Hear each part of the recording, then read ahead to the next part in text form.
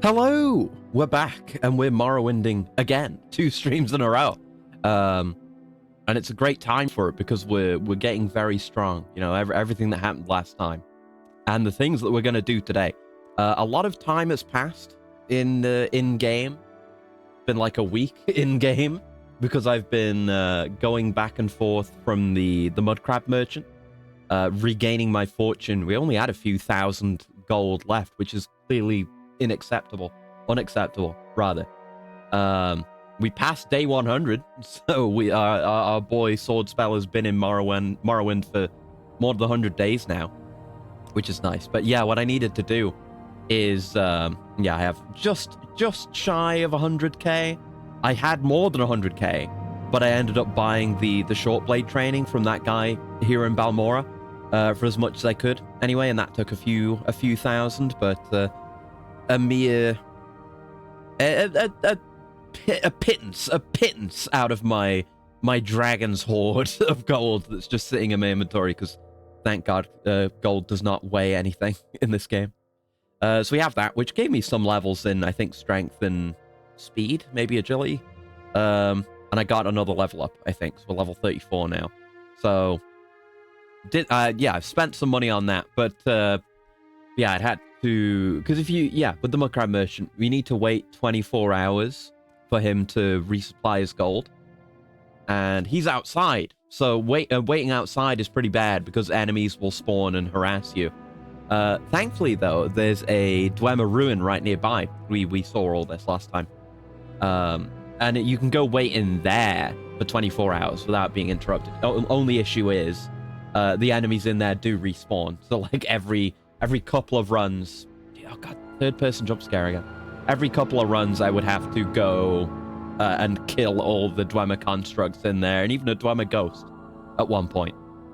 But aside from that, it was fine. I just had to run back and forth from there, getting my fat 10Ks for every sale. And I didn't even sell any of my current potions. We had some potion ingredients that we picked up last time for some fatigue potions. They weren't nearly as good as the 5-hour energies we made. I haven't sold any of those, I don't think. I may have placed one in the wrong place, though.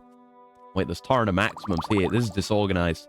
Yeah, I could swear I had more 5-hour energies than this. Where did I put them somewhere?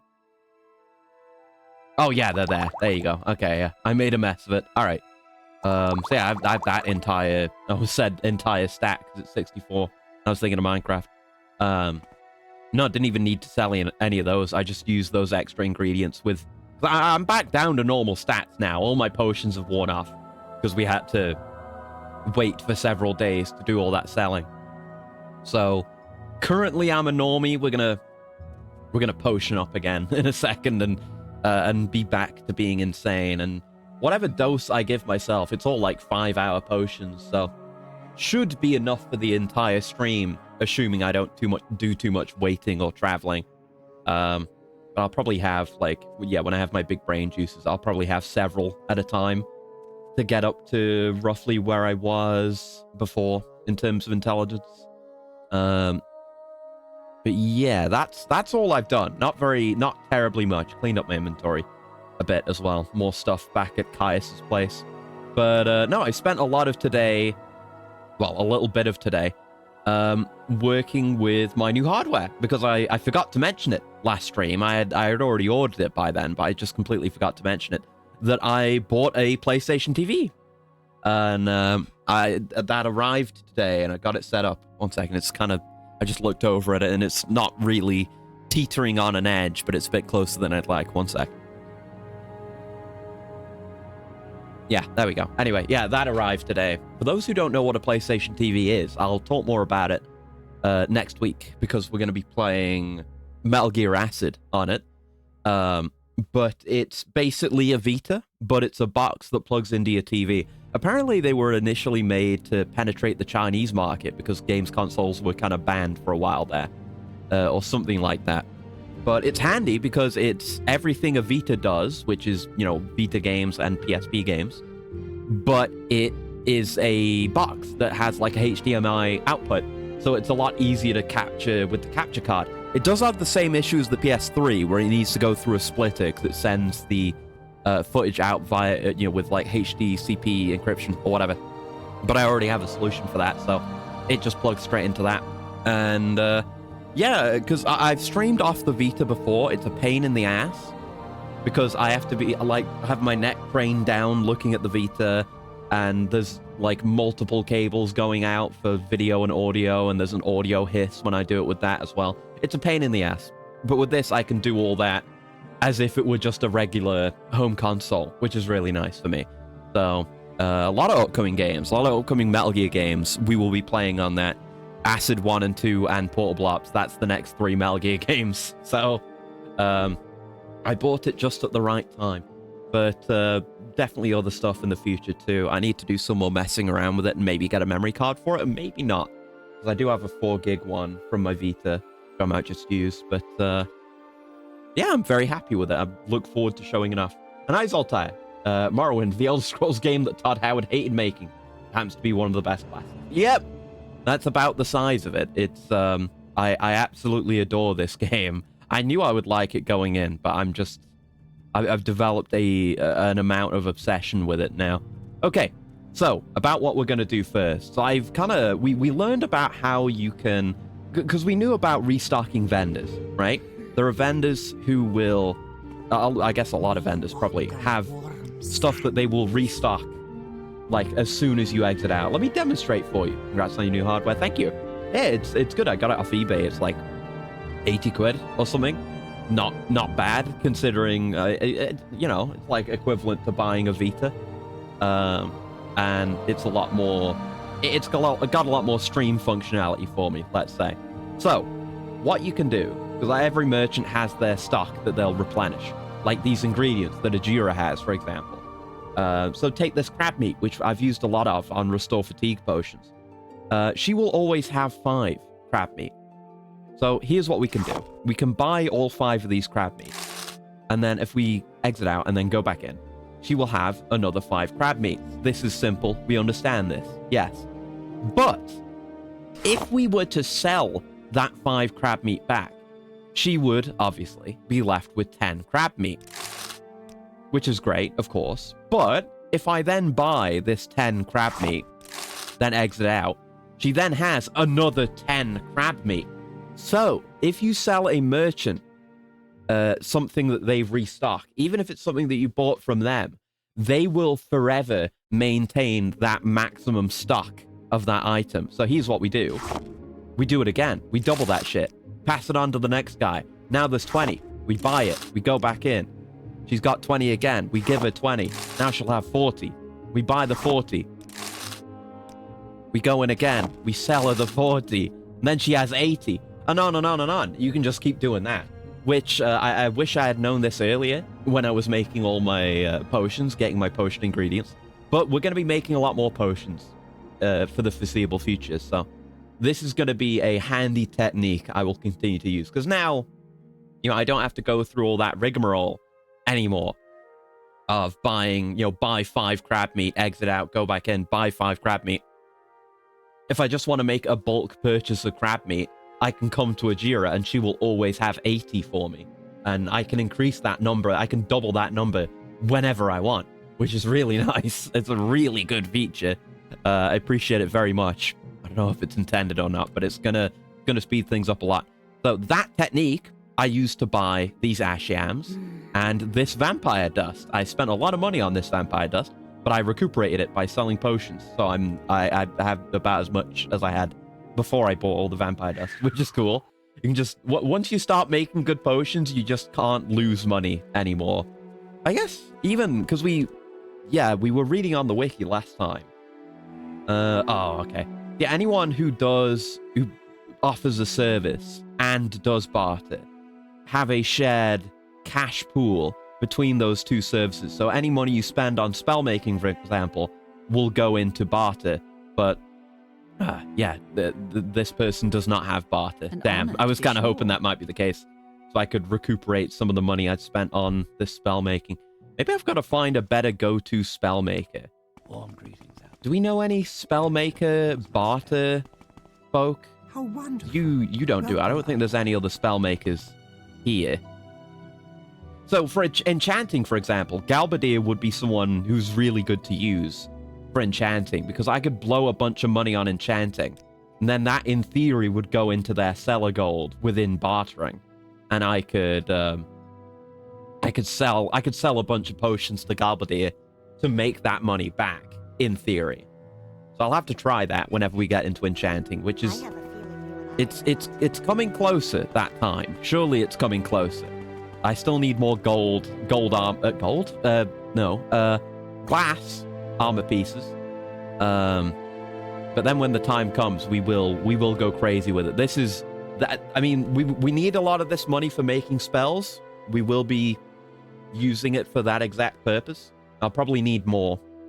But a lot of this, I'm going to need to spend a lot of gold on enchanting as well, because I'm probably not going to do it manually, because I have not leveled enchants at all, and I'd like to just have my good enchantments, but maybe I'll level enchant at some point.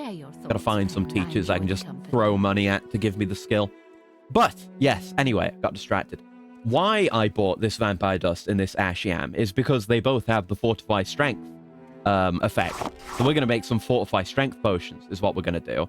And we're going to see how that affects my carry weight, and we're going to see how that affects my movement, most importantly.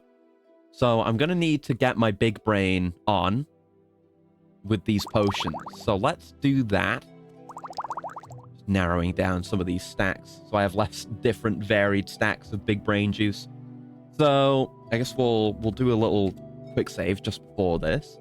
And we're going to down a bunch of big brain juice. Oh, I also had big brain juice in my inventory. That's right. I guess we can chew through some of those. We're going to want a lot. We want to make potions of equivalent or greater strength to the ones we were making last time. So it might take a few big brain juices, but let's go in. That's pretty good, but I want more. That's probably enough, right? How high did we go last time? Let me look at it, actually. I should have had this. I should have looked at this already and had it as kind of a reference value for intelligence. But let me see. I just got to go to my VOD real quick and have a look. Right. So let me find in the VOD where I finished increasing my number. It's somewhere around here. I just had it there. Hold on. No. I missed the moment in the VOD. Come on. Show me it. Show me it. There it is. Okay, we had about double this before. We had an additional digit. So we can go up to that level again. I think we can do that. We still have more big brain juices sitting in the inventory, so why not? Okay, I like that extra digit. I'd like that extra digit. We've still got a lot of these, but I'm definitely going to have to replenish my big brain juices. There we go. Just putting us over that threshold. There we go. Now we're very large again. I'm going to have to use my willpowers as well, because I can't cast any of my good spells anymore. But for the moment, let's focus on potion making. Although, good thing... hold on. I forgot to pull OBS back up again. There we go. One thing is the intelligence we were running before was based on very much so on the scaling, the various scaling potions we were making on our way up to this ludicrous level, whereas this is all potions of equivalent strength. It's not nearly as much. We had effects rolling off the top of the screen last time when we were at this level of intelligence. But the most important thing is, these don't really have a varying duration, whereas those scaling potions did, because the duration was scaling up as I scaled up my intelligence bit by bit. But these basically all last 5 hours, so we're not going to see what we saw last time, where it was kind of falling off bit by bit. Now it will all fall off at the same time, but it means I get to have a lot of intelligence for a very long time. Which I like, which means we'll be free to make potions of roughly equivalent strength throughout the duration of the stream, which will be nice for consistency. So, let's make some strength potions. I've already picked up the ingredients. I need my tools. Here we go. All right. So our ash yam and our vampire dust. What are we going to call this potion? Oh, yeah, I know what I was going to call it. Anabolic steroids. There we go. This is going to give us big strength. Let's just use the macro to quick create these potions. Alchemy leveled up, by the way. We're at 83. But, yeah, let's have a look. We have, yeah, they're all the same strength, which is great. So we don't have a bunch of different stacks of potions of differing value. They're all the same now, which is good. Yeah, 4 to 5 strength, 5,060 points for 15,173 seconds. That's pretty good. That's, yeah, slightly less duration than our big brain juices, but we have slightly less intelligence. So it'll be somewhere less than 5 hours of duration. That's pretty good. Now that we've got those, let's do some experiments. I'm gonna put my gear down because it's quite heavy. I want to reduce my weight as much as I can. We're quite fast as we are. This is just with the 240 speed that comes from our base value plus the boots of blinding speed. No, I don't know if it might affect speed a bit, right? Because speed and like jump power are impacted by how full you are, how weighed down you are, how encumbered you are. But strength affects encumbrance. It also affects fatigue and how much damage I do in melee, which might be nice now that I have semi-decent short blade skill. We'll see about that. But yeah, this might affect our movement. I primarily want this just so I can carry more without, sacrificing movement. So let's step outside for these experiments. Hello. Let's step outside for these experiments. This is my jump where it's as unaffected as it's going to be, and I'm gonna take those 5-hour energies as well, just to max out fatigue for the entire stream. That's pretty good. Now let's take one anabolic steroid. Oh Jesus! Oh. I didn't think it would be that much all in one go. Jesus Christ. We went up to a maximum carry capacity of 25,500 carry capacity. That's pretty good. An chrysanthemum. Okay, so how's my movement? Yeah, my speed is okay. My jump is way better. Jump is noticeably better. This is what I was looking for. Oh yeah, I stashed some things up here. Because, I was wondering about this. Because we had noticed the effect of carry capacity on jump before. Yeah, I'm definitely gonna want jump beyond this, but I don't know. I don't think I would want to drink any more than this right now. But I guess I could drink in theory, maybe. Maybe I'd get diminishing returns because we're so unfatigued now. Mage feeling what it feels like to have muscle mass for the first time. Yeah, I'm very much on my Dr. Jekyll and Mr. Hyde fantasy now. We're becoming physically strong through alchemy. We only enhanced our magical capability before, but now we're gonna kind of round ourselves out a bit. So that's pretty good. That's pretty goddamn good. I guess right now I don't want more of that, and if this is just the amount that the amount that we need for our purposes, then that's probably enough anabolic steroids for potentially the rest of the playthrough. That's pretty good. That's a lot better than what I was expecting, I'll be honest with you. We'll have to try out some melee stuff, but I'm very happy with how that's affected our movement. That's really good. Gonna help us with getting around a lot. I don't know. I might, because I'm going to make my own enchanted gear to replace the boots of blinding speed. And if this is the kind of jump we can get with just 20 jump, I might want, I don't know, maybe I'll want less jump for general purposes, but we'll see. We'll see. I don't know. Maybe I could just get my speed up high enough that I could go way faster than this, because I have, that's us sprinting. we can toggle sprint off. And we could say, we could have our walk be at this speed, and then have our sprint be a higher speed than that. The general purpose movement. But yeah, our jump is pretty good now. All right. Much better result than I was hoping for there. Absolutely wonderful. Perfect. Now we're going to want our Torrent maximum.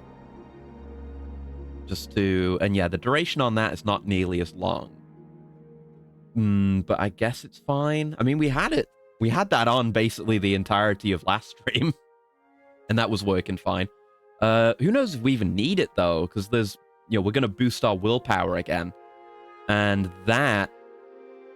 does affect magicka regeneration. So maybe we could do some experiments in regards to that. This is the time to be experimenting when I'm applying all my buffs. So if I were to use, you know, flare, for example, pop that. I failed casting the... Oh, right, my willpower. My willpower's dog shit, so I can't cast that. Right. It does... That does cost the magicka, though, right? Yeah, that does cost the magicka. I guess you gotta see how quick it regenerates. Yeah, we're getting, like, maybe one point regenerated per second. It's not great, so... I don't know. I guess it doesn't matter. I guess the thing is, right? I'm gonna, you know, work through this, but it's gonna take a while to work through that amount of magicka. So I can just hold on to the Tarnas until I need a refill, and then just drink one, and then I'll have max, like, infinite for a while. Yeah, that's okay. Skooma. I have better drugs right here, buddy. I don't need no skooma. I'm skoomless. Let's take some of these out. Just carry... We only need to carry a few with us. I mean, we didn't use any of the ones we were carrying with us last time. Right, so my willpowers are these. I still have a lot of these, so we're okay. Probably will want to make some more, though, because willpower's really important. Okay. So willpowers... And yeah, these have the 5-hour duration, so we're good on duration for those. And we'll... just pump it real high. Maybe pump it to the level of our intelligence. Or thereabouts. Because, I guess I should, again, refer... Why'd I close that tab? Refer back to the VOD. And see where I was at with intelligence. Or with willpower, rather, before. Because if we go further, then I can make better spells. Right, so that was where I was figuring out what I wanted to do. I think. But did I have my... No, I didn't have my willpower at that point. Where's a later point where I'm looking at my menu? That's probably me shopping around for ingredients. No, that's still 150. Okay, there's me... That's me making spells, so I've got to have it by then, right? This is just before that. Okay. Okay, my willpower was 6,023. Oh, okay. All right. That seems to be where I capped it out. And hi, Assassin. Thank you for the handshake. Hi. We're just growing in power again. I have incredible strength, and I'm just pumping up my willpower again. So, yeah, sure. If we're already way beyond where we were at with our willpower, let's go to, like...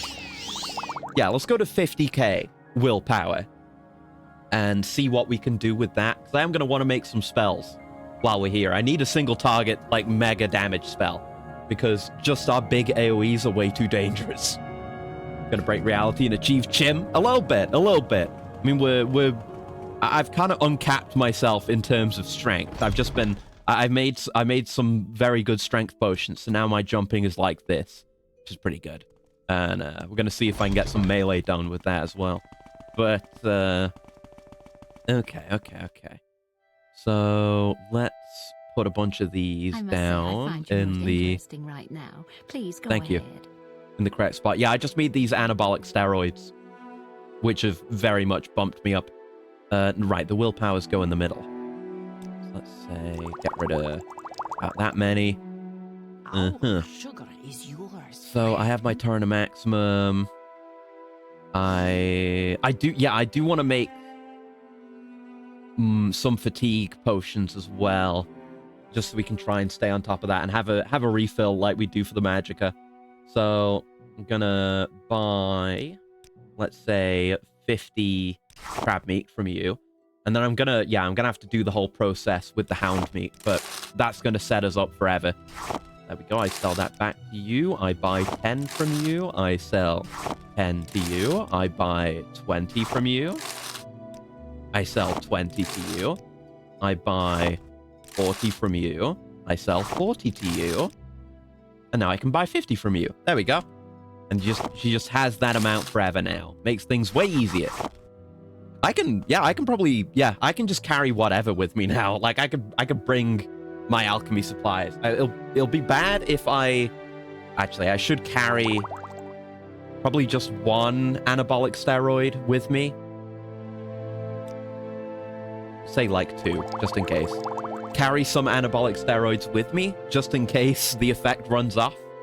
While I'm carrying a whole bunch of shit, because then I won't be able to move, and that'll be a whole issue.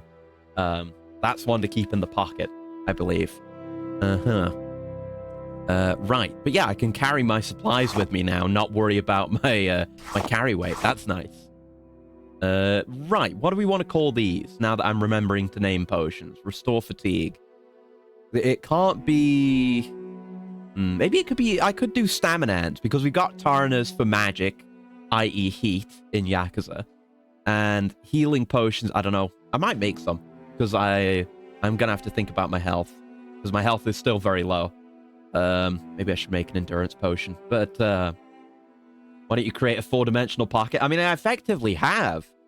My carry capacity is so much greater than what I could physically even fit on my person. It's not like I have a huge backpack, so I must be so strong that in the gaps between my muscles, I can compress matter to such a degree to create a miniature singularity that creates a pocket dimension. That's how I'm going to justify my hammer space in this case. Let's just say that's how it works. Why don't we? I'm carrying a small portable black hole that weighs more than the weight of the entire planet. That's where my stuff goes, and I've just got that in my backpack. So yeah, so stamina and in Yakuza, Tarna is for heat. Why can I never remember the name of the healing drink? It's the one I use the most. Toughness. There you go. I had to work backwards because I always use toughness emperors. I remembered emperor, then toughness emperor. So toughness would be for health. Now staminans in Yakuza do health and heat. But since we have a third gauge here that doesn't exist in Yakuza, why don't we just say staminan is for fatigue? I mean, that's what all the energy drinks are actually for in reality. So let's say this is a Staminan Spark. There you go. And we'll mass craft that. Thank you. Yeah, my alchemy did level up, I think. It was 83 before, wasn't it? Anyway. You can tell I leveled because I've got 2 different stacks of Staminan Sparks now. So whenever I'm running low on fatigue... Well, actually, duration's pretty good.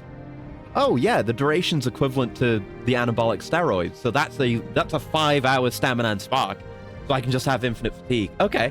Because the Magicka ones, the Tarnas, don't last that long. Say only 3,538 seconds.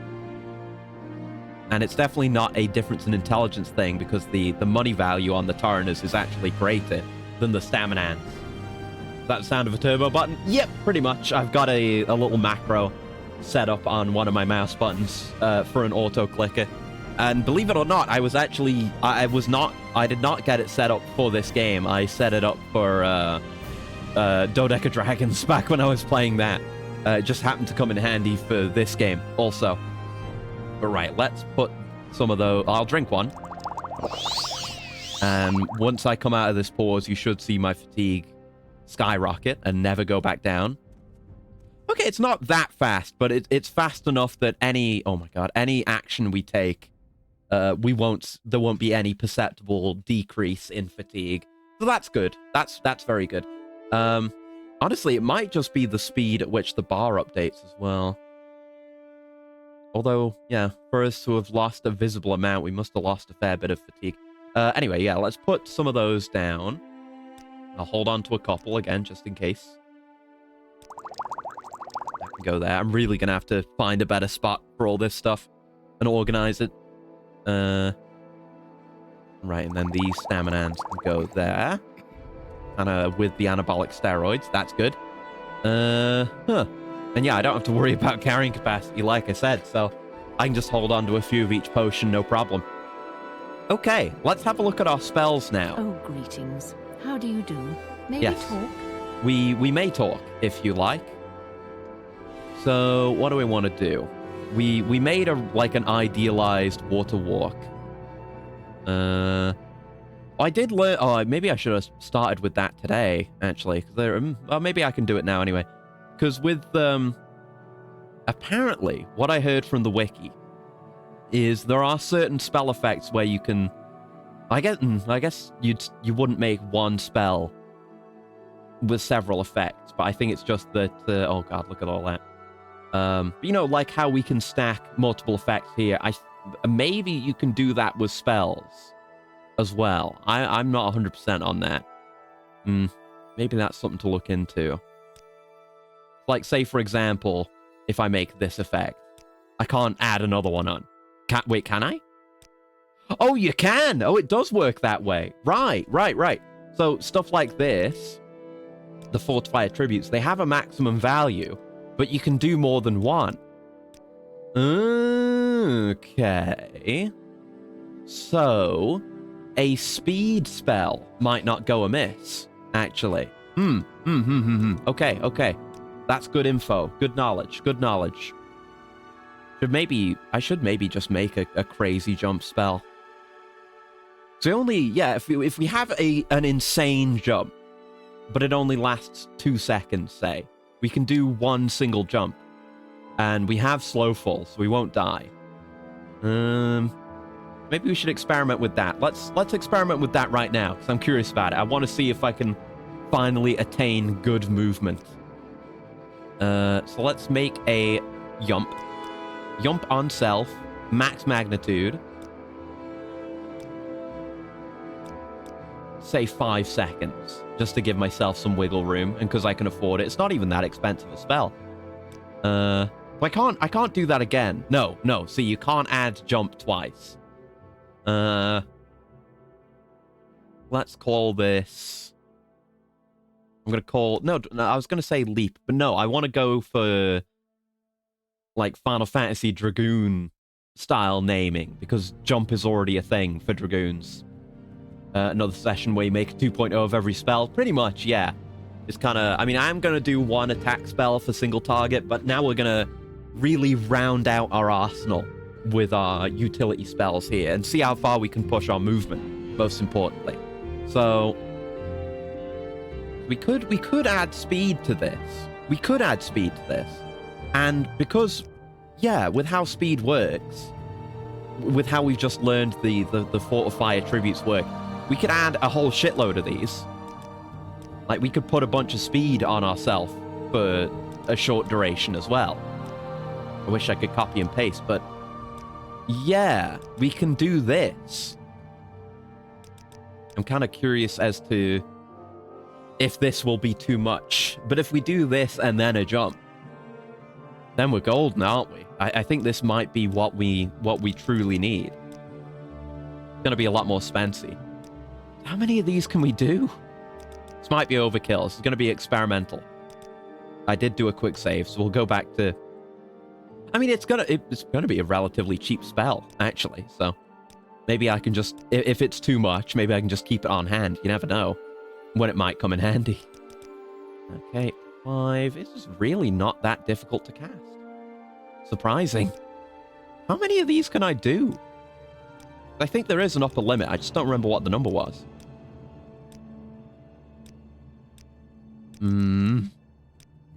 Now, I mean, this is already looking like it might be too much. This is what? 1, 2, 3, 4, 5, 6, 700 points. Maybe it's 8. 8 might be the maximum. Okay. Oh, you can only add 8 effects to a spell. There's no upper limit on how many times you can use this effect. I guess the reason is because you Because the Fortify attribute and Fortify skill, those are singular spell effects that can do different things. You know, you could fortify several attributes all at once. Let's get rid of that one. So you could say, like, fortify speed and strength and, you know, something else. So you have to be able to put on as many as you might like, but you can also just put 7 speeds on and then a jump. I should do the same for levitate. Probably levitate we wouldn't want to go as fast. But let's see how far we can go with jump, literally. Okay, relatively cheap. So let's call this boost jump. That is Sid Highwind's level 1 limit break from Final Fantasy VII. Let's have a look at boost jump, and obviously the value of that will be added to the jump value of our Greaves of Carefree Leaps as well. But let's have a look at boost jump. Let's see how it goes. I'll quick save because I don't mind having this spell no matter what. Is it just foggy, or do I still have my draw distance? No, it's just foggy. That's just the way the game is. All right, let's... I'm gonna just not jump towards Red Mountain, just in case. Let's jump this way. Ooh, there we go. Yes. This is indeed the kind of jump I've been wanting to make. Yeah. Oh, yeah. Oh, yeah. Oh, yeah. That's not bad at all. That's not bad at all. I thought this would be overkill. That's pretty much where I want it. That's good enough to jump from one place to another. Survive. Oh, that's no problem. Should equip a spear. That would be cool. I kind of wish I had somehow specialized in spears instead of short blades. That would be sick as fuck. Maybe I'll make a spear, regardless. I mean, I can get myself any skill I want, so that's pretty good. That's pretty good. It's going like from Balmora halfway to Seydanine in a single jump. That's pretty good. Now it's only 5 seconds. That's probably why it's so cheap, which is enough for one jump. But that's plenty. We can just cast that every time we want to jump. Spear like a Spartan. That is also a sick reason to have a spear. I am, you know, Spartans aside, I am an enjoyer of spears. I think they're cool. I think their place in history is cool. I think they are visibly cool. I think fighting styles using spears look cool. I like spears. So yeah, maybe we will. Maybe I'll do something with that. Maybe I could go full Dragoon. All right. That's pretty good then. That's pretty good. That's pretty good. That's gonna get us. That's gonna do a lot of traveling for us. Spears make fights look so badass sometimes. Yeah, they're great. Like they can be really cool and flashy for an individual to use, but they're eminently effective in formation and with groups. Just in a way that stuff like swords aren't. You know, a proper turtle formation with the shields and the spears sticking out. You can only do that with spears. It's just the way it is. Take Kratos with a spear. Exactly. Yeah, I very much enjoyed a certain weapon in a certain recent God of War game, which I guess I won't say more about than that because it's kind of spoilery, I guess. But yeah, I loved using that thing. It was really cool. Yeah, that's the one. Yes, that is the one. Right. So that's pretty much what I was hoping to accomplish with the early part of this stream. Everything went off without a hitch, and all my effects last very long. So we're good. We're good to go, really. I guess I gotta get my water walking back on, my tsunami stride. I guess it doesn't last that long. Yeah, maybe it would be good to just make a potion for that, and then I could have a 5-hour water walk. Although, no, you don't want water walking that lasts that long, because sometimes you want to go underwater, of course. And it would be a pain to dispel every time you wanted to get rid of it, I guess. Playing Daggerfall Unity using the console to modify the jump height to very high is kind of fun. So much open air to travel through, jump very high, then at the zenith use slow fall. Yeah, that's basically the strategy people use here. I just happen to have a constant effect slow fall that I found randomly out in Morrowind proper. But yeah, it's the same tech basically. I mean, I'm busy with this. Obviously, it's not going to be for a while, but I would like to try Daggerfall and some of the even earlier Elder Scrolls games. Because Daggerfall seems really neat. I've seen a little bit of Daggerfall. Okay. Oh. Yeah, I'm going to be able to run away from anything I want to run away from as well. So I should probably bind that to something like... Oh yeah, I have Tinno's Hot Toad. We'll get rid of that. We do not need that anymore. Boost jump. There. Oh yeah, it's highlighted. There you go. Now boost jump goes there. Fantastic. Yeah, interesting. It has the icon for alteration. I guess... I wonder how that's determined. If it's just the first effect, or if there's some kind of weighting based on how many of each school of magic are within a spell. But regardless, it counts as alteration. That's fine. Slow fall of any magnitude should negate fall damage. Yep, that's what I didn't know that, but I've kind of realized it. We've had these greaves for a while now, and I've not taken fall damage since I've put them on, and I've taken some pretty big falls. But if you ever needed further confirmation, that one leap should be enough for you. Like, yeah, it is completely negated. Fantastic. It's a very good effect to have, especially on a constant effect enchantment. But yeah, I just need more gold gear. God, why do I keep saying gold? I just need more glass gear, and I think we will get to work on the enhanced armor set. I'm gonna have to like really plan out what effects I want for a complete full set, but it's gonna go crazy. So I'm not sure. I don't think I have Golden Saints. It just doesn't show up. I could swear we bought it, but it probably was. I remember we bought it in Cyrodiil, and there was a bit where I lost a bunch of progress. That probably was in an alternate timeline. So I am going to have to get the Golden Saint summon again for my soul gems. But I have Azura's Star back in Balmora, so we're good to go on that. So we have everything we need, really, except the armor itself. Geralt could use those greaves for the next Witcher game if he appears in 4. Taking full damage from a table is just embarrassing. Yeah. Cool as Geralt might be, he's ultimately human, even though he's a Witcher. He doesn't get Nerevarine strength like we do here. Right, so I guess we'd like to carry on where we were, go back to Akamora. Actually, while I was progressing time, doing all my selling, there was an update. It's been some time since I delivered the vampire's answers to Renosa Orels. A visit to the Mages Guild in Akamora might be in order. Yeah, we did the interview with the vampire last time. Yeah, it was day 94 when that happened. So it's been a few days while I was doing all that selling. Yeah, we could go do that. I think we will. And I think what we'll do is we will go there. I'm not gonna fast travel or anything. We're just gonna go. Gotta make sure. Yeah, I want to go in this direction. There we go. And this is how I'm gonna be doing a lot of my traveling. And it's probably how I'm gonna fill out a lot of the map. I do need to hold forward to get my maximum speed. Cool that we can. Yeah, we have air control. Like a little bit, not much, but I can stop on a dime if I want to. That's nice. And again, yeah, we'll be traveling like this. I'm gonna do some traveling on foot as well. But for going long distances, this is my bag now, baby. Forget the table. I might have glitched a little bit and actually actually died from jumping off a wagon. Huh. Oh, hello. You just tending a field out here? You're a slave, eh? Well, sucks to be you. Yeah, it's nice, this. I can just... I found the Arvel plantation. I can just jump into places now.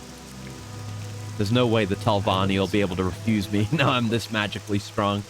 We haven't gotten to the point with that yet. I'm sure that'll be soon. I've got things I want to do in the short to medium term. Like I was saying, I would like to go after... Oh, I guess...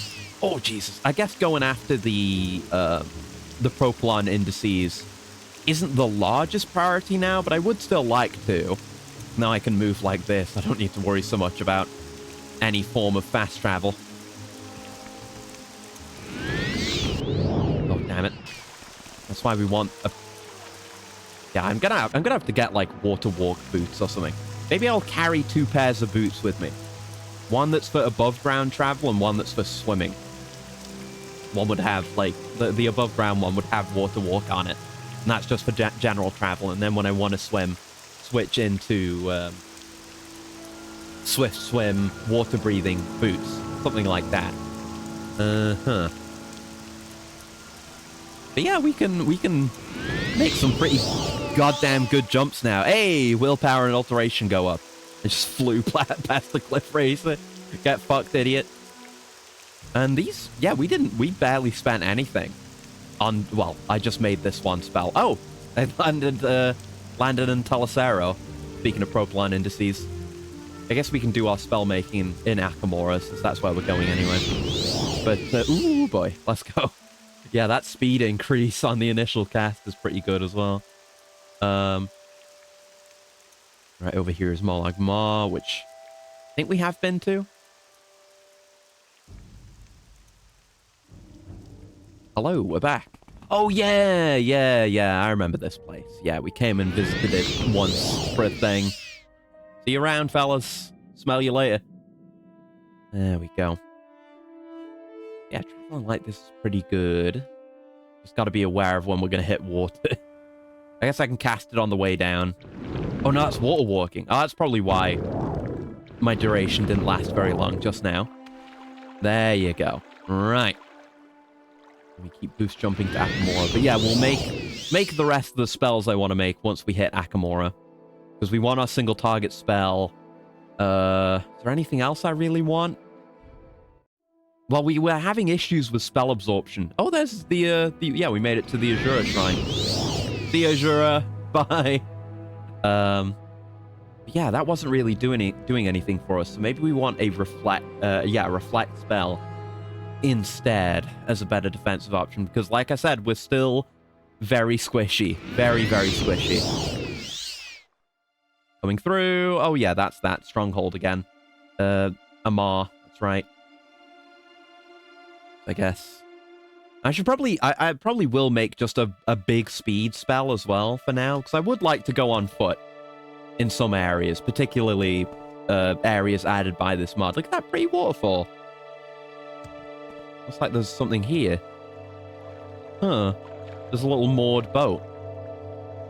Ah, some moon sugar trading is occurring here. Nothing behind the waterfall, is there? There is! Jungala. Me? Jungala. Huh. What the fuck are you? Ugh. Well, it's not hostile to me. Oh, wait, no, it is. It's diseased. Also. Ah! It's blowing the shit out of me because I'm weak. There we go. Piss off. Maybe I should make a better healing spell. A Parastylus. Yeah, it's gross. I don't like it at all. I hear another one. At least they're loud. Yeah, it looks like this place has been abandoned and overrun by creatures that have now been exploded by flare. Oh, speaking of flare, actually, I spent a lot of yesterday doing work in Crisis Core. I've kind of gained an equivalent level of strength that I have in this game, to be honest. I've created what I like to call a one punch Zack in Crisis Core, and I'm many times stronger than we were last time we streamed. We're gonna play that tomorrow, and I'm gonna do some more off-stream stuff before the stream tomorrow as well. But yeah, we're at end game strength in Crisis Core as well. It's pretty great, and we're ready to go into the M9 missions. That's probably that's going to be the majority of tomorrow's stream, is doing the end game missions. Yeah, I was going to say this is where slaves would have been kept, and there you go. There's a slave who died here when this place was abandoned. Yeah. Fuck, they're doing a better job than Bethesda. Oh, is that a... Yeah, that would be it's like a lizard skull. So that would be an Argonian skull. Yeah, we've never seen an Argonian or a Khajiit skull, come to think of it. But there you go. That was an Argonian slave. Yeah, that's a humanoid slave. Could be men or mer, for all we know. But that's a nice detail. It's not even an interactable corpse. That's like a special asset. This one here. Yeah, that's cool. But yeah, fucking eat your heart out, Todd, with the environmental storytelling skeletons. Fallout 4 wishes it could do this. Someone died here. The steel flame axe. It seems like whatever happened, it happened really quickly. Oh, there's a journal. Ah, lore. But, I don't know, maybe this person was ill. My first assumption was they might have died very quickly. If, you know, whatever happened. You know, there was some kind of attack by these creatures or someone else while they were in their sleep. But it could just be that the new residents came in after everyone else cleared out. It could be a disease thing. Let's read this journal. Journal of Gideon Narendis. This is the journal of the famous smuggler Gideon Narendis, if I say so myself. Today we discovered this cavern. We first thought that it was only a grotto, but then we discovered this really nice hall. We didn't have to argue much before we set up camp. This is just a perfect cave. This great hall is very nice, and the cave is really close to the river to help us smuggle. Today we constructed a pen for the beasties. They have nowhere to go now. Our smuggling operations go as planned. No one will smuggle as much as we will through these mountains. Today something strange has happened. My nose is turning yellow.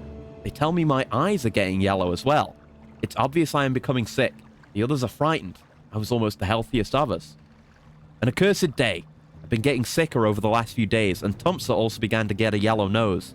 They were so frightened that they left me. They took all the things we smuggled with them, except for the heavy stuff.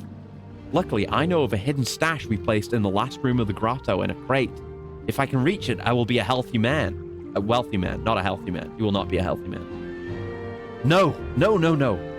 I couldn't climb the stairs. That means I'm trapped here. I've been drinking really much, but it isn't helping me at all. By Azura, I hope I get better. I'm trapped here in this cave. I can hear the beasts screaming. They are trapped as well in their cage. I wish I could save them. I wish I could save myself. I wish. Oh, man. That's a really good little bit of storytelling right there. And, you know, a lot better than what we even see in this game, to be honest. Not that it's ever bad. Right, I want to make better unlocking spells. I keep saying that. Yeah, no reason not to take the ebony at this point. I can carry so much. Why the hell not? Yeah, very, very good that. So, in a crate at the end of the grotto. Would that be in the further along area through the other door? We'll take the frost salt. Thank you. He said he wanted to climb the stairs. Sunken tunnels. Yeah, there's another way here, too. That isn't that... Yeah, there were two... There was one this way, wasn't there? The sunken tunnels. Or was this the way in? No, yeah, that's also sunken tunnels. I guess we'll have a look around. Ah, you see, we're still water walking.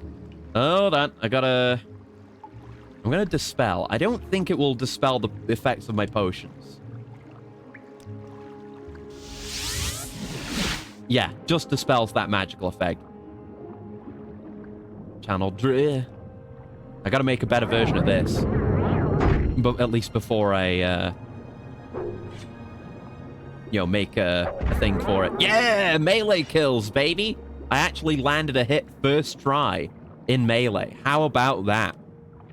How about that, eh? Get some pearls as well. There's collops. Here we go. Yeah, like a really... I don't think I'd want a really long-lasting night eye. That would maybe be a separate thing. But a really long-lasting... like water breathing and swift swim, there's not really any downside to something like that. That's one to consider. Have I got any pearls yet? Oh, I have. Spell right? No, that's the wrong spell. I need to get rid of that dumbass spell that does nothing. Yeah, I see you there. I see you there. Just remembering how to get my weapon out. I don't do this very often. Not really my kind of thing. And it is, yeah, it's gonna... Oh, it's draining a lot of charge on the Jink Blade, actually. But I don't really have that many options while underwater. It's a tully calf. Huh. But we've never seen that fish before. It's non-hostile. Oh? And that's just a tully. Oh, that's a baby tully. Like a tadpole. But then it doesn't become a frog. It becomes another weird fish. Like a hammerhead tadpole.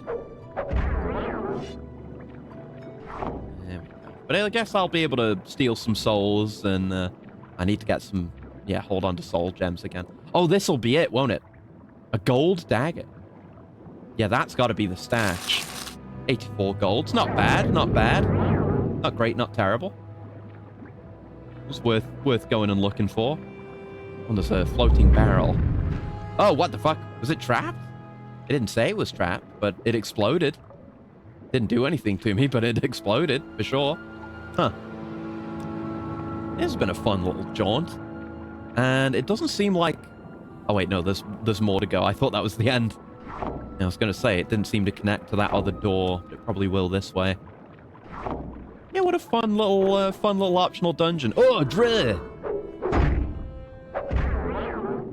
Yeah, you just get one shots. We're probably doing... It says, you know, the stats shown on the Jink Blade here haven't changed, but I think because of my massively increased strength, I think we're doing a lot of melee damage, which actually isn't good for training with melee, from what I've heard. So I think with melee, you get experience per hit, not per kill. Ah, that's the other door. Okay. So ideally, what you want is a tough enemy who won't kill you, but who is tough nonetheless. And you can land a lot of hits on them. That's how you get your best XP. From my understanding, anyway. Yes, yes. We're all very impressed that you're a fish. Thank you. Get jinked. It's a waste to charge, but I can, like I said, I can refill it. So this one goes to Jungala also. Oh. Oh, that's like right at the start. There was another entrance to it. All right. Yeah. Really cool little dungeon there. I like that a lot. Anyway, back to what we were doing. To get my tsunami stride back on. And yeah, I won't do a mega jump here. Because I just want to appreciate the local environment and what have you. He says as he blows it up. Oh, you just about ran away from it. Yeah, 50 feet is only so much. It's still a lot, though. Hell yeah. Speaking of being chased by hounds. Good segue. I watched Nosferatu last night. You know, Robert Eggers' Nosferatu, the new one. Absolute fucking banger of a movie. Really good. Dun Akafel. That's Akamura's back road, Akamura's main road. Okay. Oh, hello. Oh, hey, we could calm humanoid. I was saying I wanted to try this. We've got de-escalation. We made that last time, too. But yeah, absolutely. Yo, it's what you'd expect of an Eggers movie. It's really good, really atmospheric, very well shot. Ow! What? Ow! Who? Oh, you're shooting a bow at me, right? I keep forgetting ranged attacks are a thing. Oh, Dead Pilgrim. There, you just bandits, huh? Fergus and Sharis Nugil. Well, alright, we didn't gain any useful information from that, so away you go. I've contracted Red Rage! Oh, fuck. Wait, how have I contracted Red Rage? What the hell? I have Corpus disease. What the hell? Well, we had that with vampirism last time, so I guess I'm just not immune to disease, even though I'm supposed to be. That's weird. Didn't expect it to be good. Oh, I did. It's Eggers.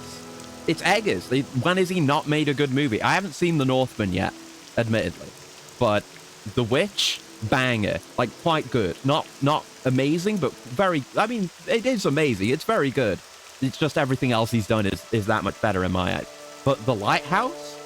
Like, instant classic, all-time masterpiece. I've heard The Northman is really good. I haven't seen it, though. And, yeah, Nosferatu, incredible. It's, you know, it is based on the original Nosferatu. There are story elements brought over from it. But, it's just very enjoyable. And wonderfully shot. It is such a beautiful movie. The cinematography all around, like the sets themselves, the visuals, and the way the camera is used. There's a thing they love to do in that movie where it's you know, usually very still shots, but then camera movement very slow, very gradual. Not necessarily just that it's slow, but it has kind of a slow acceleration curve. It's the camera drifts around, and they use that during dream sequences or whenever paranormal, unnatural things are happening, and it really adds to the atmosphere. It's a great film. Highly recommend it. Very good. Go watch Nosferatu, and go watch The Lighthouse. Great, great. Right, I need to cure myself. I do have cure. Yeah, I have Vivek's touch for big cures. I got that from. Oh wait, no, that's on touch. I have to. I assume it's not a blight disease. It is not a blight disease, but yeah, I can cure my disease. No problem. I don't know. I assume vampirism doesn't work that way. Like I can't fix it that easily. Longbow of precision. Fortify marksman. Damage health 12 points for 1 second. Huh. So maybe, assuming those effects did apply to him, he might have killed himself trying to kill me. That's interesting. Disease resistance. What's that? Can I eat it? Well, no, but...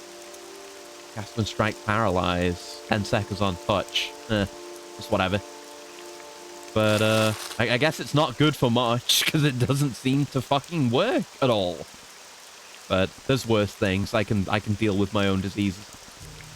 Right, back on we go. So this is a main road to Akamora. Just got a couple of bandits sitting on it. Safety in this area does not seem to be the best. But I guess, I mean, this is a beautiful place, but I guess it's not the mainest of main roads. Kind of a rocky path. Amanibu mine, eh? Neat. Yeah, even without any other enhancement, just because our carry capacity situation is so incredibly good now, my movement is vastly improved regardless. But yeah, we wanna be moving on the ground in a lot of cases.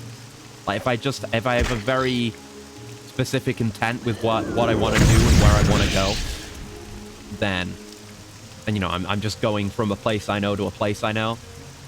Or if the place, well, if just getting through there is already well traveled, I'll probably just do big jumps there. Someone got eaten to death by rats down there. What happened here? Drogul.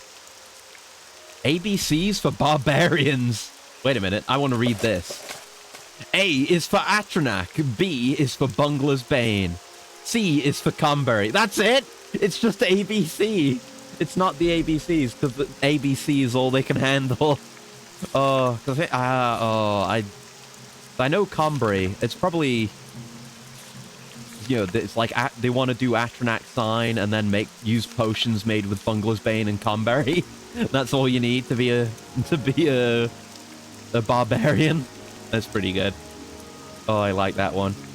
You see this, we're in modded territory again. This is Tamriel rebuilt now. But with this in the cave, they've got such a good sense for... Oh yeah, see? Destruction skills improving. I need to work still harder to make progress. So I don't know what the deal with that is. I talked about this last time. That's probably the mod, because I haven't seen anyone talking about that when I looked it up. We might be soft cap on some things. Not that it really matters. But yeah, they've got a good sense of humor and a good sense of environmental storytelling, like better than Bethesda.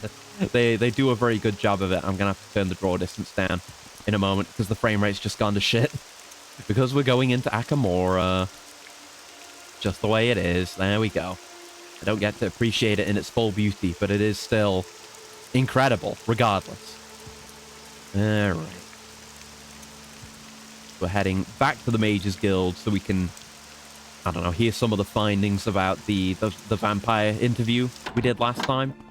And then we have, yeah, they wanted us to go to Necrom to ask for permission to do some scientific measurements there for the rituals. Very happy to Hello. make your acquaintance. Swordspeller, I've been expecting you. I've attempted to improve on the enchanted amulet, and my experiment has been somewhat successful. Really? Here is a revamped version, if you will. I have laced the original pattern with an experimental enchantment that aims for power in obscurity. As an inevitable consequence, its effects under sunlight are quite dangerous. Too dangerous to make such an item publicly available. So it's going to be... Because the whole point was we got an amulet that resists common weapons. Vampires also resist common weapons, so we interviewed them. So we get better weapon resistance, but we take damage in the sun, probably, or something. Like an amulet of vampirism. I thought you might have a use for it. Do take all appropriate precautions when manipulating this, sword speller. I don't want to find you in a pile of ashes. Okay. May it serve you well. The Muckblood Amulet, which is a cool name. What's it do? Oh, it's cast when used. It's not a constant effect, but, it's weakness to fire and sun damage. Sun damage is an effect, apparently. Okay. But fortify speed as well. Okay, that's not terrible. Not great, not terrible. But resist normal weapons and resist paralysis is okay. My current amulet is just the Falms Morale one. I'll hold on to that. That's cool. It's a cool reward. Thank you. You don't have any more duties for me, do you? You just told me to go to talk to the others, right? Yeah, we're still waiting for the flowers to come up. I don't think enough time has passed for that to happen. You might be close enough to it, though. Oh, friend. How about a potion today?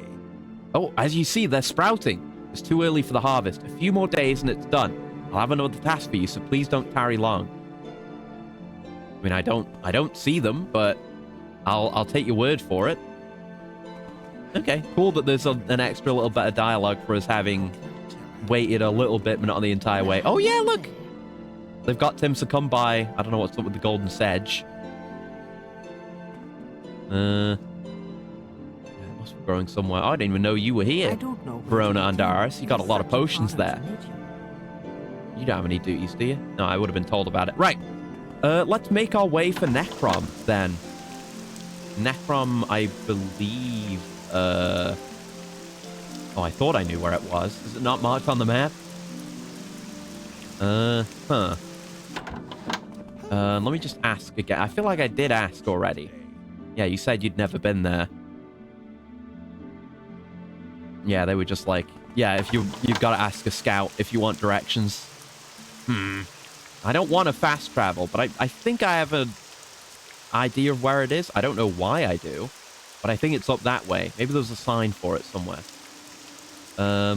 Yeah, the Silt Strider's down this way. Let's check in with them. I don't know if they'd give me directions. They just want me to take their service, so. Yeah, Silt Strider can carry east from Akamora to Necrom, north to Tel Muthada, or south to Salem. So east ways. Okay. And yeah, like you say, you do go to Necrom. I'll just head out that way myself. We'll get a little bit out of here, and then I'll turn the draw distance back up. Yep. Oh, baby, I'm yumping. Oh, it's a dead end here. Well, we can do something about that, can't we? No such thing as a dead end to one like me. One with my magical prowess. And I'm not going to go crazy far or anything with that. I'm just going to leap over the mountain in a single bound, as one does. Hey, Athletics 39. Nice. I'm just using the mini-map for reference, which you can't see. I think I'm descending. Oh, there we go. Yeah. There we go. And we end up on a road. Perfect. And there's a sign for us. Just descended from the heavens. Right, so Tomarel Manor we went to. I guess we still just want to head east. That's fine. That's fine. Oh, just a part there. Oh, and a Nick sound. Away, beast. There you go. And our jump is very good. Like, just our current jump is very good in a fight, too. Because melee enemies can't path to us if we're just in the air for several seconds. That's pretty nice. Okay. Let's go. Oh, I didn't make my spells while I was back there. Fuck. Well, we'll be fine. Oh, shit. We'll be fine. I will make more spells, though. Here's something. This is a settlement or just a singular place? Oh, right. No, this is... Yeah, we did come here. On the other side of the mountain was the place where the vampires were. Yes. Did I go in here? Yeah, I don't think I did, but it's just a temple or something. The Blessed Stone. Spirit of Nerevar. Oh. What did that do? Oh, it fortified my fatigue by 20. Thank you, Nerevar. What would I do without you? Alera Dorem. I'm Alera Dorem, a crusader of House Indoril, and I'm currently staying at Tiramanu to pay my respects to Saint Nerevar here at the shrine. Oh! I happen to know the guy. Of course I know him. He's me. I also make it my mission to aid these monks by clearing the nearby cavern of Flarnis of heretical necromancers. As mod for Red Dead 2 that lets you use the Buster Sword? Oh, that sounds sick. I've never modded Red Dead 2 myself. I've looked. I hadn't seen much, but I had a little look. We of House Indoril seek to emulate the life of our greatest leader and paragon, Saint Indoril Nerevar. Oh, Nerevar was of House Indoril, or was the founder of House Indoril? Huh. Interesting, then, that Vardenfell doesn't have any Indoril presence. I mean, well, that's its own thing, but interesting that we, in the main game, don't really come into contact with House Indoril. I wonder if there's anything, you know, to do with that in this mod, with us being the Nerevarine. Yeah, very interesting. Thank you for sharing. Just have a little look around, if you don't mind me. Oh, a level there.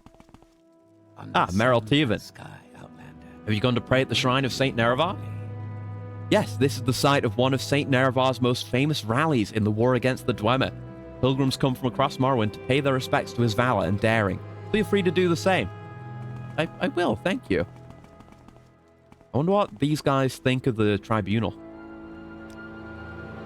Almalexia was the virtuous wife of Lord Nerevar. I didn't know that. Later, the consort of Lord Vivek. Okay, didn't know that. Good info. You curate the shrine. The shrine is dedicated to him, yes. A fine warrior, stalwart ally of the tribunal. Like loving ancestors, the tribunal guards and counsels us. Okay, no, they love the tribunal. Like stern parents, they punish our sins and errors. I guess most people don't subscribe to the whole, the tribunal murdered Nerevar thing. Like generous relatives, they share their bounty among the greatest and least, according to their needs. Okay. Lord Sothasil the Magus is one of the 3 immortal god kings of Morrowind, the one we've heard the least about. A pillar of the tribunal and the patron of artificers and wizards. Yeah, I'm interested in him for that reason. Sothasil was the mightiest wizard and most wise counselor of the First Council. Companion and teacher of Nerevar and Vivek, Sothasil is the light of knowledge and the inspiration of craft and sorcery. Vivek, at once brave and honorable and cunning and devious, Lord Vivek is a rare combination of the virtues of flamboyant adventurer and prudent statesman. 3 All right. blessings, Sarah. So much dialogue for these characters, man. Just these random characters that I found in a random shrine. How to win? Oh, yeah. Pretty fancy, this place. Hello. It is the tales of the saints which inspired me to join the priesthood. I hope their valor should someday live on in me. Each of the greater saints and lesser saints has his own proper sphere of influence. I mean, yeah, we know about the saints, of all the million different shrines, like St. Ohm's. Those worshippers of various walks of life, the saint has the most sympathy and affection for. Can I have a coolant? One sec.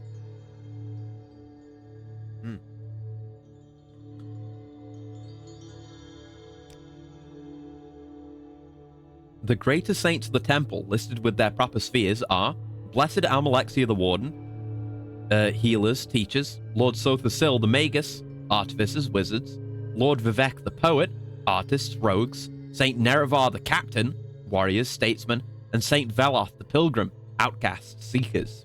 Okay. Saint Veloth taught the difference between good and bad Daedra, and won the aid of the good Daedra for his people while teaching how to deal with the bad Daedra. The rebel Daedra, the dark Daedra, Molag Bal, Malakath, Sheogorath, Mehrunes Dagon, in their arrogance and pride, refused to keep faith with the tribunal. We call these bad Daedra the 4 corners of the House of Troubles, and they continue to tempt the unwary into heresy and dark worship. And the good Daedra? Boethia, Mafala, and Azura are loyal friends of the tribunal. These Daedra are the good Daedra, which we also call the Anticipations. Yeah, we read a little bit about the Anticipations. Like, Boethia is the anticipation of Vivek. There was a whole thing about that we read. A lot of good lore. 3 blessings. Thank you for the info. Oh, 9 divines. Yeah, can we ask you about them? You know, I assume you're not particularly into them.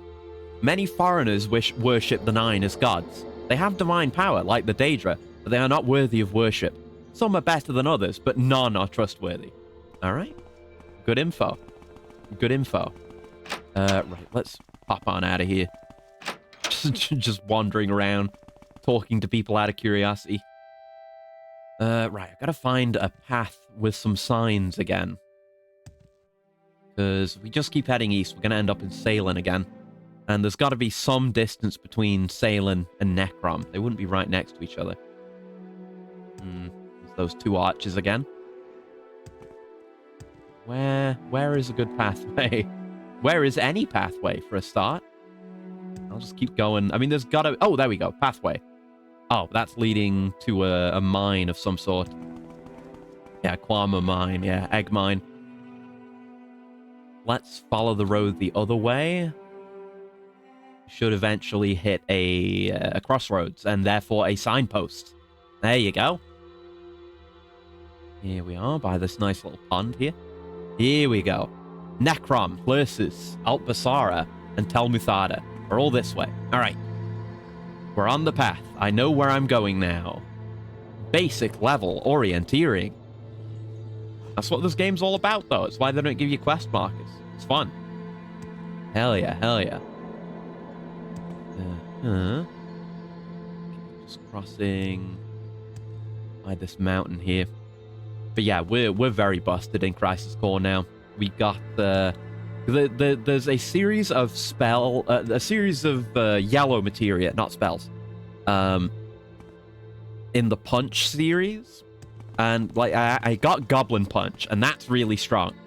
Then I got Magic Punch, which costs magic, and they like ignore defensive values on enemies. So, and I got an accessory called Brutal that raises the cap on damage dealt. So I have now I have been able to do hits that are the maximum damage value of the entire game. There's a trophy for doing that. It's very fun. All right, Necrom. Oh, fuck. Necrom to the right. Go to hell. I should have set a mark back at Akamora, but I guess I'll be able to fast travel there, which I don't want to, but I should have remembered. That's on me. Right, off to Necrom then. Yeah, I'm close to the limit of what I can do. I mean, I can farm out SP and Gil and stuff to get stronger stats because I've got way bigger health now. I like broke my limit on health as well. Not max though, but there are particularly like end game accessories that I would like. Okay, so what's this? Acrobatics. Found something in a TCG leak. Okay, hi card man. I don't really play any TCGs myself. Sacred Land Sanctuary. Hello. I don't know if I can help you, but I'll try. It's very whispery in here. Very haunted sounding. Aelgor's the name. I was on my way from Salem up north towards Telvanni country, but some filthy Nyx hand managed to give me an infected wound. Kind priest here has agreed to put me up until I've recovered. Oh, that's good for you. Nice to see people, you know, using the temple's services. Welcome to the Sacred Land Sanctuary, traveler. Those who need care from the temple due to disease or sickness are welcomed here. Can I help you? I guess not. Priest and curate of the temple. TCG related to Kamen Rider. Okay, okay. You've caught my interest now. Do go on. Yeah, the limits of my TCG knowledge really are just... I guess it's just particularly ghosty down here. Are, you know, watching the Yu-Gi-Oh! Show back in the day, and what little knowledge I glean from Caleb whenever he talks about Digimon. Which isn't much, but it's something. I know that there are some pretty goddamn cool cards in that game. Good designs in Digimon. Right, so we want to keep going. Yeah, keep following the path this way. I did turn the draw distance up, didn't I? Yeah, I did it when I was mid-jump. Before. Ow, rude. Get blasted. There you go. It's Battle Spirits Leak for Henshin Kamen Rider Decade card. On the card, it supports Decade, the end, and guess who else? Is it Legend?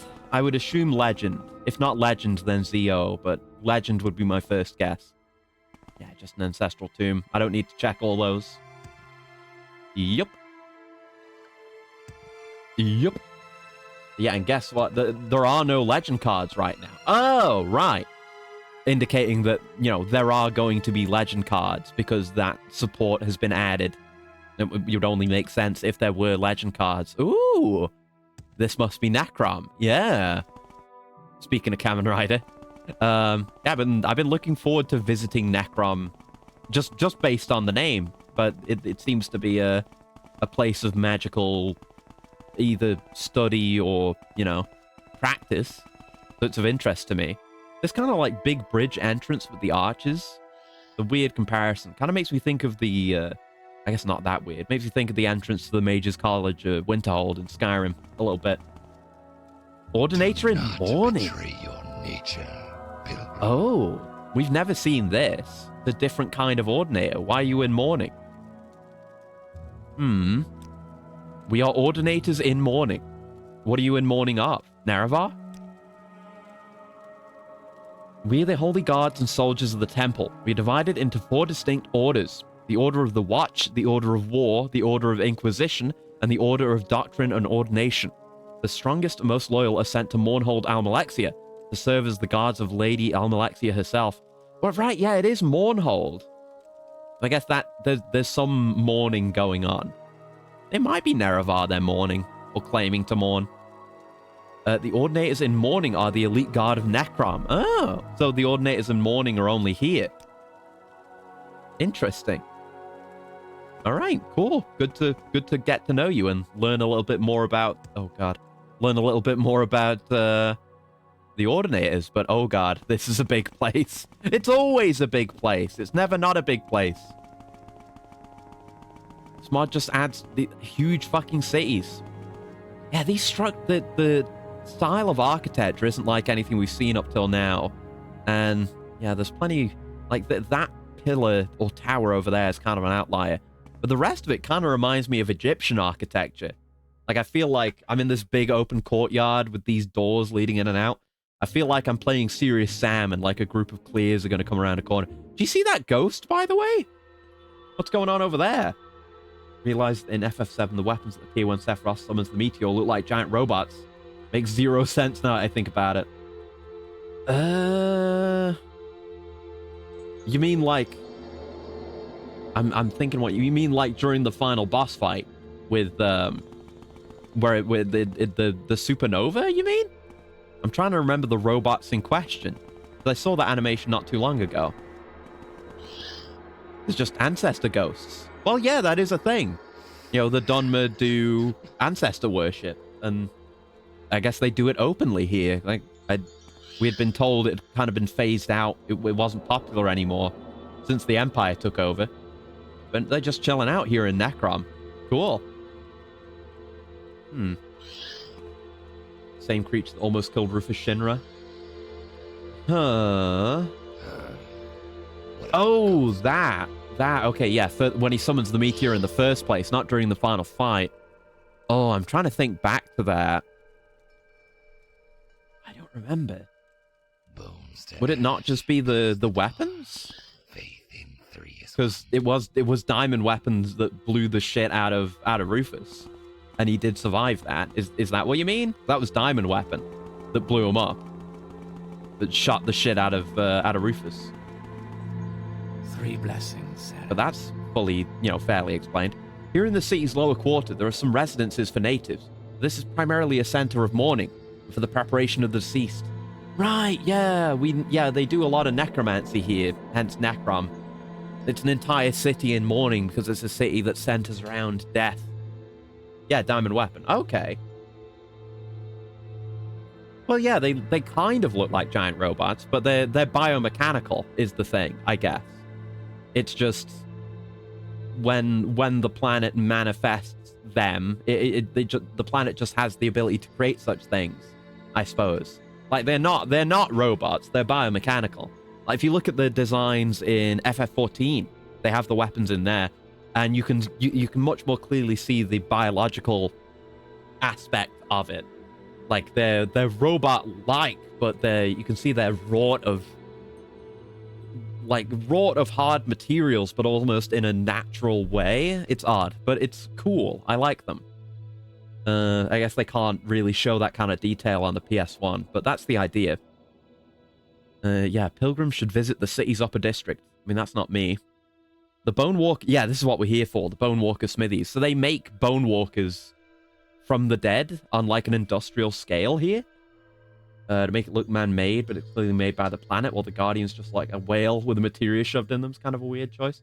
Well, we'll get to that, because I think I know what you mean with the Guardians. I don't think those actually show up in the original, but I've seen a glimpse of them in the remakes. But I don't know. We'll have to see. Maybe it's just... I don't know. I don't have enough information. We'll have to get there. We're still on Crisis Core. The Bonewalker Smithies are on the northwest of the city, next to the mortuary. One to the north and one to the south of it. The traditional Dunmer practices of ancestor worship are not necromancy. Only ignorant outlanders could confuse our sacred practices with the vile sorceries of necromancers. Necrom is the resting place of our ancestors. Most Dunmer visit the city above Necrom during their lifetime, when accompanying their loved ones to their grave. To pray at the fane is to behold eras of our glorious history. This is where the living reside, tending to the dead below in Necrom. Are you looking for someone in particular, the services, or a particular place? A specific place. The fane of the ancestors stands in the temple complex at the southern edge of the city, forming its center point. To the east, the upper district houses a myriad of shrines and memorials, as well as offering services for pilgrims. Down in the charnel works, you will find the mortuary buildings, as well as an entrance to the catacombs of Necrom. Alright, seems cool. I guess I'll ask you about services as well, just see what they have here. If you're looking for the shrines and pilgrimage sites and services, visit the upper district. The area around the fane of the ancestors in the south houses the temple administration. If you seek transport, you can find the shipmaster at the docks to the north and a strider caravan to the southwest. Alright, good info, thank you. Yeah, check this place out. An entire city centered around industrial scale mourning. But it's not like, I don't know, it's not like they've made a business of it. It's still very much a holy thing and in line with traditions. It's just they're doing it on such a tremendous scale that a settlement of this scale is needed to allow for that. Yeah, they got one of those things. I can only think of the word for the ability in Warframe, because Harrow has one of these. And he uses it to give you energy generation. It's called Thurible in that. I don't know if that's the actual word, though. Let me look it up. Thurible. A thurible is a metal incense burger suspended from chains, used in Christian worship services. Yeah! Also known as a censer. That's the word I was looking for. But yeah, thurible or censer is what one of these things are. I did know that. Right, so we want to make for the Bonewalker Smithies. We'll just have a look around. Temple Pathway. And yeah, just get a sense for the scale of the city in the first place. Yeah, look at this. There's an ancestor spirit paying attention, seemingly. These are the temple grounds, pilgrim. Can I help you learn about Necrom or tell you of the greater saints and lesser saints? The lower reaches of the catacombs date back to the arrival of the Velothi in Morrowind. The ancient spirits guard them with great passion. Sounds like a tomb to be raided, if you ask me. And yeah, we asked about that at the last place we went to. I don't talk with people I don't like. I'm fine. Got no reason to want to riz you anyway. Oh, it's a non-interactable shrine. Just, it is simply there. Alright, decorative shrine. Yeah, a lot of cool decoration around here, though. I love the music here, too, which, again, is also modded in. This is the mod's original soundtrack you're listening to. The exact kind of vibe you'd want for a city of mourning, a city dedicated to the veneration and entombment and resurrection, or, you know, use of the dead. Oh, Trialith. Trial of the mind. I defy you, Sheer-Gorath. Your hollow delusion shall not distract us from our goal, but the House of Veloth stands strong. Proud from without. I defy you, Malakath. Your countless minions shall not wear down our defenses, for the House of Veloth stands strong. I defy you, Molag Bal. Your creeping corruption shall not debase our blood, for the House of Veloth stands strong. Just talking shit at all the bad Daedra. I defy you, Mehrunes Dagon. Your incessant adversity shall not shake our resolve, for the House of Veloth stands strong. Cool. Yeah. But yeah, it's this music is just the right kind of atmosphere, isn't it? I love it. Shrine of Sharmat's Debt. Whoa! It's red in here. Hello. Doval Arenis. Saint Shield. Wow. Oh, cast when used. Okay. Shrine of the Sharmat's Debt. For every widow, for every orphan, a reckoning. Oh, there's a Necrom Indoril helmet. Look at that. You want to have the whole set? Daedric Longsword. Those are the kinds of offerings made here. It's relaxing. Or was. Yeah, we're in hell now. I pray here for all my fallen brothers and sisters. I don't have much to say about it otherwise, but interesting. Like, seems like a shrine for those that died in battle. Pallbearers and sweeps. They have an entire building just for pallbearers. If you care to talk. Ooh. Yeah, we've read this. Yeah, I knew we'd heard Sharmat before. I am the Sharmat. Ah, this one's new. Anyone that gives us a skill up is new, and we must therefore read it. The 36 Lessons of Vivek, Sermon 19. Vivek put on his armor and stepped into a non-spatial space, filling to capacity with mortal interaction and information. A canvasless cartography of every single mind it has ever known. An event that had developed some semblance of a divine spark. He said, "From here I shall launch my attack on the 8 monsters." Vivek then saw the moths that would come from the Starry Heart, bringing with them dust more horrible than the ash of Red Mountain. He saw the twin head of a ruling king who had no equivalent, and 8 imperfections rubbed into precious stones, set into a crown that looked like shackles. Twin head of a ruling king. I mean, that could refer to Vivek himself. No, but he understood to be the twin crowns of the two-headed king. I guess that's someone else then. And a river that fed into the mouth of the two-headed king, because he contained multitudes. Vivek then built the provisional house at the center of the secret door. From here he could watch the age to come. Of the house is written, Cornerstone 1 has but a finger buried under. No, Cornerstone 1 has a finger buried under, pointing through dirt, low in the ground.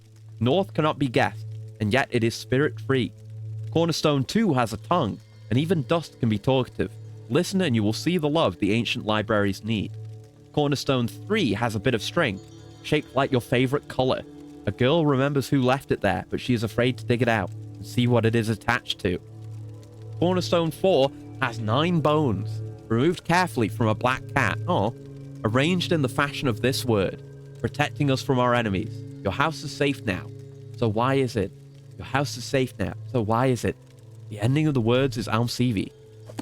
Alright, didn't get that one at all, but okay. Sometimes you just gotta accept the information presented in the sermons. It's kind of batshit often. Maureen Red Dead 2 got jumped by a cougar. Yeah! Standard Red Dead experience. I've had that happen many times in both Red Deads, actually. It's a classic. Just comes at you like, and then it's wrestling to you to the ground. It's great fun. Good scares. I very much enjoy the hunting in Red Dead 2 especially, but Do you have something to Red say Dead in general. It's very good. It's very fun. And doing all the challenges for, hunting, sharpshooting, all that stuff, treasure hunting stuff. Love those games. Love those games. Chamber of Artifacts. Sounds interesting.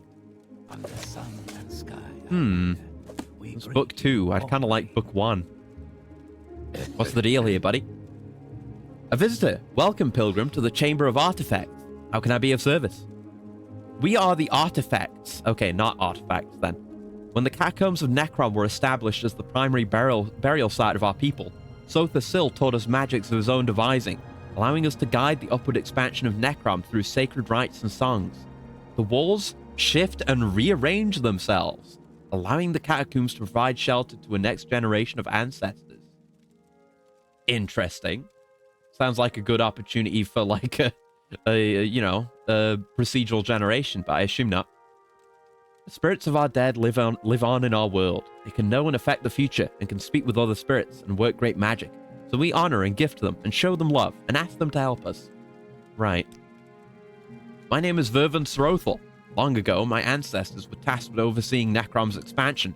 My family has served the temple as its artifacts ever since. Cool. Got anything cool in here? Just a shrine and some nice living space? Sotha Sil's mastery. Sanctified gong beater. It's just a mace. Cool. Induril gong. Wait, I can ring the gong? Oh! I'm feeling very spiritual right now. Cool that you can actually ring the gong. Man, this mod's so cool. All of Western Wars. I'm just want to go into everywhere. This is all very interesting. So this is for those who died in war? You don't have anything to say, I guess. Battle of Kraganmore Memorial. We rightfully venerate all those faithful who gave their lives to defend against the encroachments of people's enemies. May the Triune Lords ever watch over the glorious ancestors and protect our homeland.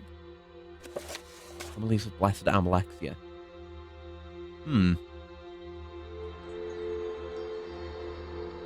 Right, yeah, we've read that one. I remember that one. I am a member of the temple, so I guess this is kind of akin to a pilgrimage. I'm here for other work, but I'm taking in the local sites, you know? Primary directive, skill up short-bladed, a trainer, or whatever your main weapon skill is. I will. I did a bit off stream with the guy we found at Balmora anyway. And High Headless. But since you've given me the primary directive, I will. I'll need to find another trainer because I maxed out the trainer at Balmora, the one that I found on the rooftop. We're at short blade 48. I have been hitting things with my short blade today. But next time I find a guy who can teach me short blade, I will skill it up further because I do want to do that. I have the money for it too. Gong has been rung. Gods are arriving. Oh, fuck. I didn't know what I was doing. It was reckless. I've got the different districts here. So it's a pretty big settlement, yeah. And it's very visible from orbit because it's pure white marble. They're outside. Open up, Ekris. Share those cookies. I don't have any cookies. You can't have them. Memorial to the War of the First Council. Yeah, a bunch of Dwemer gear, because this would be the War of the First Council. I think that would be the war where Nerevar died, right? The fate of House Dwemer. The discarded articles before you are only a small example of the broken remains of our decadent enemies, the heretic House Dwemer, who were stricken from the world at the Battle of Red Mountain. Each of the artifacts displayed here was cut from the crumbled husks of Dwemeri homunculi by our victorious ancestors. Witness the last remnants of our foe, rust and ash, while the pillars of House Dunmer stand untarnished. May it be an example to all of the inevitable fate of heretics, and a testament to the glory of the Dunmer people under the ancestors and the triune gods. The same faith which led us to victory at Red Mountain still stands proudly to this day. That's pretty cool. Look at this shit we stripped from the enemies we beat the shit out of.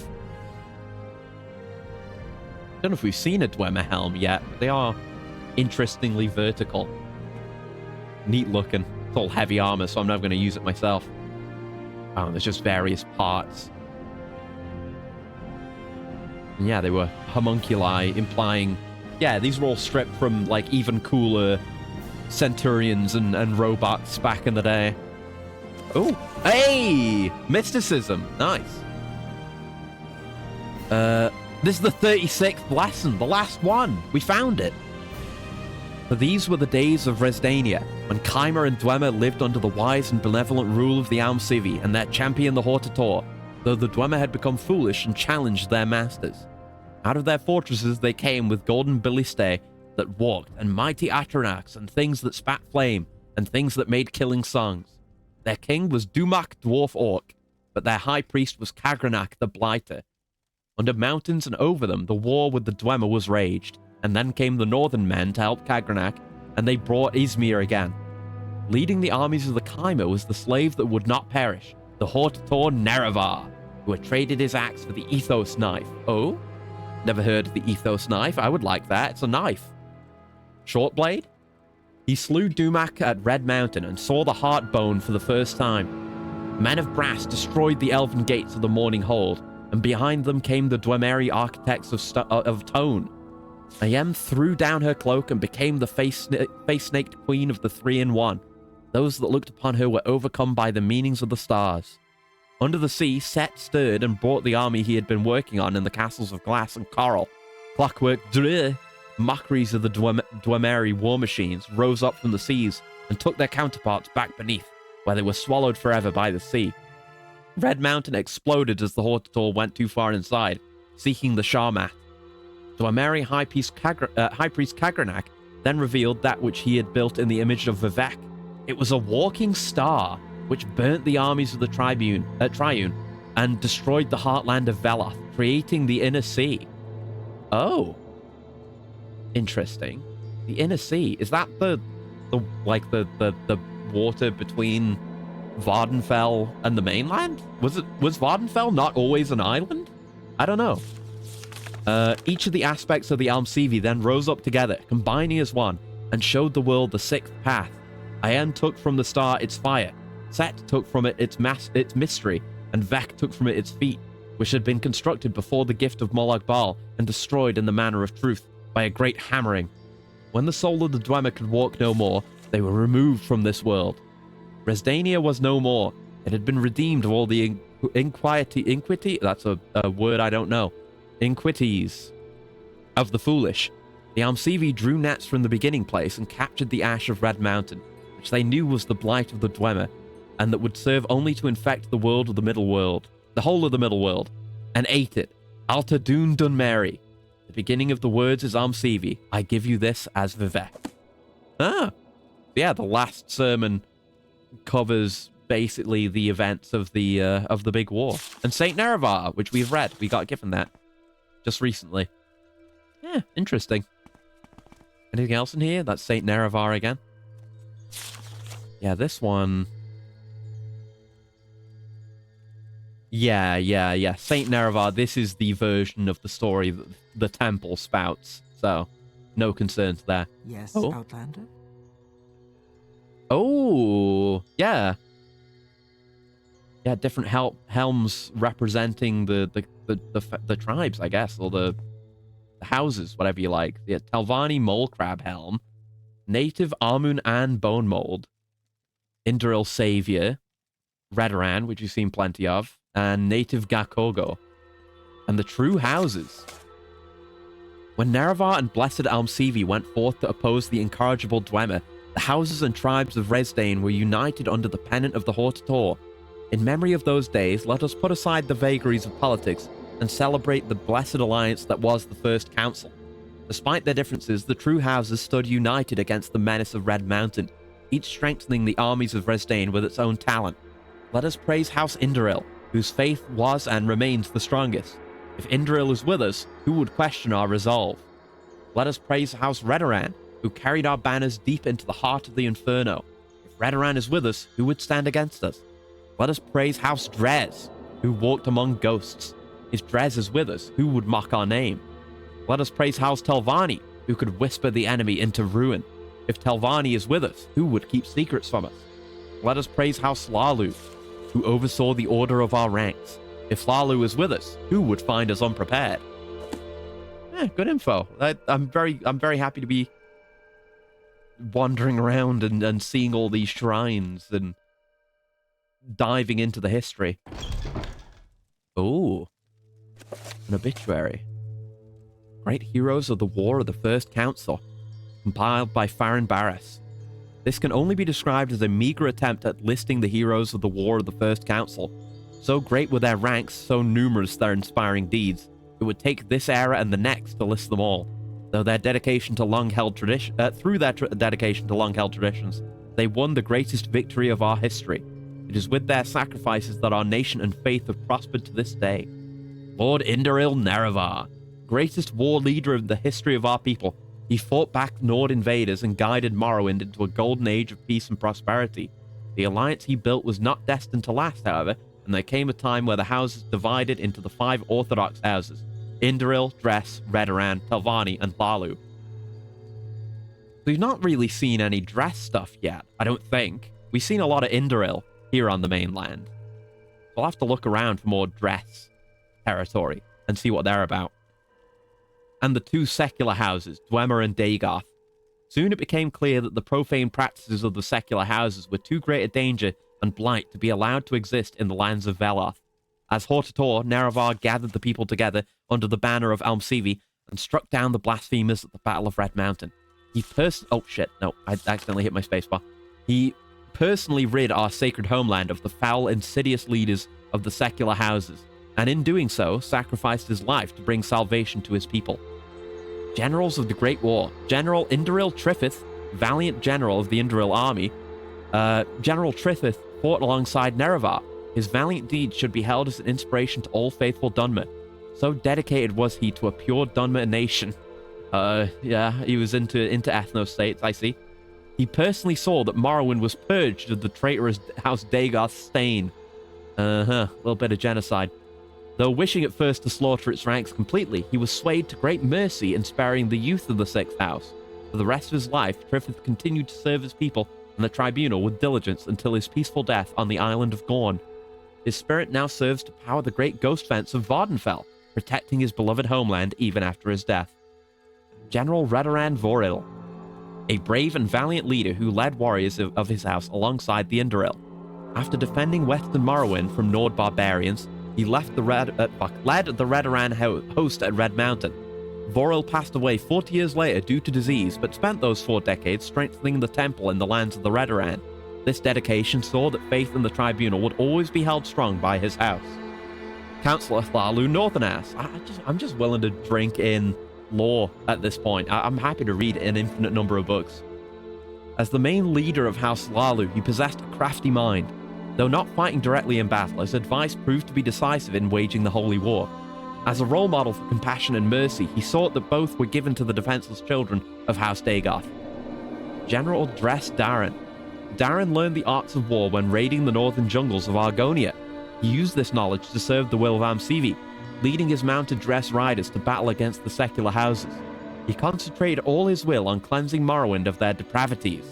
In a noble sacrifice, he died while single-handedly fending off an onslaught of House Dwemer warriors, giving his soldiers a chance to escape slaughter. Cool guy.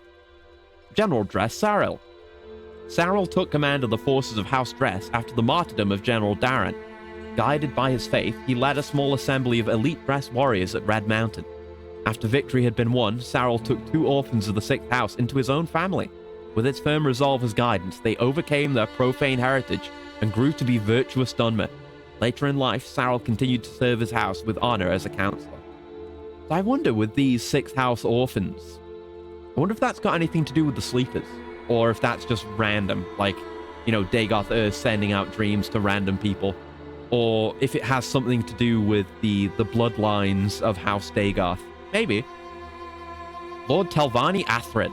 Lord Athrin, though a powerful Telvanni wizard, but didn't we meet this guy? No, it's probably a different Athrin. Maybe. Wasn't the guy who runs that one town we were at when we delivered that apology letter, was that an Athrin, or was it not? I'll have to look at my journal. Lord Athrin, though a powerful Telvanni wizard, and we know Telvanni live a long fucking time. There's the guy we got who has the Corpusarium, or whatever it's called. He was like thousands of years old. But yeah, Athrin, though a powerful Telvanni wizard, put the defense of Morrowind before all other concerns. His mastery of destruction magics proved significant when he helped repulse an invading horde from the Dwemer city of Kemelze that had threatened Telvanni lands and the sacred city of Necrom. On the battlefield, he obliterated Dwemer constructs with mere waves of his hand. Hell yeah, that's Telvanni, alright. 2 centuries after the war, at the age of 900 years, he passed away in his long-lost tower of Tel Athrin. So it's definitely not the guy we met. Maybe a relative, I don't know. Noteworthy commanders. Commander Garrel Rail, a faithful officer under General Indaril Triffith himself. Commander Rail served the most valiantly of any commander throughout the houses. He fought alongside the general in the last battle of Red Mountain, slaying many among the ranks of Dwemer and Dagoth. Commander Duloril Morvain, known as the Peacemaker. Commander Morvain of House Indoril led her host to great deeds with minimal loss of life. She held each of her soldiers' lives sacred. Commander Dels Toval, known as a father to all who served under him, Dels Toval's dedication was an inspiration to those in his company. His death during the defense of Aldroom was mourned by all of House Redoran. Commander Aenir Gniran. Gniran was the most skilled archer in Morrowind before her death. With the divine will of Almsevi guiding her aim, she slew the dwarf general Rudoric at the fortress of Nchulefthing. I'm getting better at saying dwarven names. Sending an arrow through his throat from across the battlefield. Serving as a dutiful teacher to her soldiers, she passed her skills on to them. By war's end, they were known as the greatest sharpshooters throughout the houses. Why can't I talk? Commander Selville Araloth. Inspired by the deeds of Vivek, he led his company of House Redoran spearmen with daring leadership and perished at Red Mountain, assaulting a Dwemer tower. Commander Altus Varam, a dedicated son of House Redoran. Varam fought the Nords in western Morrowind and fell in battle shortly after the Battle of Red Mountain. And Lord Arun. Residing in the towers of Telarune, he directed his mages in many great victories and helped push the Dwemer from the east coast of Vardenfell. The text goes on to honor other noble warriors and their heroic deeds. Those are just the only ones we were bothered to actually look at, I guess. Oh! There's Commander Garrel Rail, who we just read about. I could steal his bone meal. Yeah, they've actually got his assembled skeleton here. The rest are just assorted. Oh, there's Dels Toval. Huh. Yeah, I wouldn't understand the meaning of these names if I hadn't read the book. Corpse of Commander Bosrin. With a bow. Cool. Man, this mod's so cool. I love it.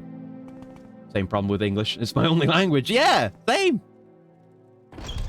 I think what it is, I think it's that I read too fast, not to toot my own horn.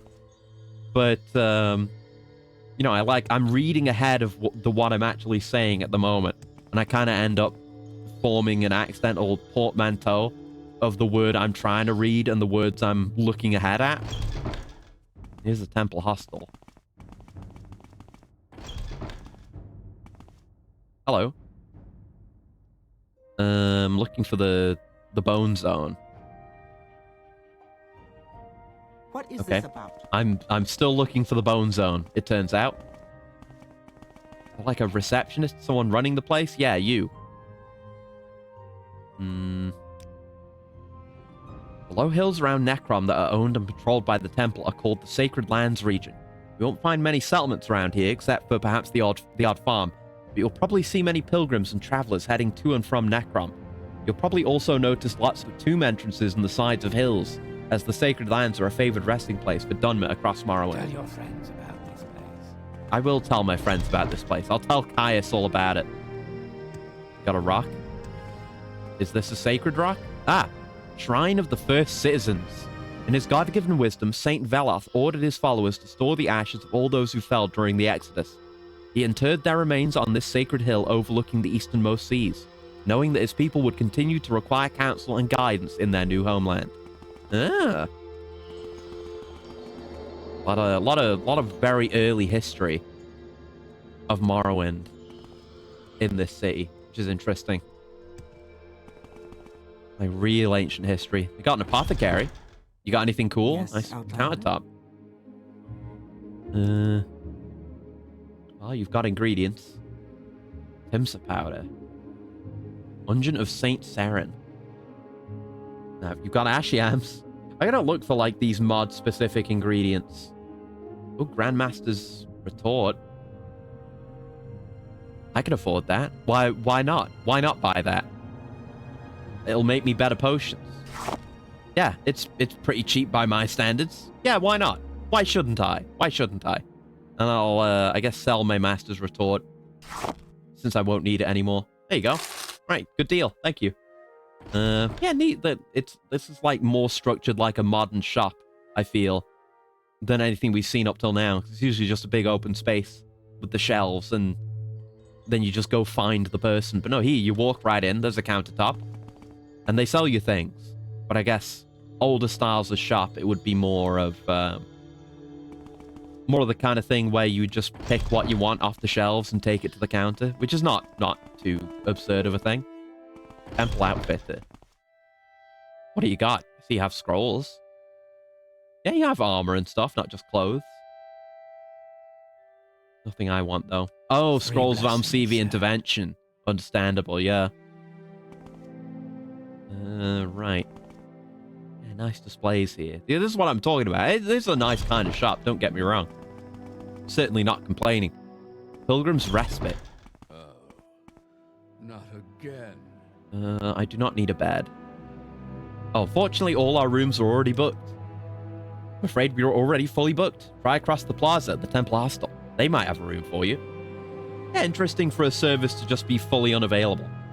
It's always noticed when Outlanders visit the Holy City.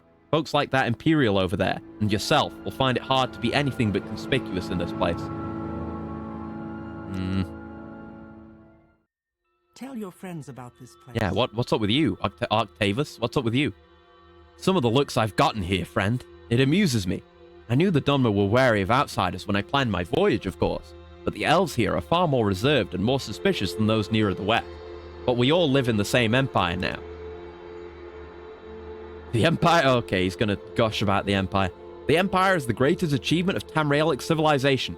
This melting pot of contrasting cultures is held together by a strong hereditary emperor and bureaucracy, by the rule of law, by a powerful professional army, and by religious tolerance. Seems only right that as a citizen I exercise my ability to travel freely across the provinces. If there is profit to be made in such a journey also, more so the better. Yes, a somewhat surprising description, to myself at least. The Dunmer described the city of Necrom as having two separate components. When Westerners picture the white spires of Necrom, they're actually thinking of the city above. Of equal spiritual importance to the Dunmer are the catacombs and burials beneath the city. Yes, Breton? Nice to get an outside perspective, I guess. I'm just checking every door. I mean, there's shops around here. It's not going to be here. Arnesian War Collection. Is this a museum? Yeah. This is Hist armor. This is like Argonian armor, I think. The origins of the Hist armor lying on the table are unknown. It's not clear if this armor was worn during the Arnesian War, or if the armor was simply acquired from another Argonian. It was donated to the collection on the death of Nyrus Enderbar by his daughter. Cool. And Indoril armor. The armor set lying on this table belonged once to Fendel Garitha, a common Mer of low birth. He lived an inconspicuous life as a petty commoner and criminal in the city of Almalexia.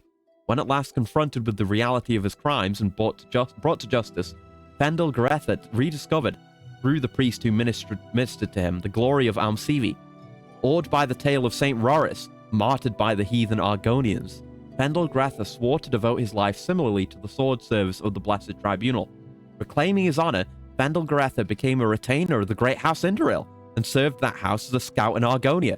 At the crucial Battle of Al Shilpan, the scout was the first to raise the alarm as the heathen war chief, Ite Dar, attacked the camp at the night. Fendel Garitha was slain fighting the heathen, who overwhelmed his novice blade, but was avenged thousandfold by the proud warriors of Great House Indoril. It is to honor their sacrifice and the inspiration of such a lowly Mer that Fendel Garitha's armor is here preserved as a relic of the war. Huh. Interesting little tale. I want more in-game museums. And there's a shrine to Saint Roris. Don't mind if I do. Do you have any news? These items all were donated by veterans of the Arnesian War out of respect for the martyrdom of Saint Roris. Still recent history for our people. A great deal of temple charity has been directed towards the orphans of Arnesia, the survivors of the brutal massacre which led to the martyrdom of Saint Roris and the onset of war. We've not heard anything about the Arnesian War up till now. Sounds cool, though. Saint Roris the Martyr is the patron of furnishers and caravanners. Captured by Argonians before the Arnesian War, Roris refused to renounce the tribunal faith and was tortured and martyred. Vengeance for the Saint Roris was a rallying cry of the Arnesian War. Huh. Argonians are cunning, savage beasts, incapable of enlightenment. They are blasphemous travesties of nature, with unspeakable foulness in their private and family urges. What do you mean by that? They are fit only for service, and only when guided by a stern hand can they avoid abomination. Well, I'll just take that on the face of it.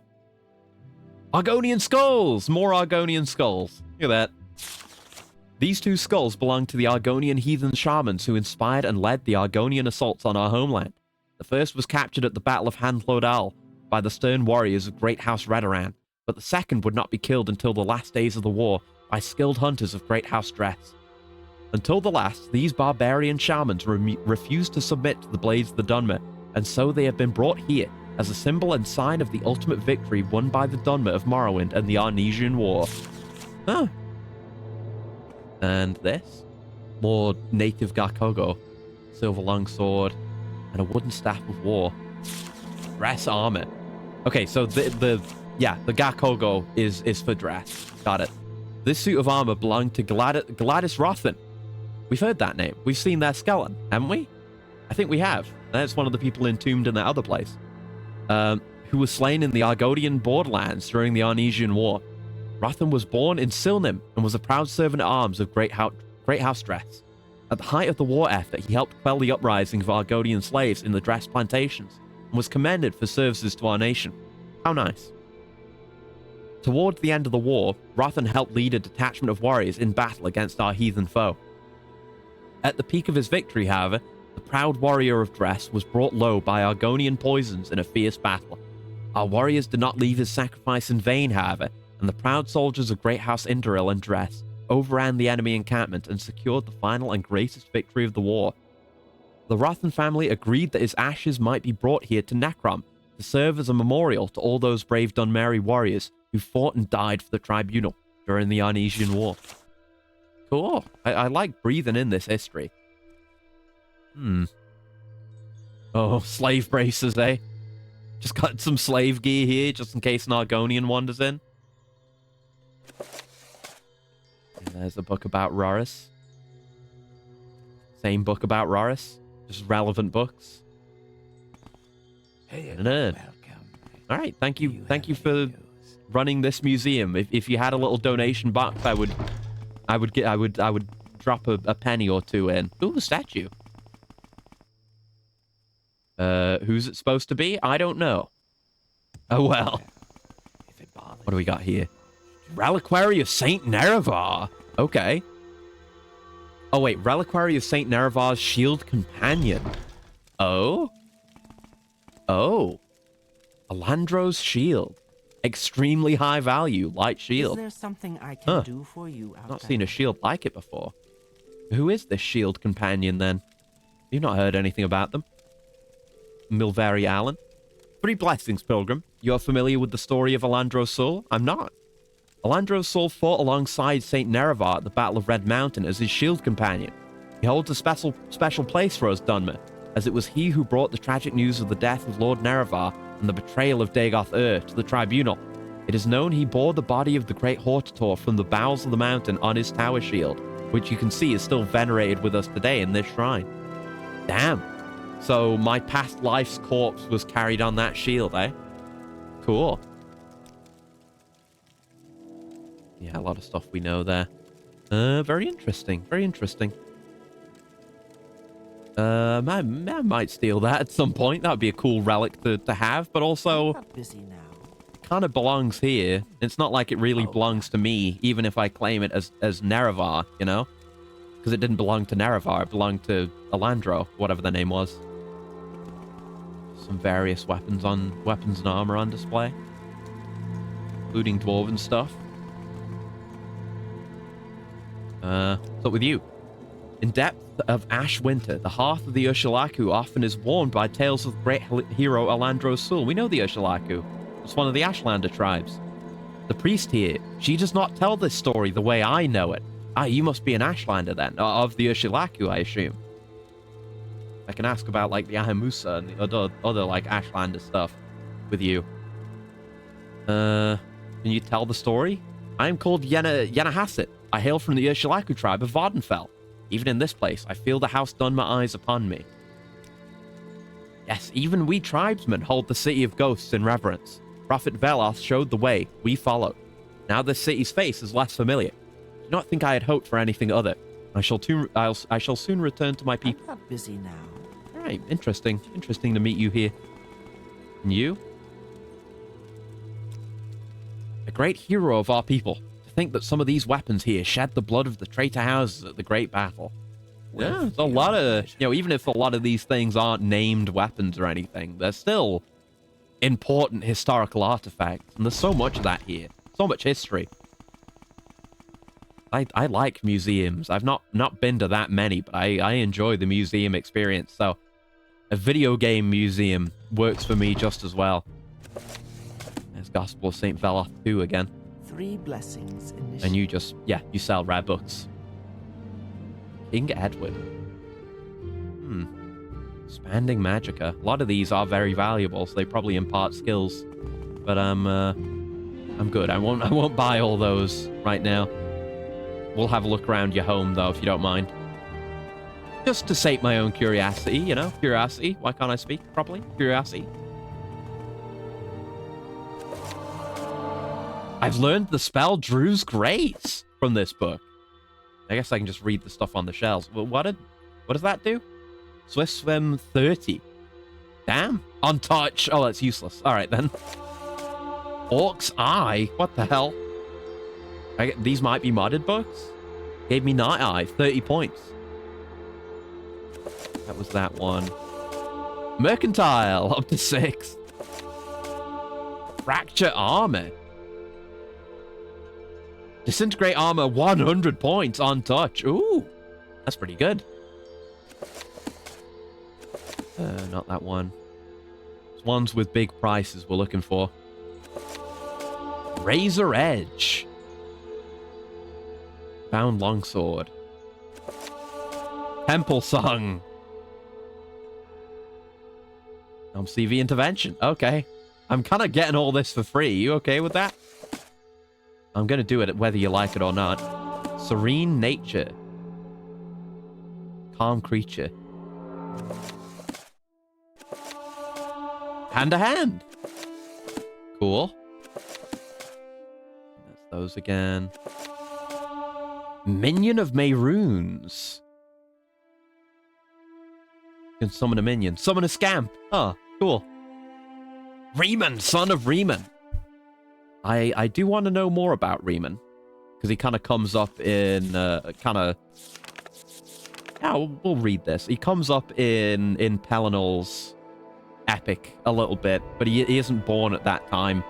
It's one of the reasons why people think Pelinal's a time traveler, because he screams Riemann's name ages before he's even born. Chapter 1. The Birth of Riemann the Sun.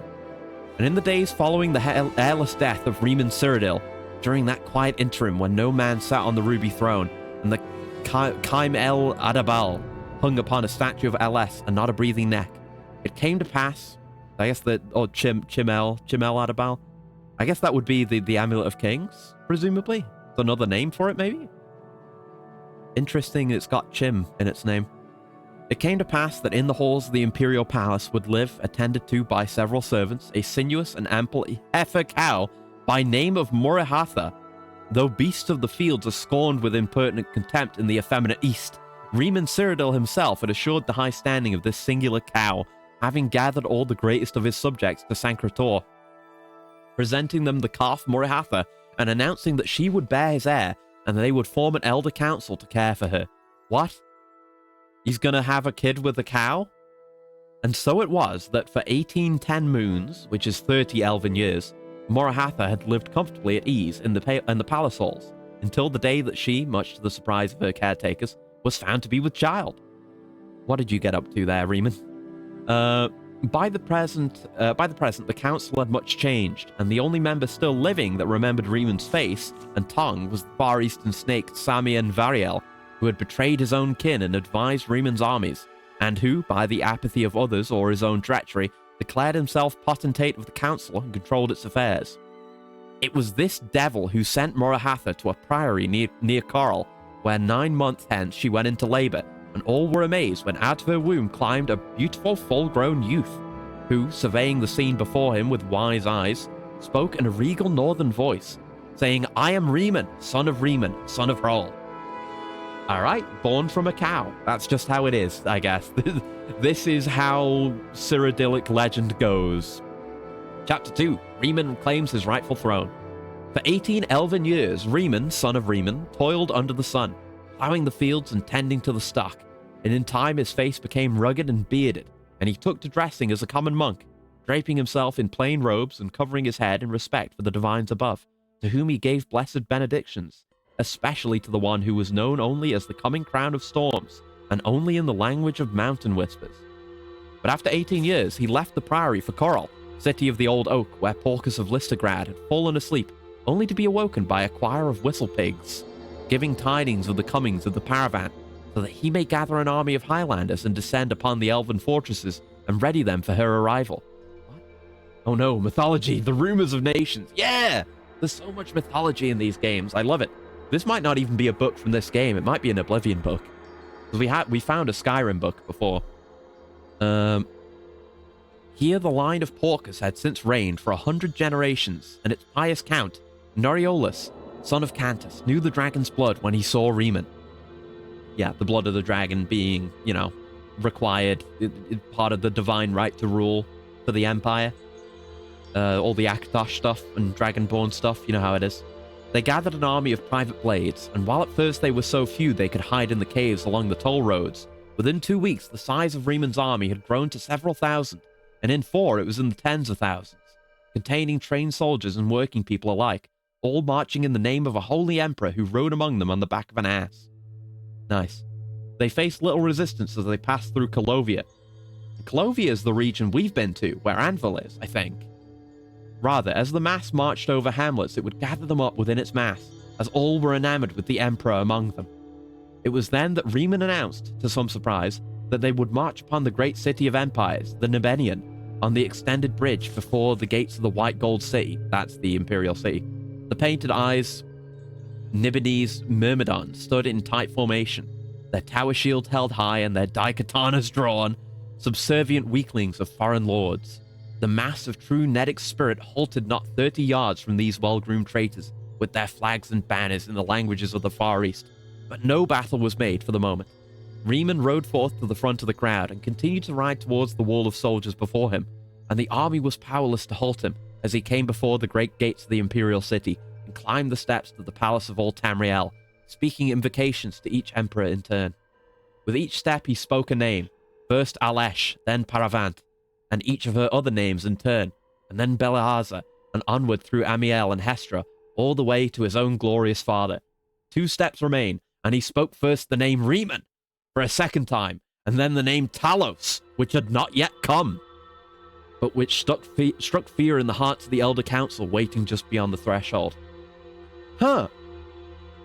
So Pellinal knew that Riemann would one day come, and Riemann knew that Talos would one day come. That's interesting. That's very interesting. Just very particular figures of Cyrodiilic folklore who seemed to know the future inexplicably. Riemann stepped before the bust of Alessia, on which hung the red diamond of the Empire, and hung it around his neck, about his neck. In a scarlet flash, Riemann's cloak was thrown back, and a diamond-shaped wound was cut into his breast. From his wound came the words, "I am Cyrodiil come. Remain son of Riemann, son of Hrol." Oh, no, Riemann, son of Riemann, son of Hrol. Interesting. Interesting. Yeah, the diamond-shaped wound, because the Amulet of Kings, which he has just worn at this part of the story, he's just equipped it for the first time. Like I said, it's the symbol of the Empire, it's the divine right to rule. And he has this diamond-shaped wound, the same shape. And I think Pellinal had a similar thing, actually. And so, not one of the councillors dared obstruct him as he climbed the steps of the White Gold Tower and claimed his mighty throne. For he was Riemann, son of Hrol, rightful Emperor of the 2 Cyrodiils and of all Tamriel. Huh. Interesting. Because there are various things said about Pellinal and what he might be. There's such a thing as the concept of the Shezarine, which is a similar concept to the Nerevarine, a reincarnated historical figure. And people say, Pellinal Whitestrake might have been the Shezarine. So, I don't know. Maybe Riemann was also a Shezarene or something like that. I don't know too much about Shezar and the Shezarene, so I can't say too much about it. But that's what I've heard. I'd like to research more into that area. Still image from this scroll. It's a poem. Paralysis? My lord had not been a man at all, but finely crafted stone. What does it do? It's paralysis. Oh no, it's cure paralyzation on touch. Okay. Blessings initiate. Okay, nothing in that one. Okay, we've checked all those. We're just checking the books. Don't worry about it. Yeah, these King Edwards don't give skills or spells. Alluring speech. That'll be charm. Yeah, pretty bad one. I would like to read about Akavir. That's fantasy Japan. It's where all the katanas come from. Akavir means Dragonland. Tamriel means Dawn's Beauty. Atmora means Elder Wood. Only the Red Guards know what Yakuda ever meant.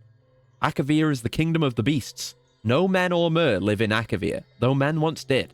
These men, however, were eaten long ago by the vampiric serpent folk of Saesi. Had they not been eaten, these men would have eventually migrated to Tamriel. The Nords left Atmora for Tamriel. Before them, the Elves had abandoned Aldmeris for Tamriel. The Red Guards destroyed Yakuda so they could make their journey. All men and mer know Tamriel is the nexus of creation, where the last war will happen, where the gods unmade Lorcan and left their adamantine tower of secrets.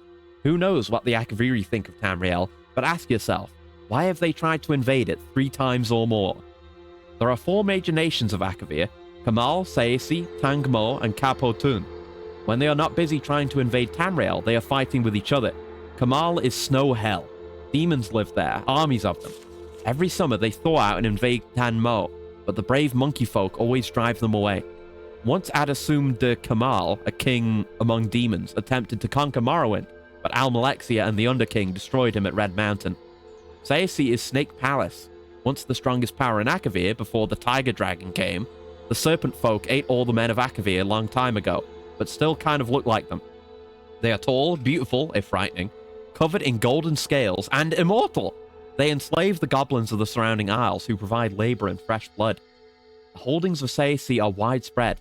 When natives of Tamriel think of the Akaviri, they think of the Serpent Folk, because one ruled the Cyrodiilic Empire for 400 years in the previous era. He was potentate Versidue Shae, assassinated by the Morag Tong. Huh. Interesting to meet one of these Serpent Folk. It sounds like there's a lot of different species over in Akavir. Tangmo is the Thousand Monkey Isles. There are many breeds of monkey folk, and they are all kind, brave, and simple, and many are also very crazy. They can raise armies when they must, for all the other Akaviri nations have, at one time or another, tried to enslave them. They cannot decide who they hate more, the snakes or the demons, but ask one, and he will probably say snakes. Though once bitter enemies, the monkey folk are now allies with the tiger folk of Kapotun. Kapotun is the Tiger Dragon's empire. The cat folk here are ruled by the divine Tush Raka, or Raka, I don't know, the Tiger Dragon. They are now a very great empire, stronger than the Saesi, though not at sea. After the Serpent Folk ate all the men, they tried to eat all the dragons. They managed to enslave the red dragons, but the black ones had fled to then Potun. A great war was raged, which left both the cats and the snakes weak, and the dragons all dead. Since that time, the cat folk have tried to become the dragons. Tush Raka is the first to succeed. He is the largest dragon in the world, orange and black, and he has very many new ideas. Interesting. First, Tush Raka says, is that we kill all the vampire snakes. Then the Tiger Dragon Emperor wants to invade Tamriel. Huh. Very interesting. Legendary Scourge. Caves of Ice. Terror of Balawak Mir. Just gonna have so many, like, assorted spells. Weakness to Frost. Okay. Suicide Dive. Do go on. Oh, water breathing for 10 seconds on touch. Useless. Oh, expanding magicka. Oh, that one does nothing. Wabberjack. Nearly done checking all the books in here. The Faithful. Avila's Love. Weakness to corpus is on self. Oh no. All right, I've read all your books. Sorry, I'm leaving. Sorry, I spent so much time on that, but it was interesting. I liked the books. Shrine of St. Realms. I am just checking every building at this point. So good to see you. Greetings, Sarah. You are in the Shrine of St. Realms, and I am the curate of this humble house of worship. Do you need my help, or did you come to give thanks to Realms the Barefooted for her unending compassion? St. Realms the Barefooted is the patron of pilgrims and beggars. This rich noble gave away her shoes, then dressed and appeared as a beggar to better acquaint herself with the poor. Alright, good to know. That's a name we've heard several times. It's just a watchtower. Almarula's Retreat. Huh. The Almarula presently resides in Mournhold Almalexia, dear. I am just a humble caretaker. Okay, I don't know what the deal with this place is, but okay. Elder Scrolls looks so mundane from the outside, but it really can be quite creative when it wants to. Exactly, in high tech. Yeah, and particularly... Oh god, there's even more over there. That might be where we're headed. But, you know, most so in Morrowind so far. Like, even in Oblivion and Skyrim, there's a lot of really interesting lore, don't get me wrong. But... Oh, the refuge. Okay, I'm not going to check all the refuges. But the lore of this era is so goddamn interesting that I'm happy to just sit down and read a bunch of it for ages. Wish we got the slowed drug lords that were in the concept art. Slows are interesting.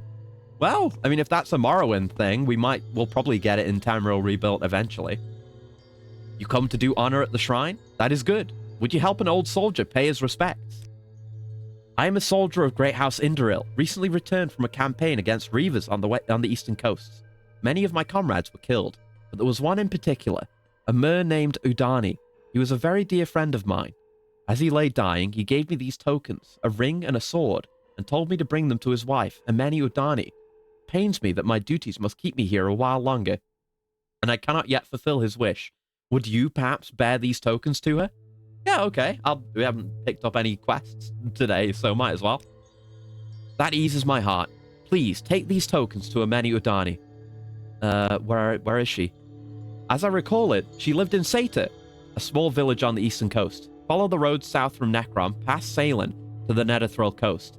I still remember the sound of the waves crashing in that little bay. So we've been to Salem, so south of Salem. Okay, I will do that for you. Are they any good? Cast when used Sanctuary, and the ring does nothing. But, sure. Watchman's Vigil, I guess. It's free, so why not? So many free shrines.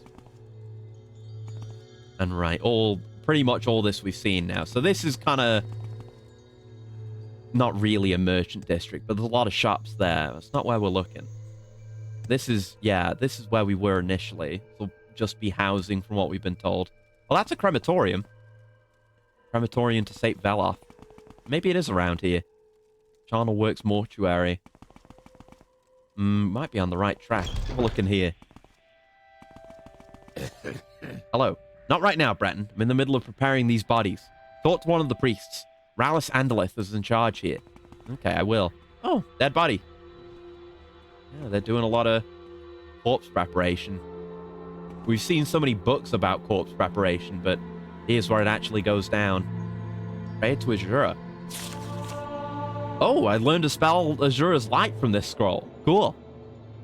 As the time twists through the sphere of the sun, conceiving the doing of all souls, pray it not be Mehrunes Dagon to reap the harvest you have sown. But on the grimmest of days, when all has been taken, let hope never be forsaken.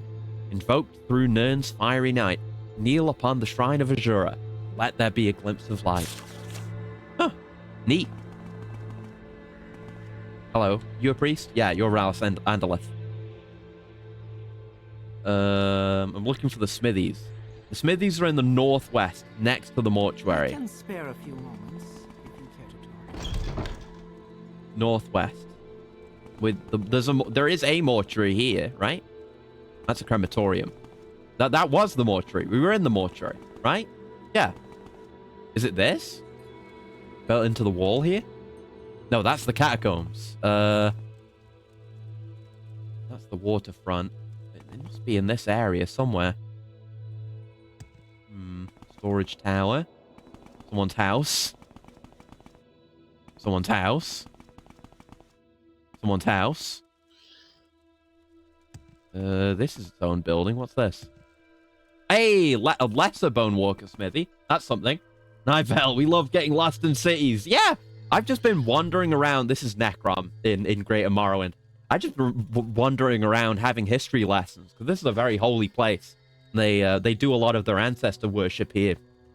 And it's really interesting. There's been a lot of great lore taken in today. I love this mod's goddamn cities, dude. Is that a fucking ghost? Yeah, it's an ancestor spirit.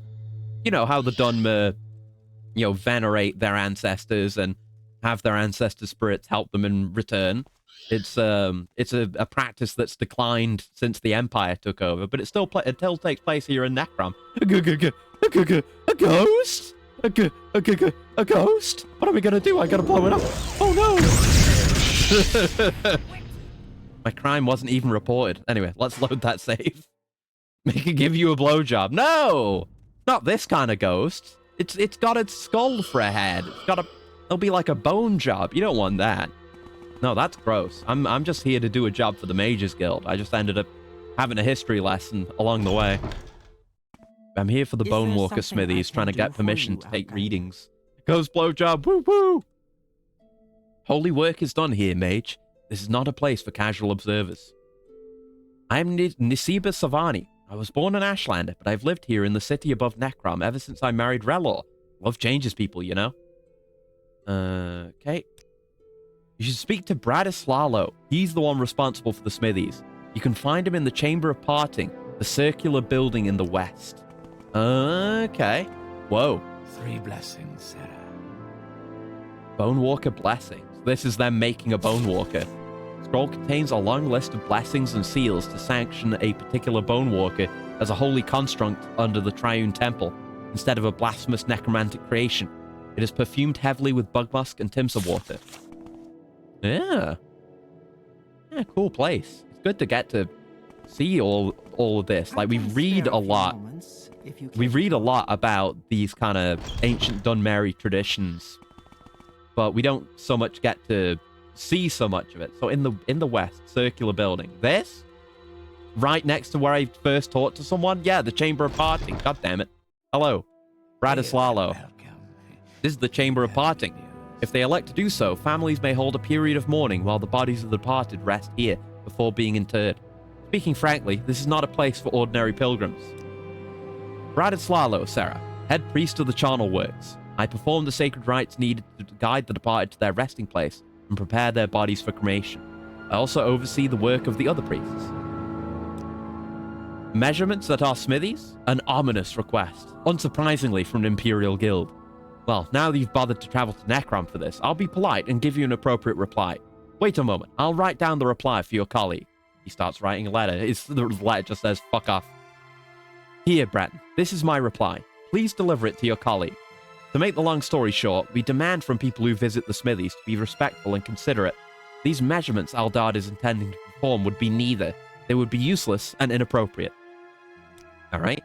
You have my answer, mage, and the decision stands firm. Any further discussion is obsolete.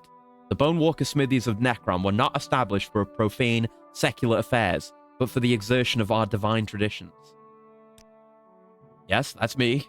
Alright. Oh, it's a shame that's the answer we got.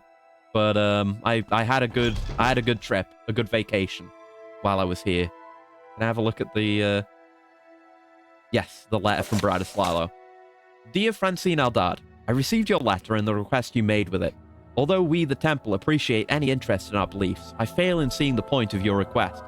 From what your messenger told me, and judging from your name, I assume that you are an outlander. Therefore, you might not be familiar with the customs and traditions of our kin. The Dunmer, and especially we, the Temple, are practicing the tradition of conserving the remains of our beloved ancestors and relatives as bone walkers since the days of St. Veloth. In fact, this tradition has not undergone changes since these days. To think one could scientifically investigate or even improve a rite which is in practice for generations would be arrogant and foolish. I mean, to think one's ways could never be improved upon is arrogant and foolish, I would say, but, you know, tradition is as tradition does. Therefore, we cannot allow you to interrupt the exertion of our tasks by these measurements. This said, you are always welcome to visit the Bonewalker shrines and smithies in Necrom, as long as you don't disturb our priests working there. The ranks of the temple are open to the faithful of any provenance. You too could be assigned to these holy tasks, should you prove your faith and willingness to preserve rather than undermine our traditions. Yours, Bratislalo. So it's a no, but it's a very polite hello. No, hello? A polite no. It's a no, but it's very polite no. The sun never sets. It truly doesn't. I guess we're probably going to see... Well, we're going to see more slow passage of time since I'm not really resting and I'm not doing much fast travel anymore. Okay, that's the Silt Strider there. So we might take that back. I don't need to. I can just do my big jump. And I can maybe go do that job for the Underhill Soldier as well. And then everyone gets to see my big jump again. So let's just see where we can go from the waterfront as well and then get it locked in on the map. Oh, I thought this was a person. It was some vases, I'm afraid.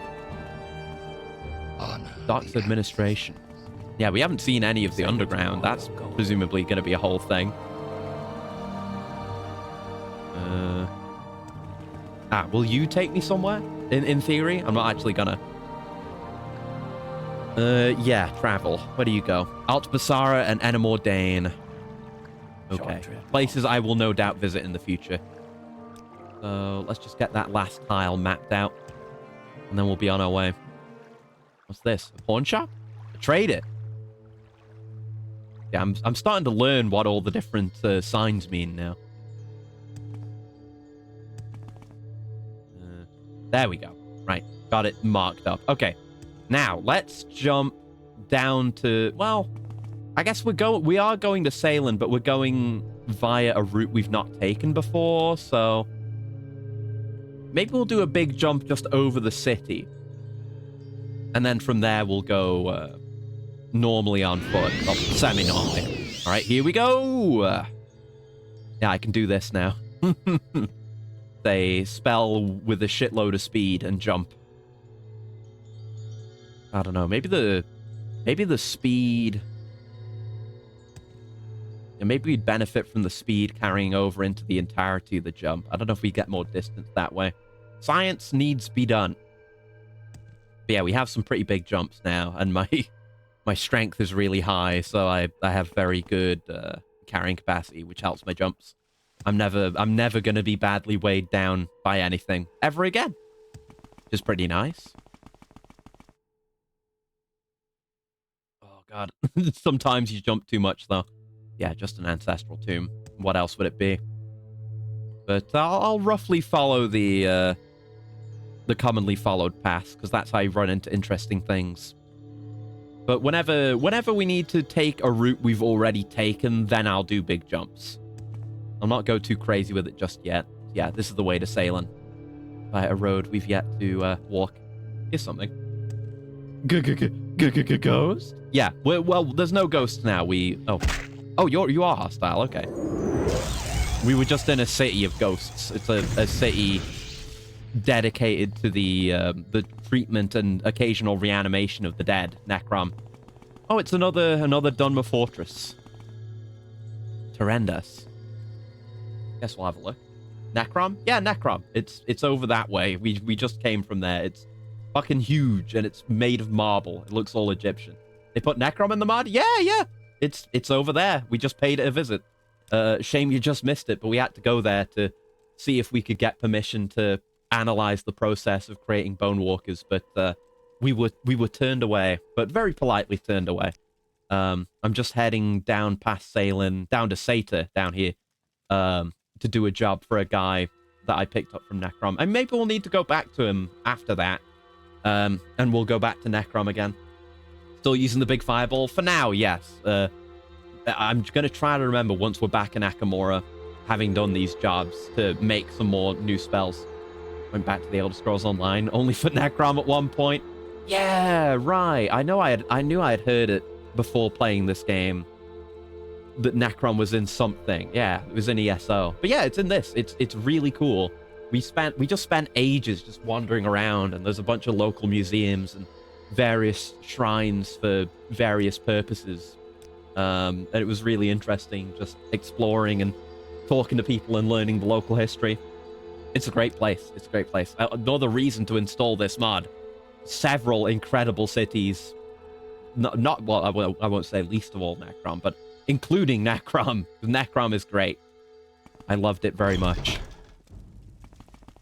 Too bad Elder Scrolls Online is poo-poo. Yeah, that's what I've heard.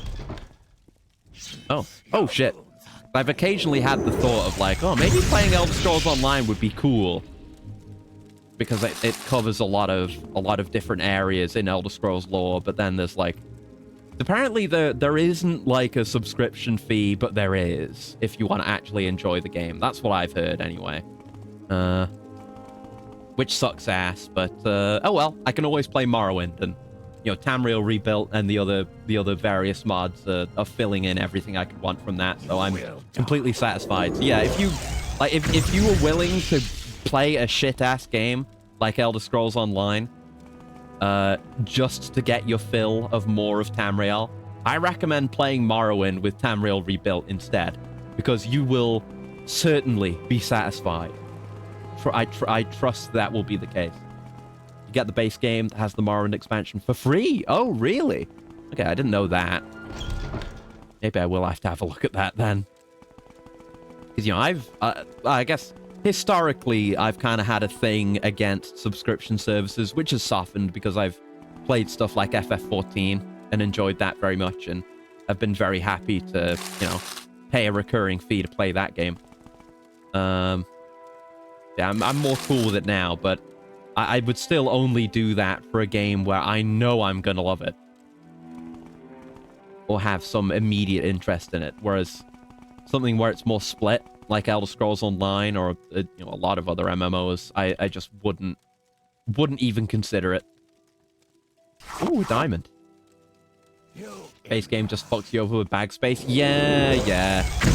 One of those things where it's free to play, but you have to pay not just for convenience, but pay to not suffer miserably, you know? I know I haven't played that much of either of them, but I know Path of Exile does stuff like that. Maybe not as bad there. And they do have loot crates. Oh. Yeah, you slurred at me. I get slurred at all the time. 100 door? Okay. I can do that. Skeleton key. You know, I think about it. I was looking at some things. I think there is a thing we can get called the skeleton key also, though maybe not the best name. Amulet of Mark. Huh. Okay, mine now. Right, you hang out with Caleb. Yeah! Oh, good one. But no, in the game also. Definitely in real life. But, any cool books here? Oh yeah, we read Four Suitors of Bonita. I remember that. Some Master's Alchemy supplies, which I don't need, because I'm working up towards Grandmaster now.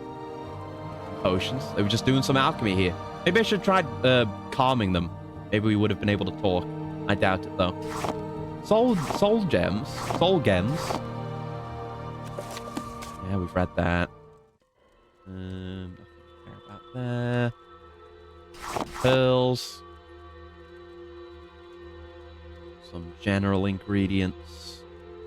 You know, some of which could go into useful potions, but I have so much money at this point, and the potential to make even more beyond that it's fine. Don't worry about it. Right, let's get out of here. Standard abandoned Dwemer Fortress experience. It's just got some people that want to murder me in it, and that's about it. Except these ones don't have, like, propylon chambers, which is a shame. Oh, unless? Yeah, well, no, originally abandoned.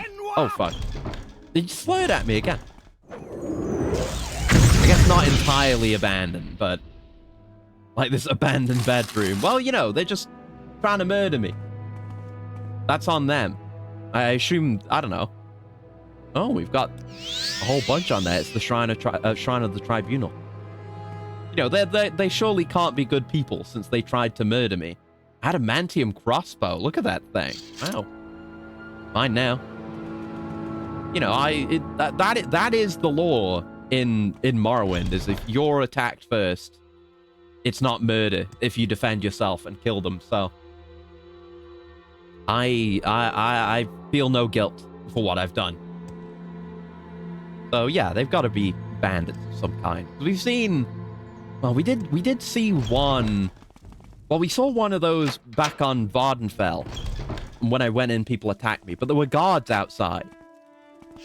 That makes it seem more legit, which is why I just bailed out of that one. Didn't fight them or anything. That's why they all had special names. I mean, yeah. But, you know, a lot of NPCs have names, even just random bandits. The game's good about that. There's not that many just generic randos. Even if they are generic randos, they give off like they aren't generic randos, you know? Which I appreciate. The Drill Club. Not much else. All right, good to rob from you, spirits. Ah, I knew there was a skeleton down here. I saw it. Corpse of an acrobat. It's named. Thank you for the clip, Headless. Oh, they had it. Well, you have a rising force potion. How could this happen to you? My last will. Dear reader, when you read this, I will be dead. I am an acrobat and one of the best. I've really got to just check every place, even if it's just a burial tomb like this, because the ones in this mod are way more interesting. I traveled throughout the countryside searching for places to practice my stunts. If you found this note, one of them obviously has gone wrong.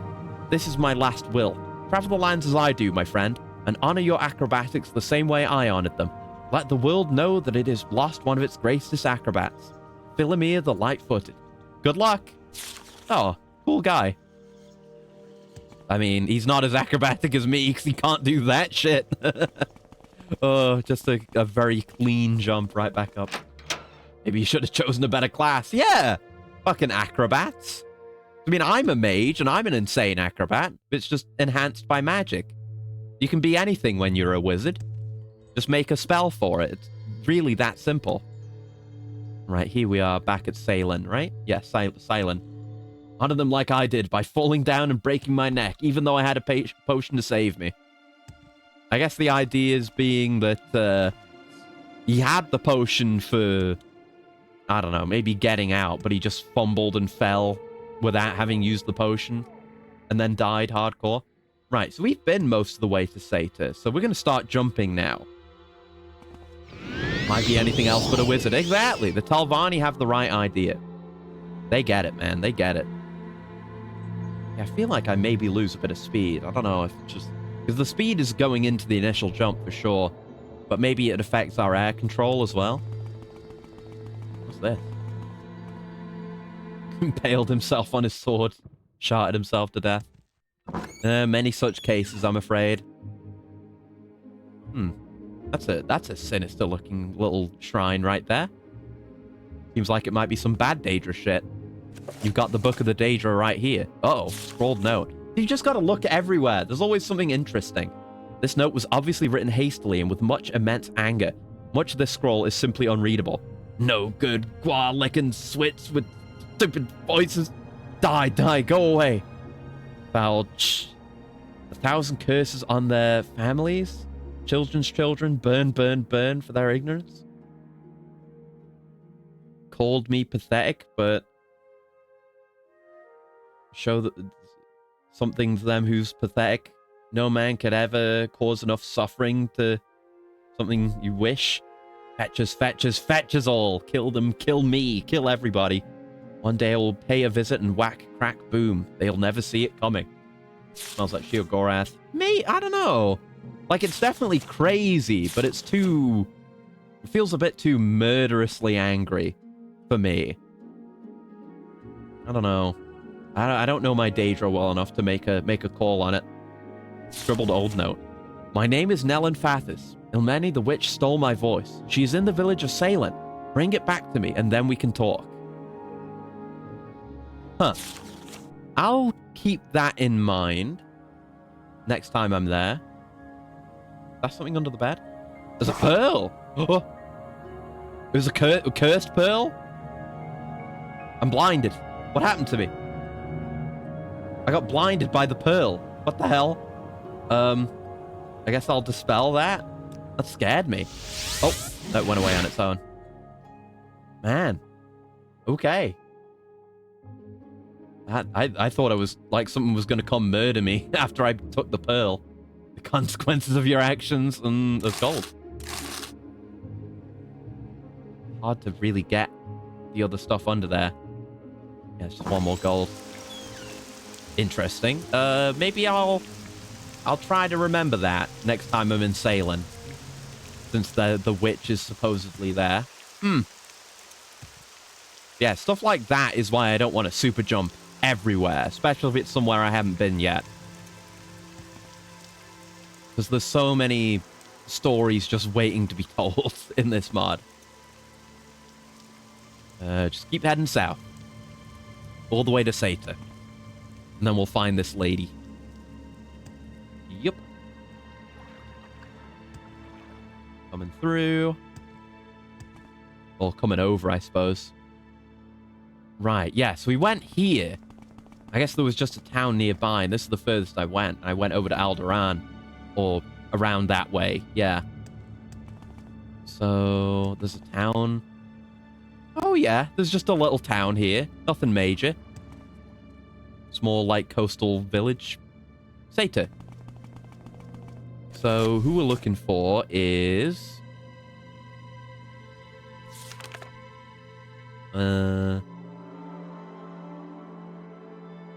Okay, it doesn't say the name, but there's probably enough people here I'll just be able to talk to all of them and find out.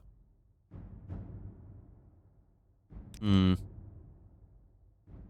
name is Manus. I'm just a small-time trader. Moved out east a few years ago and haven't looked back since. Not exactly living the high life, but I make do. Yeah, I'm a fairly recent arrival here in Morrowind. They may be a part of the Empire, but they sure know how they feel about Outlanders. You must have heard it all, too. Anyway, I've been trying to convince the local inn out on the Western Road to throw some business my way every now and then. They get a lot of traffic on the Pilgrim Road up to Necrom. People who might otherwise stop here in Sata. The stubborn old fetcher behind the bar just hits me with the same old stone wall. Maybe you could somehow convince him to help me out. I'd appreciate it if you gave me a hand here, friend. Okay. That's why we talk to people. Main concern is business.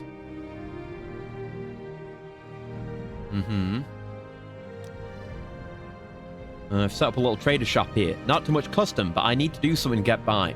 In the village, Dorothy Indus is a renowned drill master. He can teach you a few things for sure. Like combat drills or drills? This little village doesn't have too much to see. Head north on the road out of town, then head west, and you'll find yourself heading towards Almalexia. If you want to see the sights of Morrowind, it's a good place to start. I mean, I wish I could go there. Outside of Mournhold, but I make do. I don't think it's you. No, I'll just talk to everyone around here. Well, there's a guard posted here at least.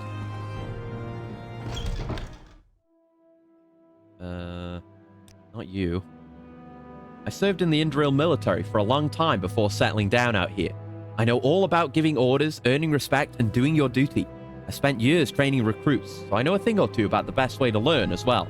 And that's through direct experience. If you want to do some sparring, I'd be happy to train you. It does not have short blade. Damn! Yeah, he was that kind of drill guy. Yeah, drill master.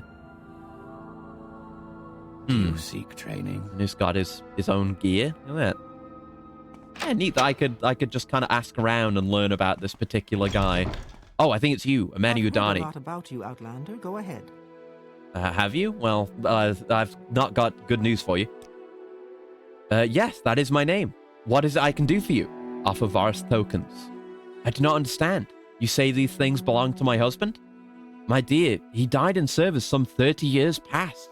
I'm sad to say his body was never recovered. Where did you say you came by these items? Uh-oh. Was it a fucking ghost? Uh-oh. Huh. A Dunman named Vorith gave them to me at Necrom. It was his spirit hanging around at Necrom? Ah, but child, my husband's name was Vorith Andani. Then his soul has at last found its way to the halls of the ancestors, even though his body was lost at sea. Indeed, these tokens are proof of it. Perhaps the time has come for me to take the pilgrimage to the temples of Necrom. And please, take back this sword. It was my husband's once, and served him well. You may have more use for it than I. I can only thank you again for following his wishes. You've brought this old widow some great comfort. Aw. It was a nice little story, if a little bit spooky. It seems it was the spirit of the soldier himself who had given me this task in the first place. Damn. Well, all right. Thank you for your time. That was cool. Thank you. The sword is shit, isn't it? Yeah, cast when used, Sanctuary 5 to 10. Kind of dog shit. Bridge over there. Yeah, pretty dog shit. Oh, that's Gorn. That's the island of Gorn, where that one guy from the old war died. Did that get marked because I read that book? I was wondering if we could go to Gorn. I imagine maybe there'd be some kind of... Oh, it's the whole town there, I guess. But I guess we could go visit there if we wanted. But let's make our way back. We're gonna... Well, no, we're gonna go to the... Yeah, just check all the other houses, see if there's anyone interesting. And then we'll go see if we can help out Manus, whatever his name is, of the Abyss, with his business. And then we'll make our way back to Akamora. Oh, I love this, though. Just wandering around and occasionally, you know, picking up little odd jobs and traveling and learning things, getting to know people. It's just peak adventuring, and there's so much of it in this game with these mods. We've seen a decent little chunk of Morrowind now, but it's still only a tiny bit of it. Not to mention Cyrodiil and Skyrim. So we want to talk to you? Yeah, business. Buoyant Armages? You've heard of them, surely. They're Lord Vivek's personal guard and answer directly to him. Not as steely as an Ordinator, but just as deadly. They style themselves as rogues and adventurers, so they stick mostly to Vardenfell, fighting the Blight and all that. Not much need for their type out here in Mournhold District. Yeah, the business for our guy. Ugh, Manus sent you? Flower doesn't know when to quit. Is that a new slur? Look, Outlander, I prefer not to talk too much of these things with your kind. If you must waste your evening with chatter, my wife is more amenable. I could ask your wife.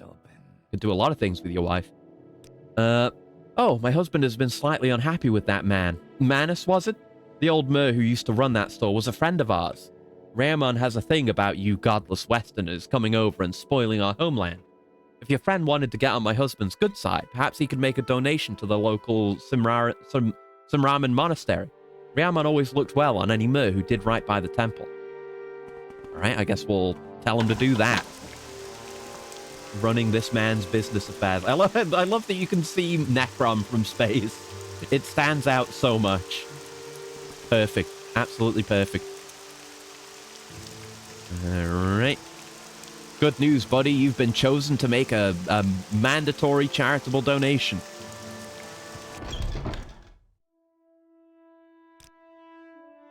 So, if I give a simple donation to these monks, Sevenas might ease up on me a bit. I don't know. Seems almost too reasonable, but it's worth a shot, I guess. Here, let me write up a pledge of donation for them. Would you mind delivering it? I can't really leave the store, especially not when I'm giving my own money away. Okay, so that's going to the Sinraman Monastery. Free. What do you want? Where is that?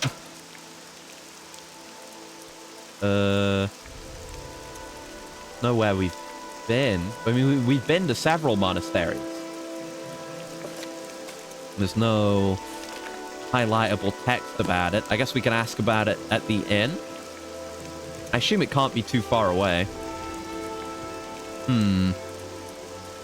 Yep.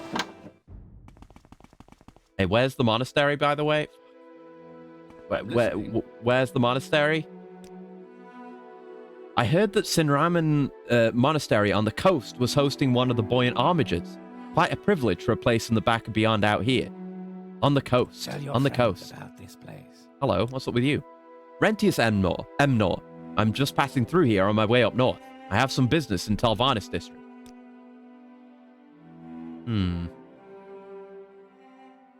Okay, good talk. Hopefully nothing bad will happen.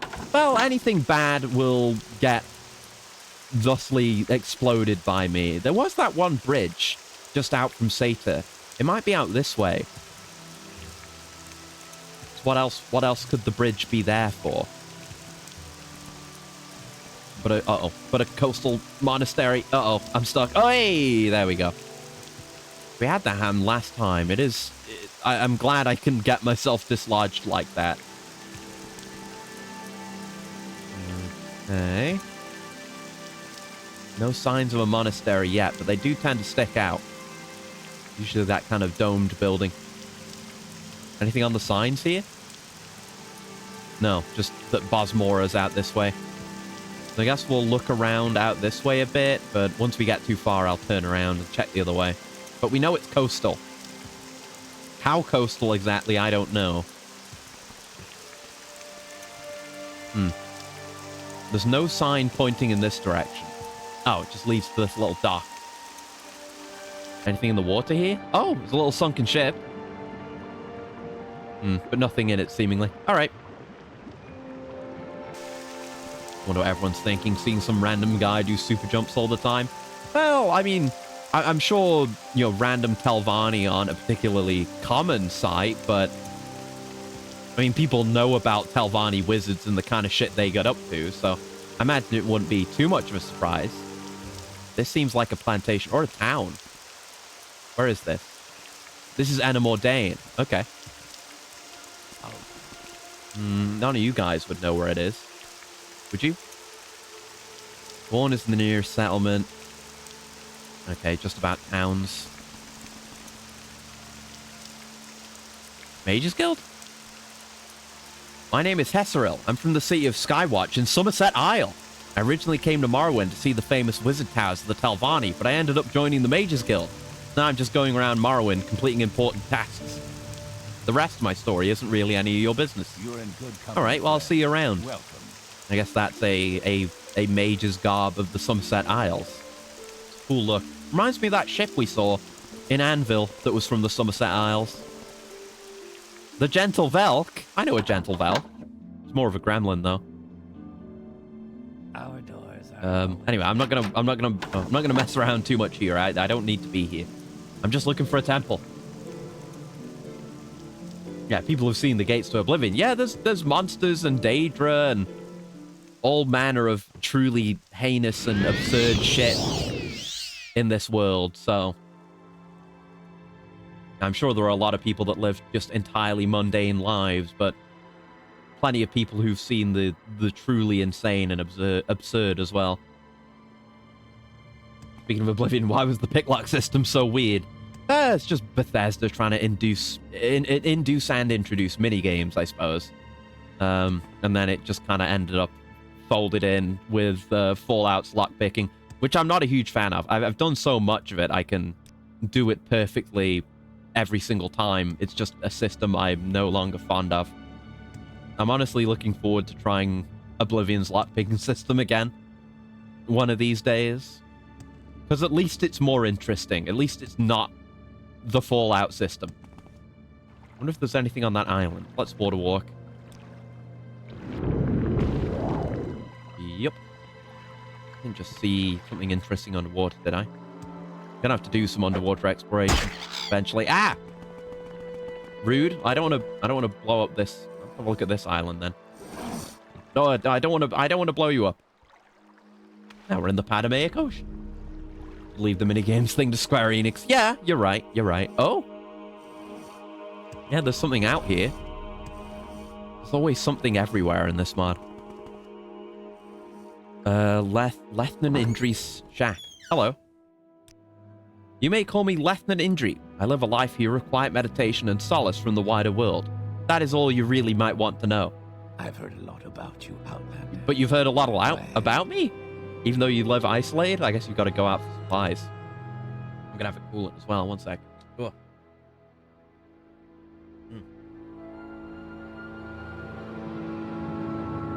I am a monk. In mind and spirit, I am a student of the hidden mysteries, of the unseen world that lies behind the objects and ideas of everyday life. In body, I am a student of the ancient martial arts, patterned on the rain of sand fighting styles of elsewhere. I pursue hand-to-hand and unarmored self-defense, because what you don't have, you cannot lose. I also train with the blunt weapons called staffs, because even the poorest peasant can own a staff. Alright, that's pretty cool. I'll leave you be, I guess. I was just kind of curious about what might be out here. And I've filled in this tile on the map, which is nice. That is, I've been thinking about my long-term goals now that I've gotten this strong. And I think I've said before, filling out the entirety of the map is one of them. And I mean the entirety of the map, not just Vardenfell. Obviously with that, I've got to beat... Oh, that'll be it. There we go. But yeah, you know, beating... Obviously, I've got to beat the game. So it's north of Sata, assuming this is it. Yeah, beat the game, obviously. Do the DLCs, obviously. Fill out the entire map. Make, like, an ideal enchanted glass set. Collect, like, as many named items and, like, artifacts as I can get my hands on. Get all the Propylon indices. Get the Master Index. Other objectives we'll have to see. That'll take some exploration time. Yeah, I'll probably do some of it off stream when it's like not exploring new areas or anything like that. If I'm just filling in little missing squares, that I can do off stream. But I would like to do that. Right, here we are. We're to make a donation in Manus's name. This is Sinramin Monastery. Do you seek refuge for your troubles? From your troubles? We can offer prayer and support if you are in need. Not you, I guess. Light-hearted, buoyant homages are rivals of the more solemn ordinators in service to the temple. Hail and welcome. Do you And have any supposedly news? there's a buoyant armiger here. Or there was one here. Business, business. You wish to offer a donation to the monastery? Most kind of you. Please speak with Rathos Remanul in the dome What chamber. do you want? That'll be this way. Hey, dome. 3 Ah, blessings. I assume that's the armiger. Hello. Welcome to Sinramnan Monastery, friend. Blessings of the tribunal upon you. You wish to deliver a donation to the monastery on behalf of another. This is much appreciated. You have our gratitude and that of the 3. All right, job done. And you? I don't think we've been introduced, traveler. I'm Arvusi Odrith. How can I help you? I'm Arvusi Odrith, one of the buoyant armigers, chosen companions of Lord Vivek. It is unusual for one of my order to venture outside of Vardenfell, home to Vivek City and the Ghost Gate. There are times when travel and discussion provide as much fruit as crusade and vigil. All right, see you around. I've not seen any of your ilk on Vardenfell either. Indurail helmet and shield. Right, let's get going. Da-da-da. Love my little feet tippy taps. Don't get to hear it too often because I'm more frequently jumping. Right, back down this way, and I will, I think, jump there. Yep. Try not to overshoot.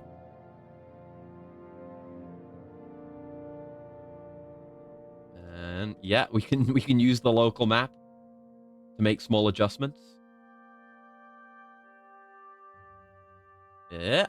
I think we're in exactly the right place. Hey, I'm getting good at this. Let's go get some sleep. Gonna make roast chicken, roast potatoes, some rice, peas, and carrots. Basically a family meal. Hell yeah, sounds nice. I hope you enjoy it, and thanks for hanging out. I will do my best to have fun. So you got the pledge to them. Excellent. All I can hope is that if I stay true to my word, maybe Sevenus will see that I'm not a totally worthless outlander and go a bit easier on me. Come back in a few days' time, and I'll hopefully be able to reimburse you for your trouble. All right, I'll see you around. Nothing more to that right now. We'll just have to check in later. I hope the journal should update to indicate to go back, because they did that with the Mages Guild thing, with the vampire diaries, the vampire interview.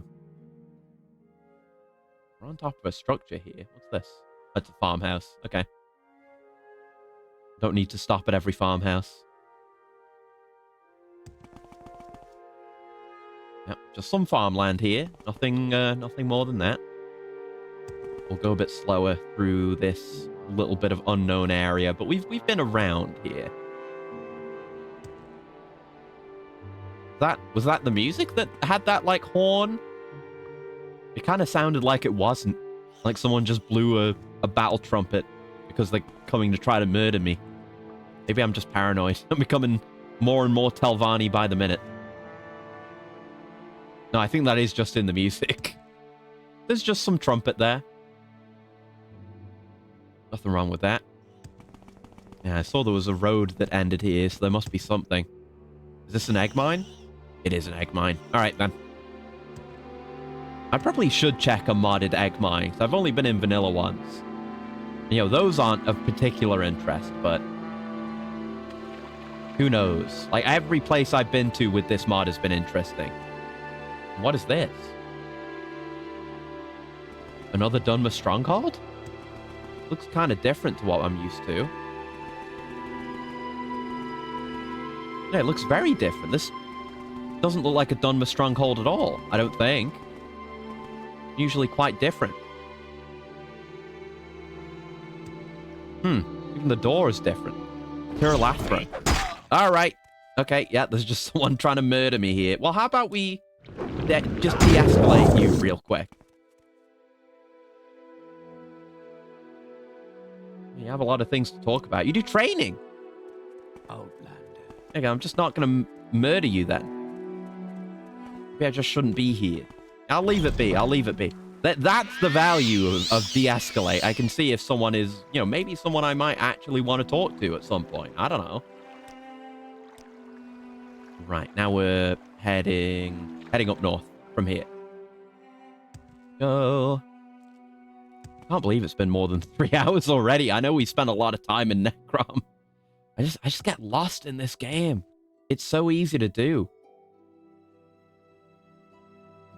Like, it's a particular quality that not many games have, where you can well and truly get lost in it. Just become completely engrossed in the experience of exploration and discovery.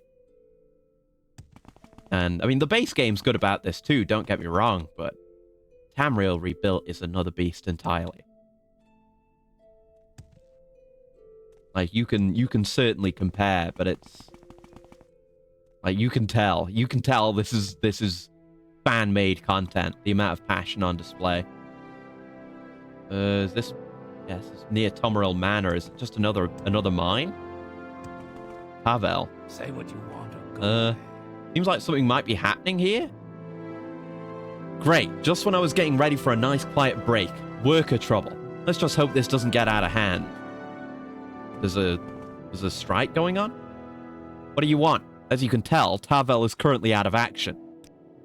Look, our problem is simple. We work far too hard out here in the middle of nowhere, and we want either more manpower or better wages to compensate. At present, the conditions just aren't tolerable, and we're taking a stand. Hetman Ghoul's given up talking to us. He just won't listen anymore.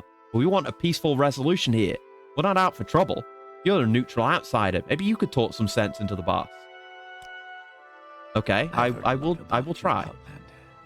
Go ahead. This isn't actually my shift, so I guess I'm not really making an effective protest, but there's nothing wrong with a little solidarity. Yeah, sure, why not? Yes, Outlander. Show that you care. Freely, friend. Listen, mage, this doesn't concern you. We're just having a friendly little dispute with the bosses here, that's all. If you want to know the deal, talk to Durham Lathan. Guess I'll try to find your Talk boss. is free. What do you want?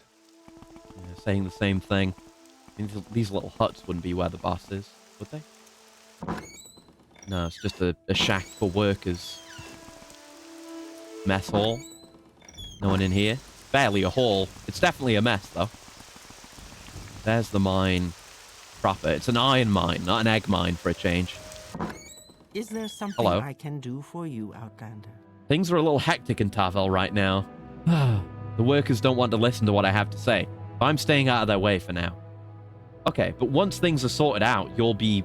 Ooh, barter and spellmaking. That's what I wanted, so I could maybe get my money back for spellmaking. One to keep in mind. Are you the boss? You're well dressed. Great. You came up here to tell me how to run Tavel as well, I guess. I'm Gul's Netheril, and I suppose you could call me the hetman of this here village.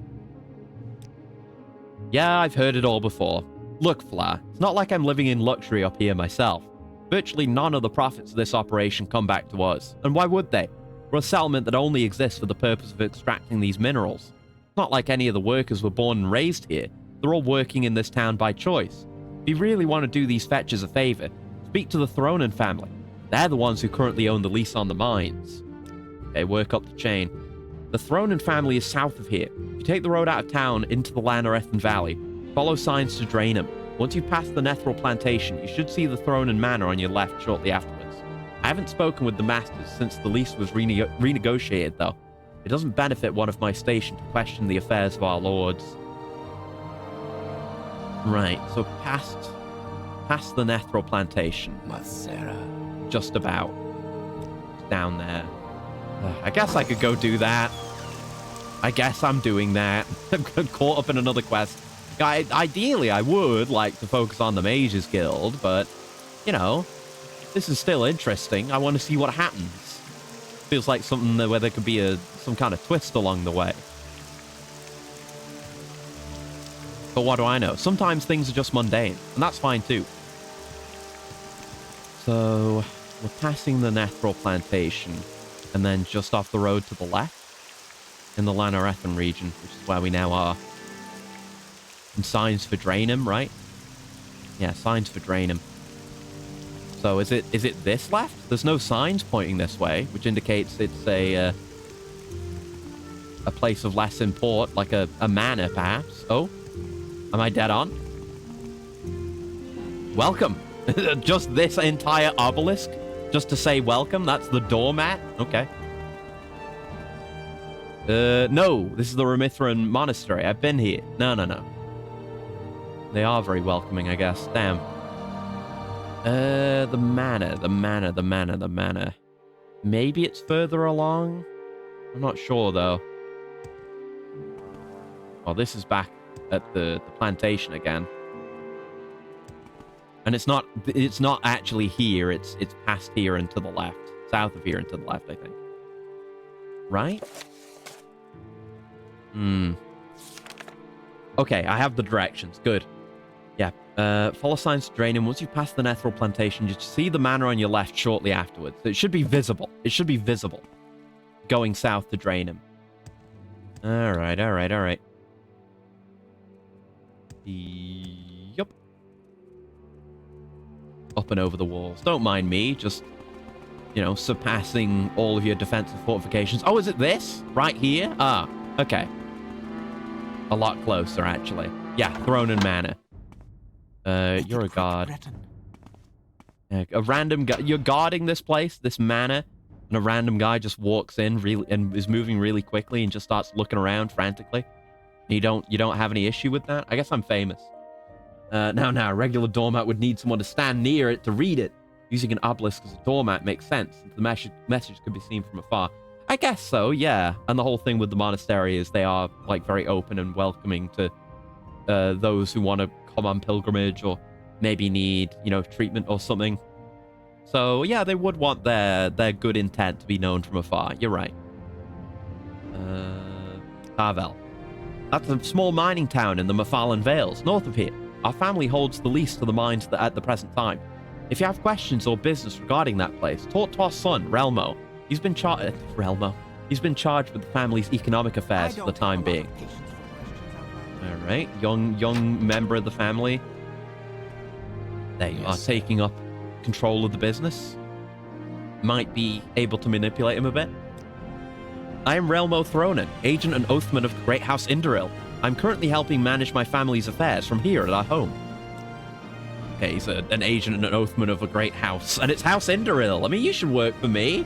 I'm Indoril Nerevar. Rumor, misinformation. As an agent for my house, I must sift through truth and lies and find out who's keeping what from whom, and who knows more than they should. Okay, not manipulatable. My father is the lord of this manor, and he is a highly respected member of House Indoril. He's somewhat set in his ways, but I respect him for it. Tarvel. Yes, our family is the leaseholder of the mines there. Why bring it up? Do you have business there? Explain the situation. Listen, mage, I don't understand your relation to events here at all. If there is trouble with the workers, why doesn't our representative there talk to them and help ease the situation? Why send a stranger to deal with me? I cannot help but suspect some ulterior motive in your desire to change the specifics of our workers' contracts. That's understandable. Maybe I should make you like me a bit more. Smell my finger. Very well, you make a strong case. And I must confess, prior to my return, it seems that the paperwork here had become somewhat unorganized. It is possible my father was unaware of the worker's circumstances. Now that you've brought it to my attention, I am sure I can find some way to improve the situation. Better for everyone that way. The people of this land are our wards, not our subjects. Something my brothers in House Lalu often forget. And I Fame Nation, this is legal? I mean, yeah? Seemingly, it's not a crime to use a charm spell to get people to like you and do things for you. People, they will hate you for it. Their disposition will go way down afterwards, but it doesn't really matter because you can just charm them again to get it back up. So, you know, I mean, we live in a nation where one of the major political forces is House Telvanni, who just use magic to get whatever they want. So it tracks that would maybe be a protected action. I'm more than willing to learn from the Hlalu when it comes to efficient management of one's affairs, but their eagerness to adopt the ways of the Empire leaves them blind to the virtues of Morrowind as a nation, and our proud traditions of duty and piety. Alright, I guess we'll report back.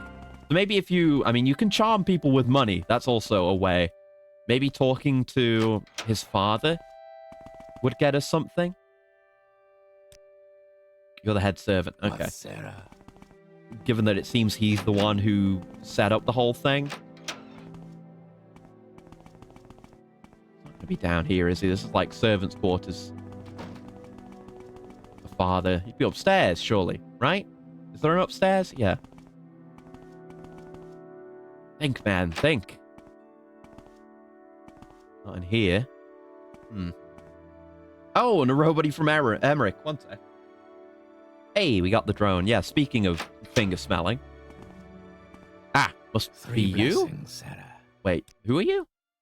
We're from Devon. Oh, I'm currently staying here at Thronen Manor as a guest of the Thronen family. Oh, okay. Cool, I guess. Not who I was looking for, though. Gonna make me get Morrowind again. You should! This game's amazing. I spent like an hour just wandering the streets of Necrom, taking in the local culture and history. Great. Got my French disc version? Oh, hell yeah. You. Say what you want or go away.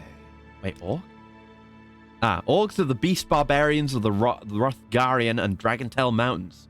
They are wonderful warriors and armorers, but they are not civilized beings, and they worship the bad Daedra. They have come as Legion veterans to settle in Morrowind, and by law, they have rights as citizens. Many serve as reliable mercenaries and hirelings, and as a people, they may someday come to be trusted. But many orcs are savages and outlaws, and as a race, they cannot be trusted. Alright. Yeah, you're a noble of House Indoril, Crusader and Diplomat. Alright, so I guess nothing going with you, but good talk, everyone, good talk. And yeah, feel free to peruse the mod list. Base. Yeah, there's a lot of specific orc racism. The orc racism goes real hard. Because, you know, you get stuff like with, the enslavement of Khajiit and Argonians, but, like, there's no ill will born towards them. It's just, well, they're a slave race, it's whatever. But when it comes to the orcs, it's always, they're a lesser people, they're untrustworthy. We can tell because we measured their skulls. Shit like that. It's funny. I've said before, it's the funniest kind of racism, measuring people's skulls. The Dunmer being racists? Yeah, what a terrible surprise. But yeah, feel free to use the mod list for your own purposes. And for your own playthrough, because I've had a... Oh, someone wants to murder me? I have so far had a wonderful time with this mod list, which is largely vanilla. Oh, that's a bunch of skeletons. What the hell? Oh, no. I think one... Okay, there was a summoned skeleton. It was not a bunch of skeletons. Rallan Rothardus' memoir page. Oh, Monstrous Vision.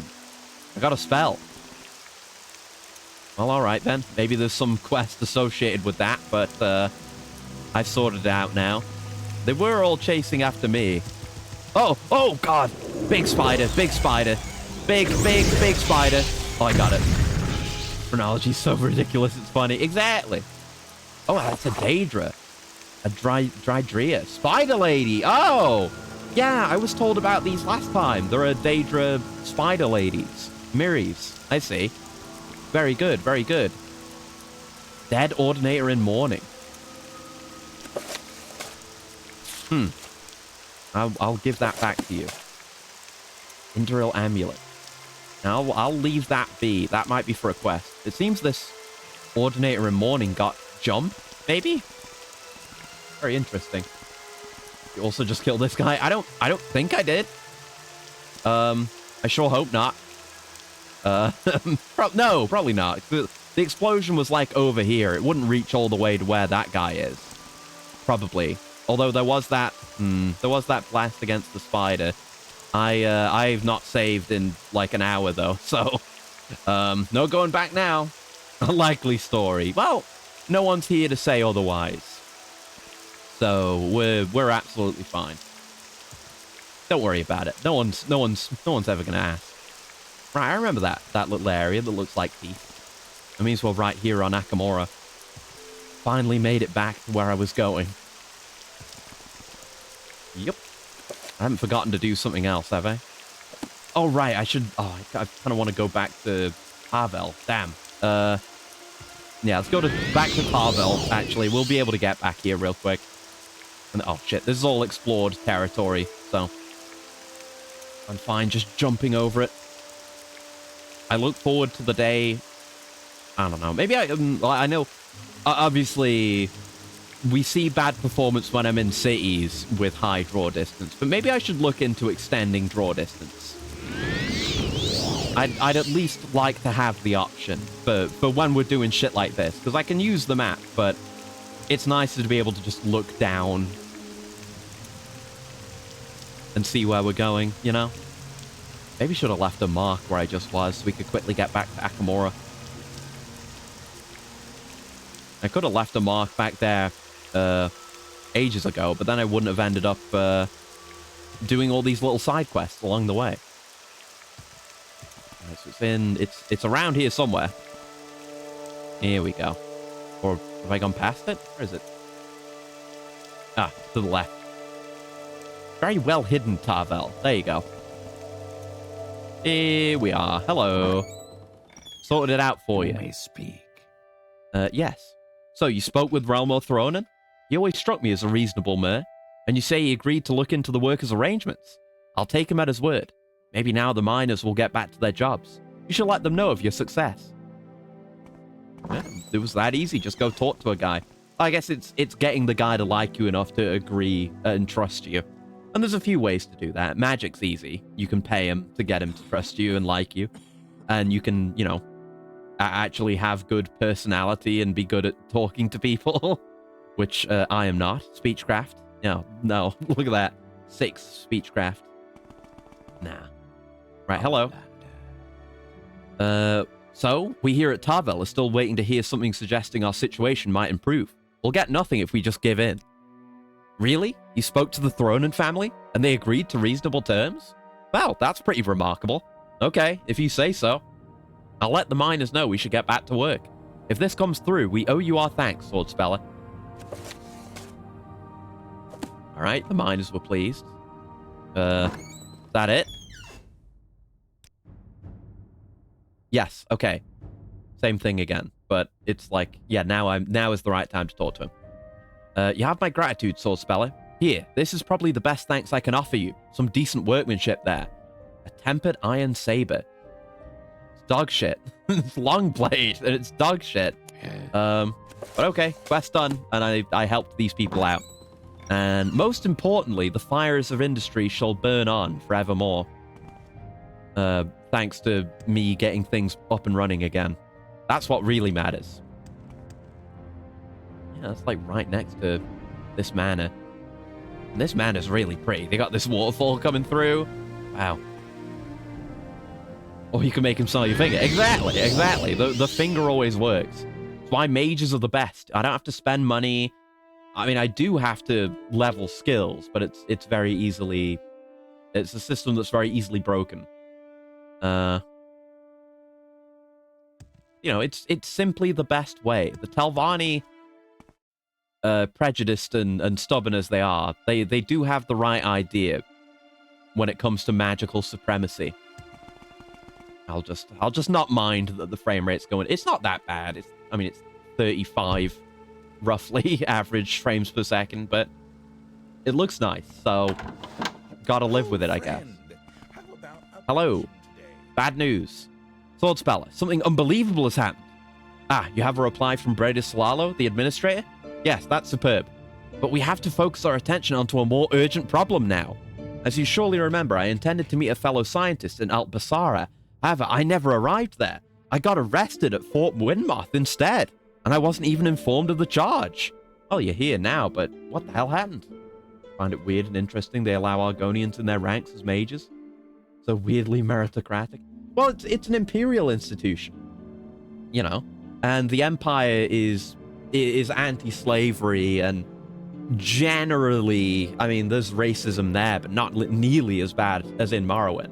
I mean, there's the Telvanni. They're the, I guess, Morrowind equivalent of a mages guild, and they're hyper racist. But the Mages Guild. Oh, I was talking about the Telvanni house. Oh, do they really? Oh, I haven't had that many interactions with the Telvanni yet. Huh. Okay, I mean, I guess that makes sense for the Telvanni too, because they're all about, again, magical supremacy. And, you know, if you can't levitate, then you're not getting into my fucking house. Shit like that. So, I guess they just respect anyone who's good at magic. That's cool. I like that about them. Okay, that's neat. We'll see that when we do more of that ourselves then. Neat. You got arrested? I must say, I'm relieved to see you well, Sword Speller. However, I've run into more serious problems while you were away. Guards have arrested me for no obvious reason, as I was passing by Fort Windmoth. By teleportation, I was able to escape. Oh, you ran away. I see. Before they could jail me, but it remains a mystery why they were trying to in the first place. Sword Speller, it's impossible for me to return to Fort Windmoth myself to clarify this issue, but I must ask you to do this favor for me. Yeah, if you can kill me, you can get my stuff, because clearly I wasn't powerful enough. Exactly, it's a pure magical meritocracy, which I respect to a degree. It's an imperial fort north of Akamora. Go to Marag and leave the town to the east to reach Tel Muthada. Then you leave Tel Muthada to the south and east, and follow the road heading to Altbasara. I have to admit that I took the Silk Strider to Tel Muthada, hence I can't give you better instructions. Instead of informing me the reason for this arrest, they asked pointless and irrelevant questions. If I ever concealed escaped slaves from the authorities, if I ever brought raw ebony from an unauthorized vendor, if I ever stole Telvanni bug musk, even if I ever performed necromantic rituals. Sword Speller, you must find out more about this incident. Share your thoughts, friend. Screen froze for a second or two for you. I hope it's fine now. I didn't see any signs of downtime on my end, but sometimes it just doesn't reveal itself. So, yeah, it's not marked on the map for us, but a lot of these places we know. Yeah, Marag and Tel Muthada. Yeah, north of Akamora. I mean, I could just go north of Akamora instead and see what I get into going that way. I'm going to leave a mark, though. Hold on. I'm going to remember to mark. There we go. There we go. Now we can teleport back here whenever we want. Seems good for me? Okay, then. Probably just on your end, then. Oh, wait. Oh, fuck. Actually, no, shit. I should be talking to that lady at Tavel. Fuck, I keep having to go back to Tavel. Because the lady at Tavel offers spellcrafting services, but also is open for barter. Which means, in theory, any money that I spend... Actually, I don't have any potions to sell. I mean, I do. I guess I could just sell some of my current potions. But yeah, any of the money that I spend on spell making should go into her bartering inventory. Which means I can just get that money back by offloading a few potions. I really should be carrying more of my own potions now, since carry weight is no longer a concern. Going in for a landing. There we go. And slow descent, please. Bink. There we go. But, yeah, you. What do you want, Outlander? Yeah, then I'll, be able to keep more of my money, which is important. Okay. What spells do you have, by the way? Just checking. Probably nothing really good. Yeah, fairly basic stuff. Bartering. You only have 100 gold. But I'm going to change that. So, spell making. We have things we want to do. I guess... No, I won't bother rizzing you. It'd be a pain to rizz you every time once you start to hate me. So, spell making. I want a single target attack spell. And I think I'm going to do damage health again. Because that's... I like damage health. And I don't have to worry so much about elemental resistances. It might... I don't know. Magicka resistance might halt damage health. But... Although, you can't really... Oh, no, well, I guess you can do weakness to magicka. Let me look into damage health. Because if it does work that way, if it does count as like a magicka type attack, then I could do weakness to magicka. Let's see. Permanently... It doesn't do damage. Yeah, permanently lowers the health of a target by M points. This does not affect maximum health. There's one means of attacking creatures that are resistant to elemental damage, such as fire and frost. Yeah, that's what I was thinking. Considerably more expensive in terms of casting cost. Another way of obtaining a damage health effect is absorb health. Do I have absorb health? That heals me. Huh. Yeah, maybe I should just... I don't have absorb health. I need absorb health then. Where can I get absorb health? Let's see. You can get it as a spell. Okay, absorb health spells. Righteousness and absorb health. Oh, the guy I buy shit from in Wolverine Hall has absorb health as a spell. I'll have to get that then. Okay, I'm gonna put a mark here, despite the mark I just put down. We can get to Akamora relatively quickly from here, and then we're gonna use our Foam's amulet to head on over to Sadrith Mora, and we'll buy that spell effect, then go back there. It's not in the Mages Guild, in the Imperial Temple, Imperial Shrine. This fella. You can see, yeah, he hates me. He hates me because I've rizzed him. Understandably. But yeah, you see, I've multiplied his ash yams. He's who I buy them from. I mean, you also do spells and spell making. I guess I could just do it here. Actually, fuck. Yeah, we have all... I don't think I have... Yeah, absorb health, fatigue, and then, like... These. I don't think I have any of those, actually. No, I think I do it. Yeah, I have absorb attribute. But fatigue and health are interesting. And you've just got, yeah, standard stuff. Restore fatigue. I don't think I've got that as a spell effect, come to think of it. Probably should have gotten that as a spell effect a long time ago. Can't stay mad at your boy Smelly. Oh, dear boy Smelly. It's my new perfume. Right, so we have also absorb fatigue, which is cool, but absorb health. We will do this, and we'll make it a target. Well, yeah, it can still be a target. It can just be... I could make two of these. I could make a big AoE version of this, too. Let's do a single target one, which has no area right now. For a big... Okay, it cannot go that far, obviously, but... We can go pretty far with it. Probably don't want to make it this big, because that's very expensive on Magicka. We do not... It's nice that we can go further than we need, though. That's great. Like 30 seconds will probably be fine. 30 seconds of absorbing 100 health per second. Oh, de smell. Oh, de boy smell. Yeah, absorb health 100 points for 30 seconds on target. Seems pretty good. So let's say... Ooh, there are Final Fantasy spells that do this. I know there's Drain. There's also Osmose. I don't remember what Osmose does. It's in Crisis Core though. What does Osmose do again?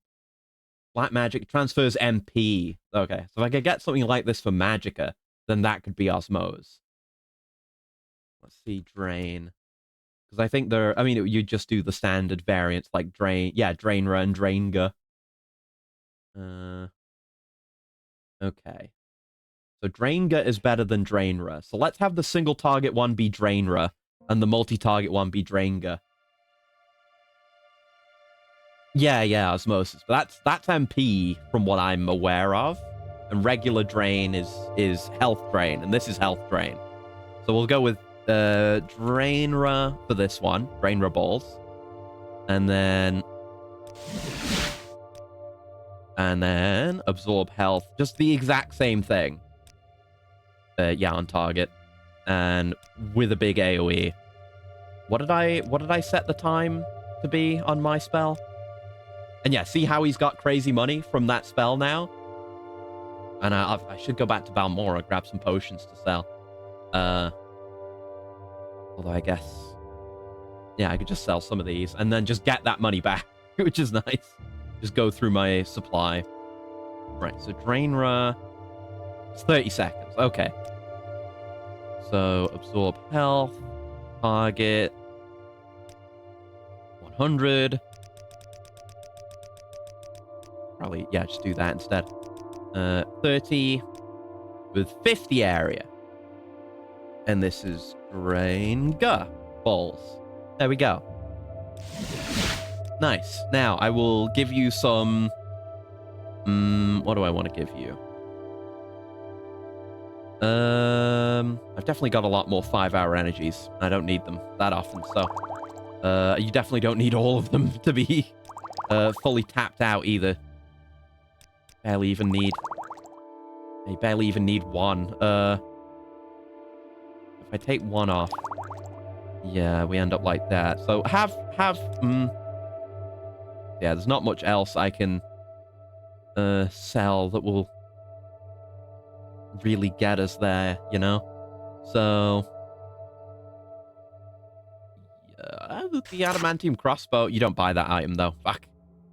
Yeah, I gotta find people to sell random crap to when I get the chance. Okay, I'll just sell you another one. It's fine. No, I said it's fine. It's fine if it goes over a bit. We'll just do a max sale. Just get 100% of our money back. Yeah, I saw for a second we were much below 100k, which worried me. Well, I guess I should have waited because I did want to make more spells. Oh well. Let's do a good swimming spell. So, Swift Swim 100. I don't know, like 120 seconds. Let's have a decently long-lasting one. And water breathing for the same duration. On self, of course. Just 20 at a time. There we go. Simple enough. And we'll be very fast. Like, quite fast. Probably wouldn't even have a tenth of the money for the adamantium crossbow. Yeah, probably. I was just saying, I don't know. See how far over that would leave us. Okay, so we can do that. I'd probably put a night eye on it as well. Because I can just dispel it. Dispelling isn't actually that bad. Let's put a 100 night eye for 120 as well. Just as a better version of our prior whatever of Dre. So this is like the idealized version of it now. So it gets to have the coolest name. So what would that be? I came up with one instantly. Soul of Leviathan. How about that? That's a cool name, I think. Not even that expensive. Okay. What else might we like to do? I said I wanted to reflect. I want to reflect. Yeah. So let's say magnitude 100. Well, I mean, our fights don't generally last very long. So we could go out to like... No, not that far. Like 60 seconds. 1 minute of 100% reflect. And let's call this... Deny? Maybe Deny? I like the sound of Deny. We could go for like a Final Fantasy-esque barrier, but I'd prefer that for like a full resistance rather than a reflect. Let's say I'm going to call it Deny. I don't think I've called a spell Deny yet. That's very expensive, but it's fine. I can afford it. And then he'll give me my money back. Anything else we'd like to do? Anything else? I certainly don't need feather.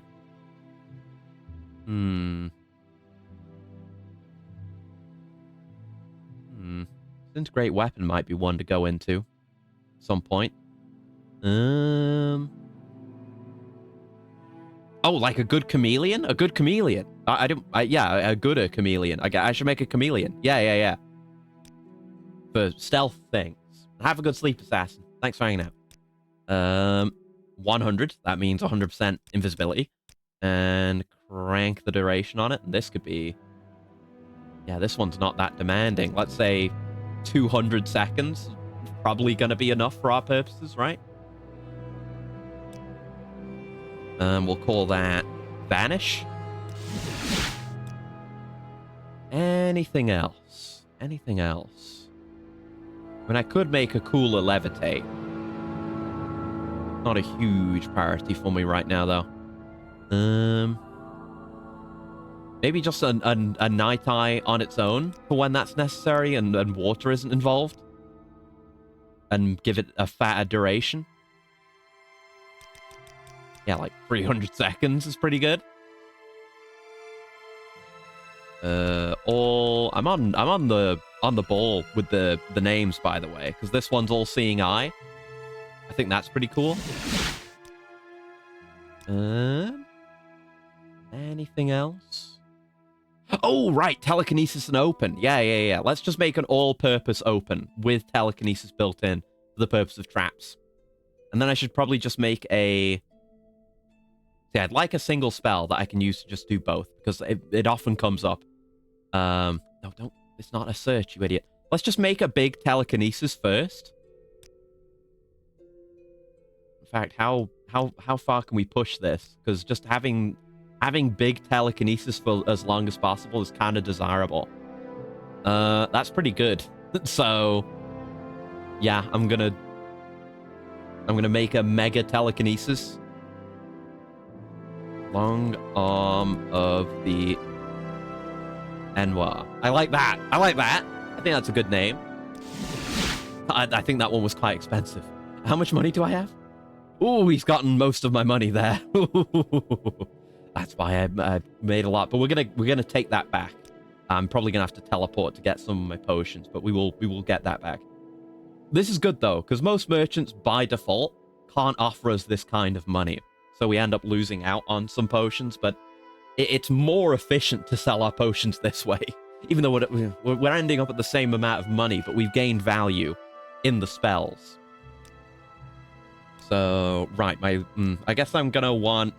I mean, my lock picking one isn't gonna need as fat a duration. That'll be a much shorter term thing. So let's try and make that now. I assume we'll be able to afford it. So, telekinesis on self. 100, and it can be like a minute. That's more than what I'd need, really. Maybe I'll bring it down. Like 30 seconds will do us. Although, is this a good... No, this is a dumb idea. I don't need that. I have a crazy telekinesis. I can just use that. And then the open spell, I'll make it a target spell as well. So I won't need the telekinesis to reach the thing from afar. So we'll do that. Yeah. So open. I should make maybe I don't need a better paralyze right now. It would be funny though. Yes, open on target. 100. Yeah, put area on it. Just unlock everything in an area. That's pretty good.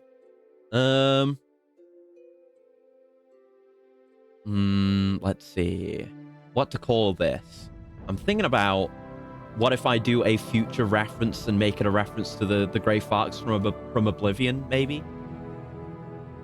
You know, being a special mystical entity, I get to know things about the future, like Palinol did, and like Riemann seemingly did. But what to call it, though? It can't just be Touch of the Grey Fox, because I feel like that would be a single target thing. What would you do for a big AoE unlock?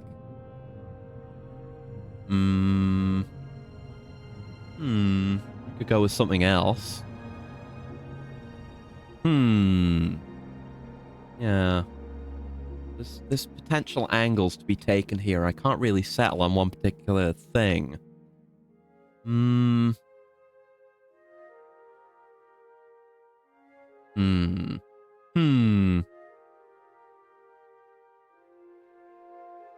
I'm thinking, like, what if it was passing of the Grey Fox? And it would imply, like, oh, the Grey Fox has been through here. He's come through and opened every door and every lock. Something like that? Yeah, let's go with that. I don't need to think too hard about it. There you go. Passing of the Grey Fox. I like that. Anything else? I could do a longer duration charm, I guess. Not that I can make it a target spell as well. Is good. I could. I'm not gonna do an area because that would make everyone hate me. Oh, okay, that's very spency. No, I don't need that. Although I could just do it could just be a few seconds, like 20 seconds charm on target. Just so I don't have to be in such a rush about it. Literal boy smell perfume that was sold in Japan. Not sure what it smelled of, though. Well, it smelled of boy smell. But I guess we just got to figure out what that actually means. Okay, yeah, sure. I'll take it up to 30. Yeah, why not? That's fine. This needs to be a natural evolution of Unspoken Riz. In terms of its name. Outspoken Riz? Yeah, I like that. Outspoken Riz. Yeah, that's good. Riz? Riz. No, spell it right, you idiot. There you go. Outspoken Riz. I like that. Just a bit better. More practical. I don't know if Detect Animal works on people.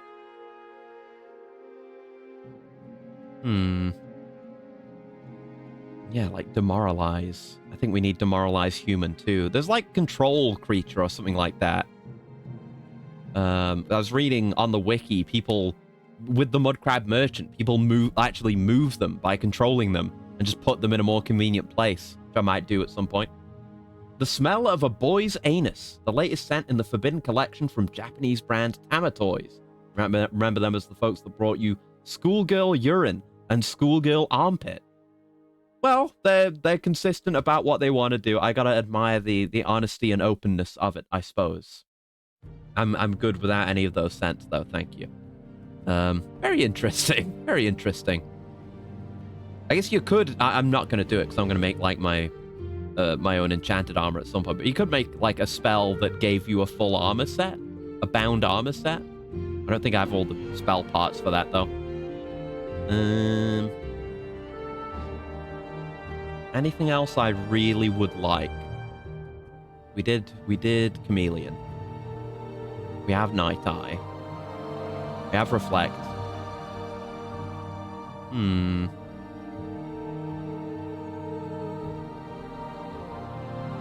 We did Swift Swim, did Telekinesis. Yeah, okay. We'll call it with that for spells. Now I need to get all my money back. So let me go to Sadrith Mora. No, I'm in Sadrith Mora. Let me go to Balmora real quick and pick up a couple of potions. Well, I find you can teleport people? I don't think you can teleport people, no. It would be really cool if you could, but no, it's... Yeah, I'll take some of the Tarana Maximums because I have a truly absurd number of those. But no, it's like it's command creature or something like that, and it just makes them follow you. And apparently, if they're close enough to you, as you'd expect with followers in a Bethesda game, they will follow you through load zones and doors and stuff. So you can use that. Obviously, you have to spend quite a while getting the Mudcrab to follow you, unless maybe you cast like a speed up spell on it and get it somewhere more convenient with a bit of work. So I might do that at some point. Yes, you hate me now. What? Of course. I need to reassign some of these spells because we're not using Unspoken Riz anymore. That's gone. It's Outspoken Riz.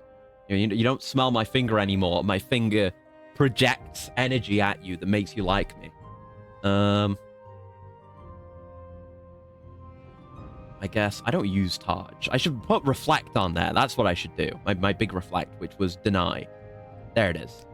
Yeah, Deny can go there. Oh yeah, I put Magic Singularity there, which I'm not really using. Well, I can put my single target spell there. What did I call the single target spell? That was the first one we did. I have a lot of spells. Right, there's Long Arm of the Anwar, which we'll get to. Yeah, Passing of the Grey Fox. Solo Leviathan, right. I don't know if I'll hotkey that one.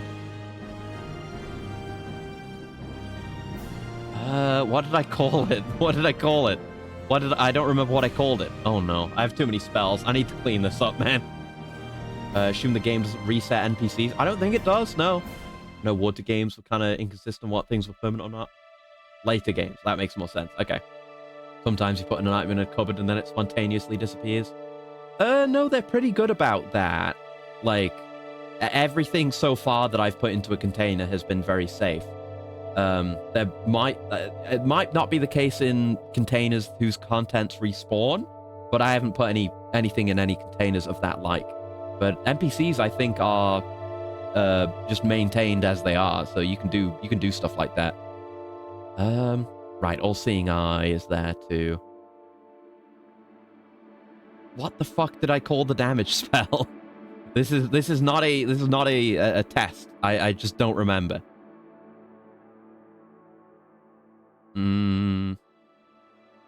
Right, I have my drain. Oh, my drains. Yeah, my drains.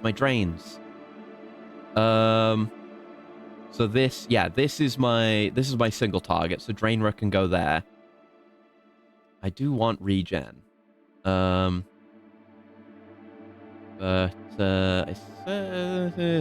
I suppose this Drainra, the drain spells and bloodletting serve the same purpose as being a spell that bypasses elemental resistances to deal damage. It's just that I guess I don't need regen either, but this does more damage. So we'll replace bloodletting, as good a name as that is, with Draenga. Then I have Draenga and Drainra when I need single target or multi-target. And then I guess I don't need regen, so I could put something there. But I really got to do a lot of organizing here.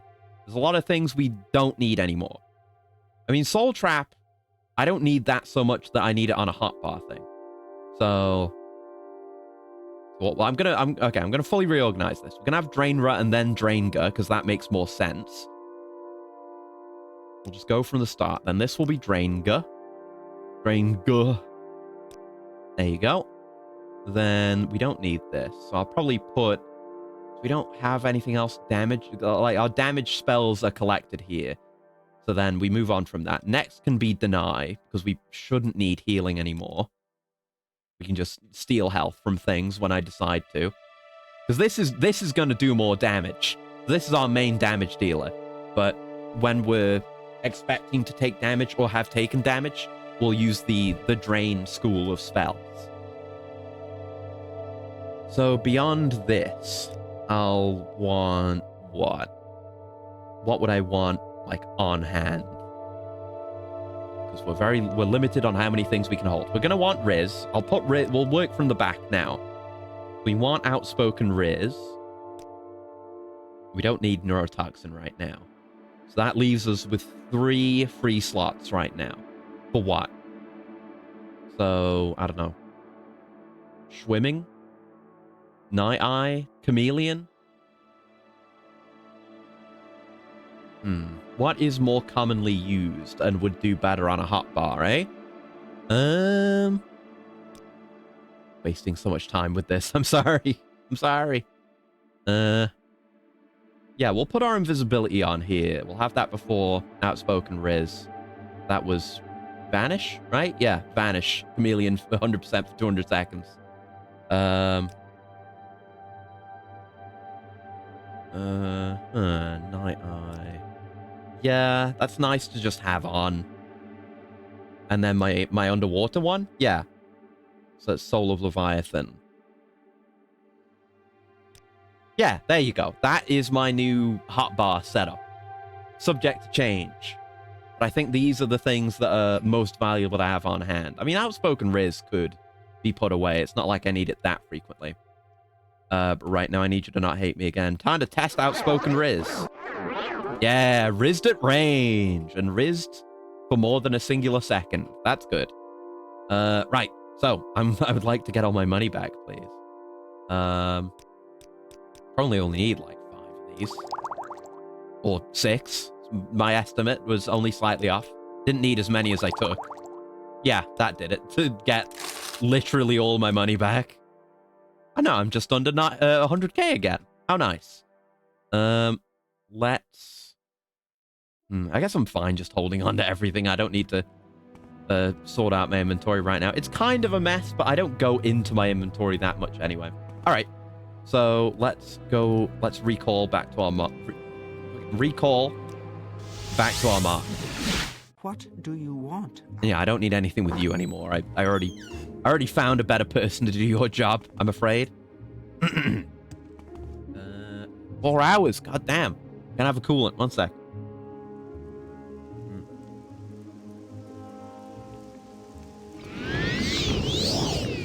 Right. Sorry I've not accomplished much this stream.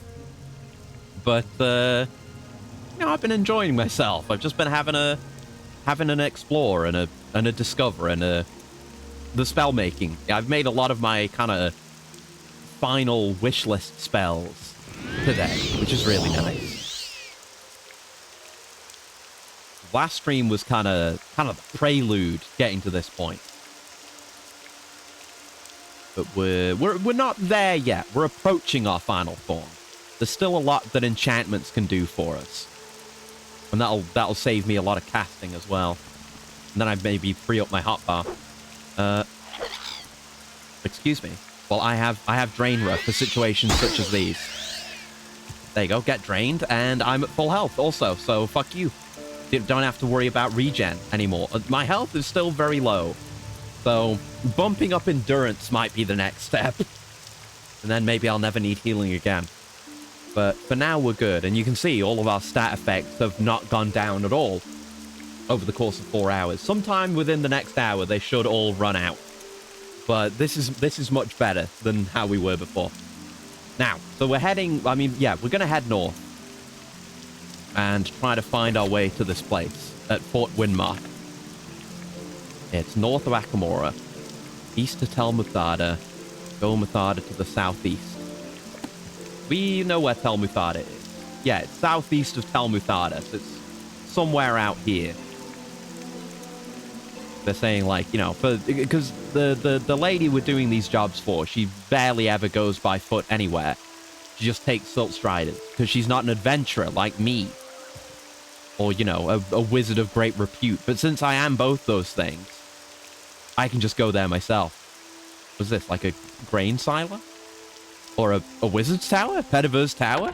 I mean, maybe not necessarily a wizard's tower. This place is kind of spooky. Hello? Oh, you... are you normal? In town. You sell things? Oh, a visitor? Have you come around to talk, or are you just here to sample some of my wares? Oh, it's just a shop all along. My name is Pediver, and I have lived here in this lonely tower for some time now. I spend my time performing alchemical experiments and reading books I've collected. You're a wizard, Actrius. Exactly. Like, in every sense now. There's no one who could say I'm like a half-baked wizard or anything like that. I'm one of the best wizards to ever live. That is me. Okay. You just got some standard stuff. And some gold, I guess. I don't need a lot of this stuff. And any ingredients, like, I'll just buy, really, so...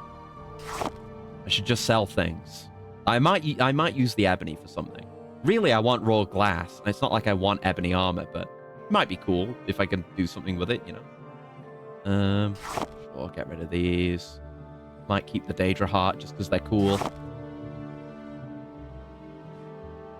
Part of me doesn't want to sell diamonds. I just think they're too cool. I don't want to lose my very own diamond. One of my several very own diamonds. There you go. The Valentine's Day Wizard. I don't know about Valentine's Day Wizard. I'm just some weirdo loner wizard. Right, so I guess this is just my option. You know, I can just do that. Oh, look, it unlocked containers that weren't even locked. Cool. I guess you could lock these then? If you were so inclined. Just having a look. Don't mind me. Just a bedroom down here, pretty much. I don't know if that got unlocked by my spell. Because there's not like a load between these. I think it might... I mean, there isn't here either, though. So I don't know how it works. Oh, well. Moving on. Loud, sorry. I didn't know unlocking so many things at the same time would be so destructive. Earthan Plantation.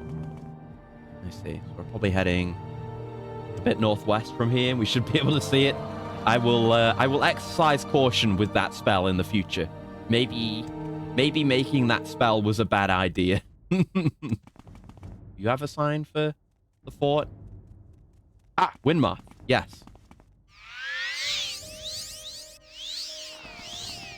Owned. There's not even any, like, devastating magical effect anymore. There's just a little magical wee wee wee, and then they just drop dead instantly. Not too bad, just kind of startling. Okay, good. Don't want to create an actual terrifying spell.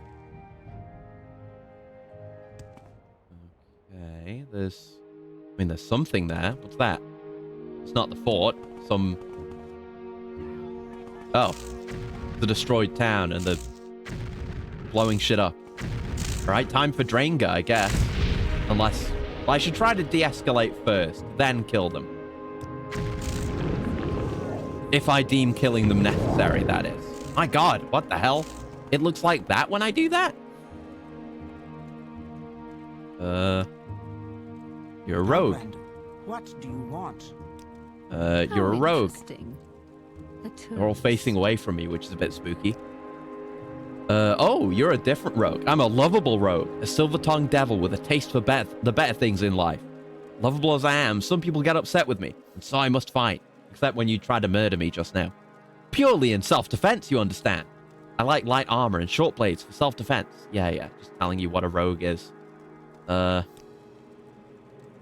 you skilled? Okay. I'm listening. I'm gonna murder you now. Goodbye. That's nice. I like the sphere it creates when you do that.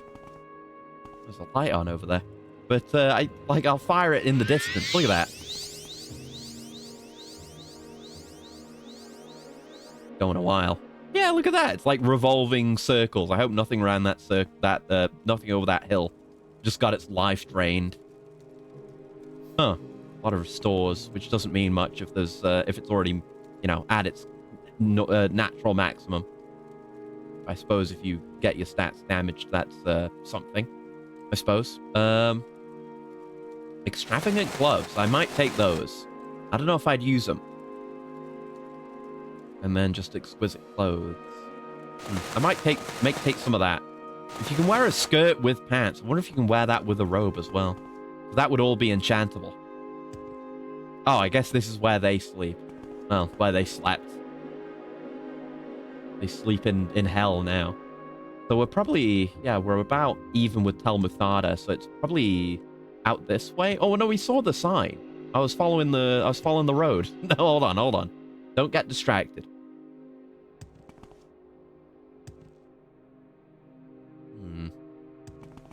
Would bandits really be chilling like that so close to an Imperial fort, though?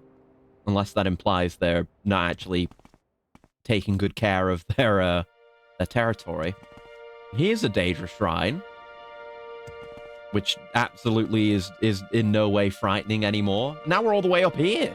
Fucking hell, we're way off now. Maybe. I don't know. Kind of dark. Tell you what. All-seeing eye. Let's see how that does. Hey, Fulbright. Hello. You are hostile. What's your deal, lady? It's got like a Daedric bra. We de-escalate a little bit? Shooting like poison at me or something? Did I miss? It's area, though. Oh, I guess you're just hostile. Maybe it's a Daedra. It doesn't work on Daedra. Oh, shit. I need to Ranger real quick. Where's that? Oh, did it get reflected? Oh, fuck. When was my quick save? Might be a while ago. Uh-oh. Uh-oh. Okay, it's just here. Oh, thank God. Oh, that is a reminder. I need to be on top of things with my quick saves, though. Because I'm not getting many auto saves anymore, since I'm not fast traveling or waiting very much. Let's try that again. I guess there's no such thing as a Daedric Bra, so I should have figured that that was hostile. That's right, 60 seconds of reflect. I guess we can just try the reflect. Get her to poison herself. If that would even work. Go ahead. Oh yeah, the poison is on you now. How about that? How about a little Draenor for you? Yeah, reflect. We like reflect. That was a seducer. I can see why. I'm going to tear her heart from her breast, if you don't mind. I'd like all-seeing eye back on. I think I didn't I hotkey that? I think I did. I can't remember to use my hotkey. Baal Dushal. Who's worshipped here? Whoever that is. Hello. Probably just Draenga instead, or Flare. Flare does more damage, but yeah, I mean, the amount of lifesteal we get from Draenga, like 100 points every second for 30 seconds, that's still startlingly good. Devourer. Devour this. You had a whole steel set under that exquisite robe, eh? I will take the robe. A Master Armorer's Hammer. Ooh. I was actually thinking I wanted to get some of my armor just tuned up, repaired. Whenever I stopped by somewhere, but I didn't do it. I guess I'll do it now. I gotta do it for the stuff that's important, like the Boots of Blinding Speed. The Jink Blade, the Power Shield, the Greaves, and the Helm. The other stuff, I mean, I'll just, yeah, it's the perfect amount of uses, and it gets me armor XP anyway, which I don't need, actually. Some scrolls, the Uprising in Almalexia, which does not give us anything. I guess I'll hold on to it. I mean, there's no reason not to. It might be an interesting read. Bound Boots cast when used. Adamantium Staff. An Extravagant Robe. Extravagant. Yeah, Extravagant is worse than Exquisite. I need Exquisite stuff. Like those gloves I got. Oh, I didn't take the gloves in this. Yeah, I didn't take the gloves in this timeline. I think that's fine anyway. Right, getting ready to Draenor. Oh, they got an Argonian skull on display here. They really don't like Argonians around here. Ooh, Ebony Dagger. Oh, is it just you? Or were you always there? Oh, you're dead now. No Daedra Lord or anything? No? Okay. Guess it's my Argonian skull now. Oh, there you are. Okay. Oh, I Draenor myself, but it doesn't matter. Right. Yeah, I can see myself taking damage. Self-drain is fine. There's nothing wrong with a self-drain. Because the health is still going to me, not to the enemy. That's good. I should probably dispel that, though. Just in case. I'll get rid of my Night Eye, too. Yeah, neat. That's good to know. That's a very safe spell. What kind of sword is that? Is that just... Yeah, Dwarven Claymore. Looks sick. I'll take it. It's mine now. Oh, I love that I can just take things on a whim, if I choose to. Game at Dinner, we've definitely read, yeah.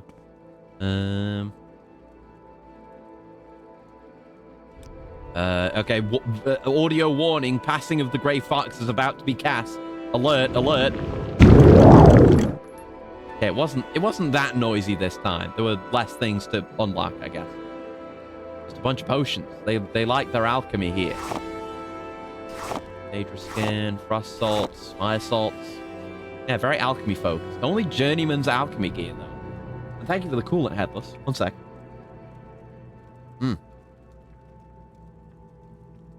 And the stretch. That's what I've been forgetting. Damn. I've been remembering to give myself like an hourly hourly coolant, but I've not been stretching. Hey. Oh. There we go. Stretch my hands as well. Gotta remember to do that. And my wrists. Both wrists, ideally. There we go. Okay. Bit stretched. Good stretch. Seems like there's more. Oh, hi! Oh! You threw a fucking shuriken at me. How dare you? Drain the both of yous. How rude. How terribly rude. You got a spoon? Moment of Porzane. Nothing. Okay. Ooh, 113 gold. I guess you were measuring it with those scales. I'd like my... I have it. Yeah, I want my all-seeing eye. There we go. You're just eating here. Nothing of particular interest. Just a living area. That's nice. A lot of these shrines, whatever you want to call them, you would just call them shrines because that's what they are just kind of the area of worship, and that's about it. Which leaves the question, or has left the question for me. Oh, you opened that too, Bags. Cool.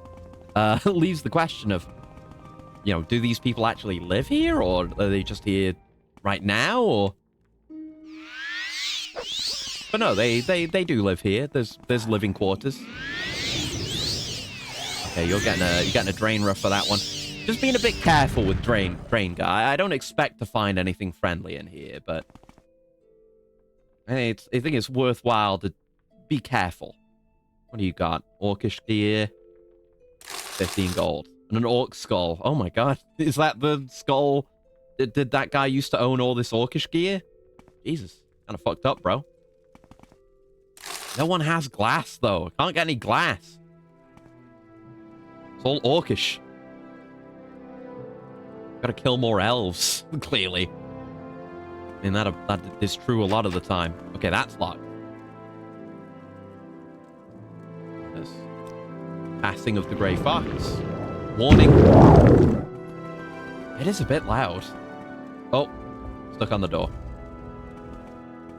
Lock level 90. Gotta be something good down here, right? Long way down. Into the bowels of the earth. Or Nern, rather. Oh, there's Daedra. That's good. I should deny before I do anything else. Throw out a few drainers. Oh, Bone Lord. Yep, no reflecting onto me, I'm afraid. You're just getting one shot. Ooh! Daedric Staff? Yeah, look at that. Very nice, very nice. Adamantium Tanto. Amulet of Spell Absorption, Expensive Robe, Devil Helm, cast when used. Garbage. Thank you very much for your contribution regardless. Where'd that Bone Lord go? He probably didn't have anything. Oh, it's another one of you. Hi. Okay, thought maybe... Oh, our spells collided in midair. I didn't know that could happen. That's really cool, actually. I've never seen that. Sweet. Oh, thanks for your heart, lady. Yeah, they keep the more dire shit down here. The various forms of Daedra. Goes further still. Baldushal Shrine, Sunken Vaults, lock level 100. Okay. In I go. Even the Daedra shrines in this mod are just cooler. Okay, I thought I was dying then. No, it was the yellow bar. It's fine. Should quick save, though. Now we just got a person. Maybe I should de-escalate someone, try to talk to them. If there's anyone left. Oh, there's whatever you are. You're new. New Daedra just dropped. And... oh, I guess I'm draining myself again. Hold on.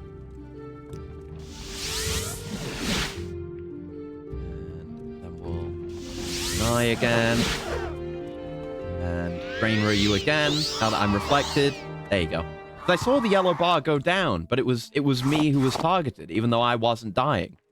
I wonder what's up with that. It's weird. I don't know how this works. Oh, that's a winged twilight. Yeah, we have heard of them before. Gelbadier, back at the Balmora Mages Guild, has a Winged Twilight soul, I think. Is that right? In their Grand Soul Gem? They're pretty good. That's like Grand Soul Gem worthy enemy, from what I know anyway. Yeah, a lot of the atmosphere is lost with the Fulbright, but it's okay. It helps us all see better. And he's Why didn't I? Iron set. Could have de-escalated you. But the people in these shrines aren't nice, basically ever, so I don't know what I'm hoping for. Oh, Lord. God. Down, down, further still. Into the drink. We have a spell for this. We actually get to test it now. Soul of Leviathan. Yeah, we're pretty quick. The Night Eye... Oh, I guess we already had the Night Eye on. I was going to say, the Night Eye didn't seem to do much, but yeah, it did. This shrine is huge. Apparently I will die. All right, let's de-escalate you then. Oh, I guess I de-escalated. Oh, no, I didn't. I didn't de-escalate you, Dromora. Okay, you have to die then. I'm sorry. I'm sorry. You made it be this way. It's your fault. Oh, you see how fast my health bar shot up then? That was nice.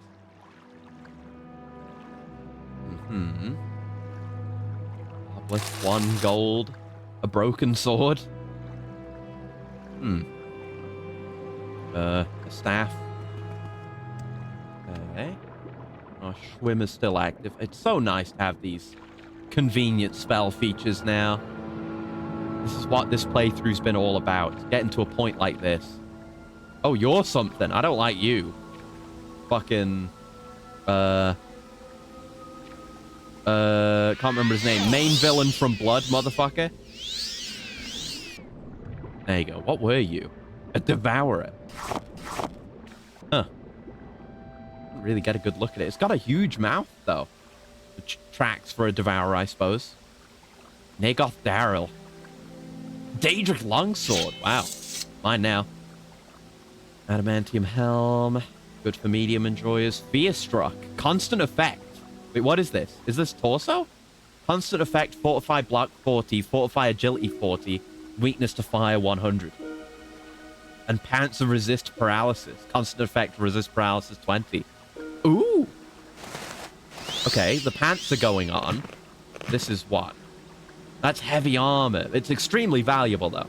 I'm probably not going to use it myself, but it's... I guess that's a unique drop, a unique item added by the mod, so I will be using that. Presumably the pants, too, but... Hell yeah, this is worth delving into. This stuff is just more worthwhile. Oh, hold on. Loud noise incoming. There you go. It ducks out every other bit of audio. It's so loud. Grandmasters! Oh! Mortar and Pestle and Alembic. Are those the ones we're missing? No, I already have a Grandmaster's Mortar and Pestle. Won't hurt to have another one. But I think... Yeah, I only have a Master's Alembic, so that's Pog. I'll take that too to sell. Why not? Explosive unlocking. It's great, isn't it? It's very effective. That book again. Small chest, which I unlocked. Greater Soul Gem Morphoid? What's a Morphoid? Never seen a Morphoid. Is that like a Femoid? The Story of Lysirius by Bresna Smythe. Epic Tale of Lysirius and the Wyrm of Akavir. In ancient times, there lived a hero named Lysirius. He fought against the Akaviri slave traders and single-handedly slew hundreds. Despite his valor, Lysirius' army was routed and scattered to the four winds. Lysirius fled into the moors to escape the Akaviri chariots. Far from the lands of men, Lysirius entered the blasted lands. At the heart of this forsaken landscape, he met the Wyrm. The great scaly beast mocked the mighty blows of Lysirius' enchanted spear. It melted the shield Fear Struck. Wait, that's a shield. Oh. Not a torso armor, but that's what we just got. We have this legendary artifact. Now we know its history. I'm going to take this with me. This can go in my eventual museum along with the shield itself. Gift of the Daedra Boethia. It's a Daedric artifact, no less. Which tracks, I suppose. With a single blast of its fiery breath, Lysirius, seeing that he could not defeat the creature by force of arms, surrendered. The worm intended to devour Lysirius when the hero offered to be its slave and manservant. Ever prideful, the worm agreed. Seeing that the worm was vulnerable to conceit, Lysirius spoke. "O great worm, for my first service, I beg that you allow me to polish your one tarnished scale." Indeed, centered between the great wings of the creature was a dull scale, clearly out of reach of its long neck. Its vanity was such that it immediately lowered one wing for Lysirius to climb upon. Once astride the great lizard, Lysirius slid his dagger underneath the scale and into the tender flesh of the beast. Though it spun and twisted in all directions, the worm could not get at the hero. Finally, it took to the air. Lysirius clung to the neck with all his strength as the worm banked, rolled, and dove. Seeing that Lysirius could not be shaken free, the worm demanded that he remove the stinging blade. Lysirius answered, "Fly straight on until you see a great army. Destroy that army, and I will remove my blade." With a great roar, the scaled creature set off.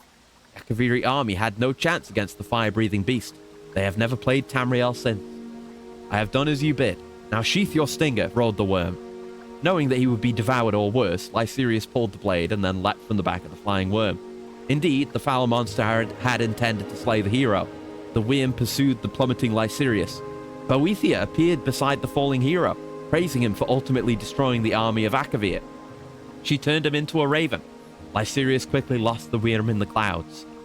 Legend has it that the worm still lives, though this happened in the first era, long, long ago. The dragon nurses a grudge against Lysirius and all of his kind. It has vowed never again to trust two-legged bearers of weapons. Scholars note, if this legend has a basis in fact, the artifact Fearstruck was utterly destroyed. No other reference to it has ever been found. And yet, I have it here in my inventory. So, I guess it got taken back by Boethia. But yeah, it's, I guess, yeah, Boethia must be the one who is being worshipped up above. It's the shrine to Boethia. But, ain't a shrine to jack shit now, because I killed everyone in it. And, took the goods. Right, I think I've checked the whole place. Let's get out of here. There was still further bits of the initial shrine area. We'll have a look around there, and then continue on our way. We might not get too much done today, actually. But we'll go a fair bit longer, like into 5 hours at least. But do need to stream tomorrow. And I need to do a little bit more farming on Crisis Core. Well, not really farming, just work on more missions. But we're pretty close to being, like, good and ready to go. To just approach the end game. Yeah, what do you think of this, Boethia? I'm climbing around on your statue. Was there? Yeah, there was another way to go, right? Like, we went down into here. Was there? Was there? There might have been another door upstairs. Is that what I'm thinking of? Yeah, this way, this way, this way. And this goes upstairs. There you go, yes. Just couldn't remember where it was. Oh, hi. I should have put a deny on. No, I'm fine. Gotta make using deny a habit, though. A Daedric club? Cool. Gonna get me a full Daedric suite of weapons and armor. Why don't I? Oh, the way back out. There we go. Yeah, really, really cool little dungeon. I enjoyed that very much. Game's very good at that stuff, and it's marked on the map. Okay, where was the road I was coming in from? And how's my... I didn't turn my draw distance down. That's right. Let me find a road sign again. Let's go this way. Hopefully we can find our way to the fort.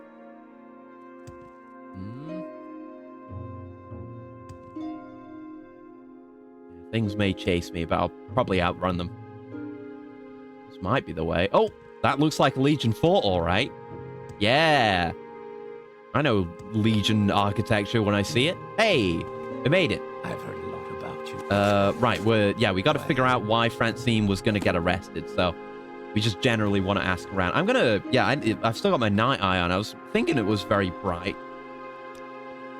Yeah, we can just dispel now. Yeah, that's fine. That looks a bit better. Hello. Greetings, foreigner. New to Fort Winmarth? Go find Nalith Lani. He'll let you in on some information. Okay, thank you. I only just arrived at this place, and already I wish to be elsewhere. I'm Giliceris, a traveling trader. My Gwar and I have seen a lot of towns in this region. Fort Windmarth is not one of my favorites. What don't you like here? Just passing by, I don't know much about what's going on. I'll be headed somewhere else soon, to Tal Muthada or Alt Basara. They're both much nicer than this place. Gotta check those places out soon. Those are good. No, Tal Muthada we've been to, I think, but Alt Basara, maybe we haven't been to Tal Muthada, but I want to see more towns. Learned how to handle a Gwar by reading the Gwar Herder's Art. Wow. This fort lies on the intersection between two roads, the road leading from Alt Basara to Necrom, and the road to Tal Muthada and further. The small village of Verulus Pass is located not far from the fort. Yeah, the further north we go, the further into Telvanni territory we get, which is of great interest to me, of course. From what I've seen, this place is in decline. There's only a small opportunity for trading here. I travel Morrowind with my Gwar in search of good opportunities for trade. So far, I haven't found anything of the sort here. Guess you won't trade with me. If you go to Molag Rune and want to do a little business, Tal Muthada is the place to visit. Has quite a few shops and a market under the tower as well. Don't know any noteworthy people here except the person you told me to look for. Good shops in Alt Basara, and it is a city. So Nalith Lani, eh? We'll probably be inside. We'll do a little circle around. Speak. You're someone. Rada Soalendu. Yeah, like a Dunmer in Imperial Guard uniform. That's an uncommon sight. I am Brada Soalendu. I'd heard that serving at Fort Windmarth was exciting, but now that I'm stationed here, I think it's pretty boring. Today is no different. Every day I stand here and search through the baggage of traders for illegal goods. Oh, got arrested. I can ask about that. Speak to Arvs Rethrathi. He's the commander of the fort. Yeah, let's get inside. It's a fairly bare-bones fort. Let's see the interior. Yeah, it's about standard. Excuse me. Relani Teresi. I sell potions of all kinds. Come, take a look. I'm Relani Teresi, and I sell potions. Men such as Naleth Lani are interested in my stock. Yes. I mean, you're not going to have any potions that are better than mine, I'm afraid. So, what do we got here? Cast when used, but both robes, a belt, summon a minion. Some relatively interesting stuff. I've got to give you credit there. Soul gems. Why? Rodas Vendar. You're about as popular as a stubbed toe, and whose fault is that? It's yours. What did I do? You enchanting, though. All right, then, dickhead. Servo. Hello there, I'm Servo Nearius. Smith. Interested in any of the wares you see? I have the greatest prices in all Fort Windmarth, and I can repair your weapons and armor to maximum quality. Well, I already repaired my own stuff, but good to know you're around, I suppose. Yeah, cobwebs around here too. Walk with not the most well kept place. Like partially caved in here. This place is not well taken care of. Oh, this is the prison record. This book is a record of the prisoners held at Fort Windmarth. Mellifluous Lend, what a good villain name. Champion of Fort Windmarth, arrested for insubordination, died while awaiting trial when his prison cell collapsed. And Gidavis Vari, spell sword. Oh, sword speller. Arrested for attacking travelers. His magic has been drained with a bracer, similar to the ones used on slaves. Fucked up, but you gotta do it. Hey, that'll be you, huh? Please don't speak so loud. I'm not allowed to talk to anyone. My name is Gidavis Vari, and I'm a spellcaster, but I can't do anything with these braces on. So, sadly, I am now a prisoner as mundane as any other. The prison is in terrible condition. There is a corpse in the cell next to me, and the last living prisoner across the room was crushed by collapsing rocks. Well, that sucks for you, eh? And yeah, this place is in terrible order. There's that aforementioned corpse. How about a little bit of long arm of the Enwar, and then maybe I'll be able to just access it. Yep. Can interact with the corpse from here. That's fun. And now I just have telekinesis for a good long while, actually. It's pretty cool. Excuse me.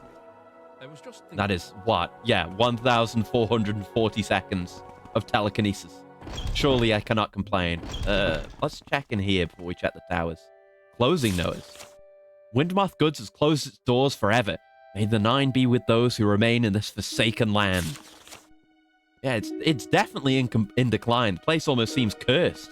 Excuse me. The towers again. We can go upstairs. This is where a boss man would be, right? Imperial Shrine. Huh? Arv's Rethrathi, yes. And yeah, we've got a Dunmer Imperial in charge of a fort as well. What's going on here? This feels like the kind of place where there should be a quest or two. Ooh, chest, eh? Hello there, stranger. I am the guard captain here. Have you come to speak with me? Speaking. I'm Arv's Rethrathi, commander of this fortress. As you can imagine, it is a difficult job. We are undermanned and under-equipped, but we make the best of it. This fort was erected to keep the boundary between House Indoril and House Telvanni peaceful. Strangely enough, since I became the captain here, the Telvanni have been very quiet. Could they be behind some of the shit going on here? I don't have any dealings with them. It is my duty to enforce Imperial law. Why do you ask? Ah, I see. You're a member of the Mages Guild too. That means you're in the know, or even worse, an accomplice. Those are crimes too, Breton. I have an arrest warrant for Francine Aldard, and this escape of her makes the case even more complicated. I'll leave the choice to you. Pay her fine of 5,000 gold, or you commit the crime of impeding the investigation. Just tell me why you arrested her, and I'm gone. You want to question my authority, or what? That's none of your business. The only thing you should care about is whether you respect the law and pay the fine, or you're stubborn and deal with the consequences. So what's your decision? You seem kind of corrupt, buddy. I'm not going to pay the fine. If that is your stance, in fact, I'd love to arrest you on the spot, but unfortunately, I have no concrete evidence. I'll give you only this one chance. Leave my fort now, and if you or that Francine Aldard ever come back, you'll end up in my jail. Now move it! Interesting. Journal? As I refused to pay Francine's bounty, Commander Rethrathi declared that I am no longer welcome at Fort Winmoth, and as if this was news, neither is Francine. I'm wondering what these big words translate to. Yeah, it's some kind of weird extortion ring. Let me just riz you a little bit. You've told me I'm no longer welcome. No, I'm just being told to leave. Well, how about I open your chest and have a look at what's in there? Maybe. How about if I do that? Loud noise alert. Oh, yeah, he doesn't like that. Okay. You in I didn't know that could actually happen. Like, you get the Oblivion style. Stop! You violated the law! There's no time to talk. I've never actually seen that. I guess I'd better chameleon myself then, real quick. And it's, vanish, which we want. It all went wrong. Yep. So it goes. So it goes. Yeah, but now I'm invisible. So. And I guess I could just open everything from outside. So let me do that first. There you go. I did that while completely unseen, so it was no longer a crime. It is trapped, but I still have my telekinesis on, so. Ring of Ice Storm. An amethyst, 90 gold. Shit. Oh shit, no, I was still visible. Fuck. Hold on. Yeah, understandable. Sorry. That's my fault. I whiffed that one. Hold on. Restart. Okay, loud noise coming. Now, vanish. And I have to remain crouched so that the little icon next to my spell shows up. Gods, don't let him start in on that solemn duty crap. And yeah, now we're not visible, I believe. No, I am visible. Okay, fuck. What good does chameleon even do me? I'm 100% invisible. Okay, fine. It doesn't matter. There is no escape. I don't need anything that you have anyway. Leave me. Okay, so an interesting, uncertain outcome there. Oh, there's Alt Basara. I guess let's go pay a visit to Alt Basara, since we're so close.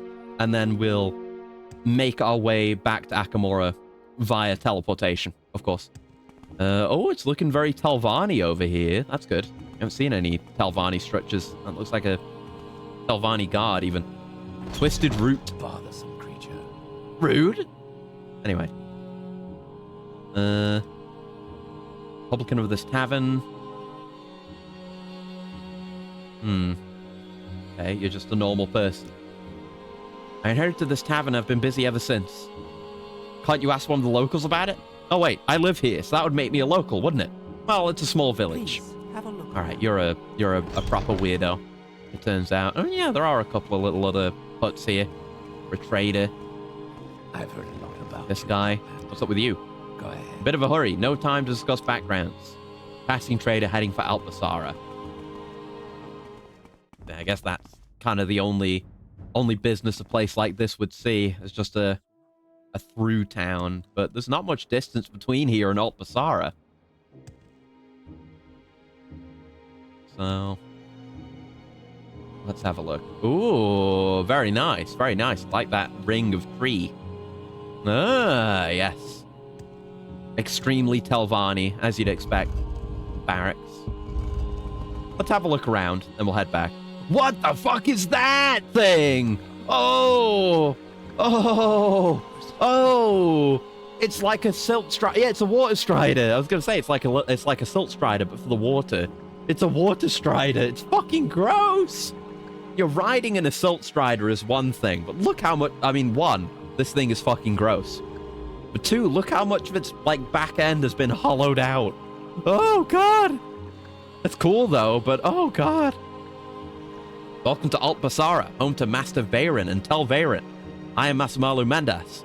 For River Strider transportation. River Strider, I see. These things wouldn't go out on the open ocean, but rivers, yes. Ooh, I wouldn't like to see a wild one of these. Oh no. Very gross, very gross. This is the kind of bug I don't like. Big long legs. Yeah, transportation to various locations in Eastern Talvanis district. Depending on your destination, you might travel by Dragonhead Point, the landmark to the east. Telmothrivra and Luthanis.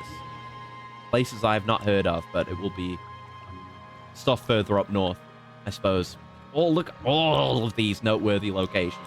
No doubt more I don't know where they are. And like, I think this is Telvanni HQ up here. I'm listening. So, Go ahead. much for me to see out that way. Very excited for maximum Telvanni exploration. But for now, Altbasara.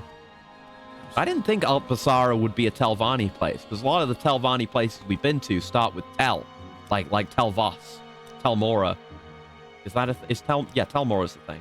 There's a lot of Teloada. And many more. Telgalan, places like that. General supplies. I can read. Having telekinesis made my eyesight better. I can read signs from further away. Honestly, telekinesis might be a good thing to have on, as an enchantment, just for quality of life. So if I have room left in my enchanting plan, I'll probably do that. Enchanter. I have no time for you, Oh, friend. nice helmet.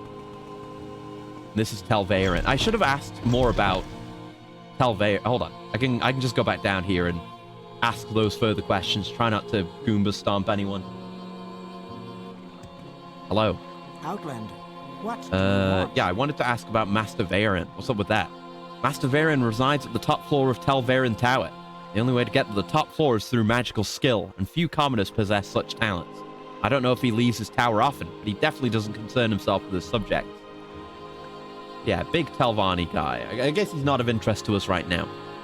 My parents always told me it was a Dunmeri-created landmark built to provide guidance to the ships and water striders. Centuries ago, my family supposedly helped transport the stones to aid in its creation. Cool. And that's, like, out to the east or something? Maybe we should have a look? Interesting music out here. Is that just for that town, that music? Or maybe that's Telvanni town music? Only one sign pointing away from where I'm going. That always bodes well. Bodes well for exploration, anyway. Yeah, we'll have a look at where this road leads a little bit and then go back. We'll just recall our way back, but while we're out here in more Telvanni territory, might as well get a bit of the lay of the land, you know? Oh, there's more signage.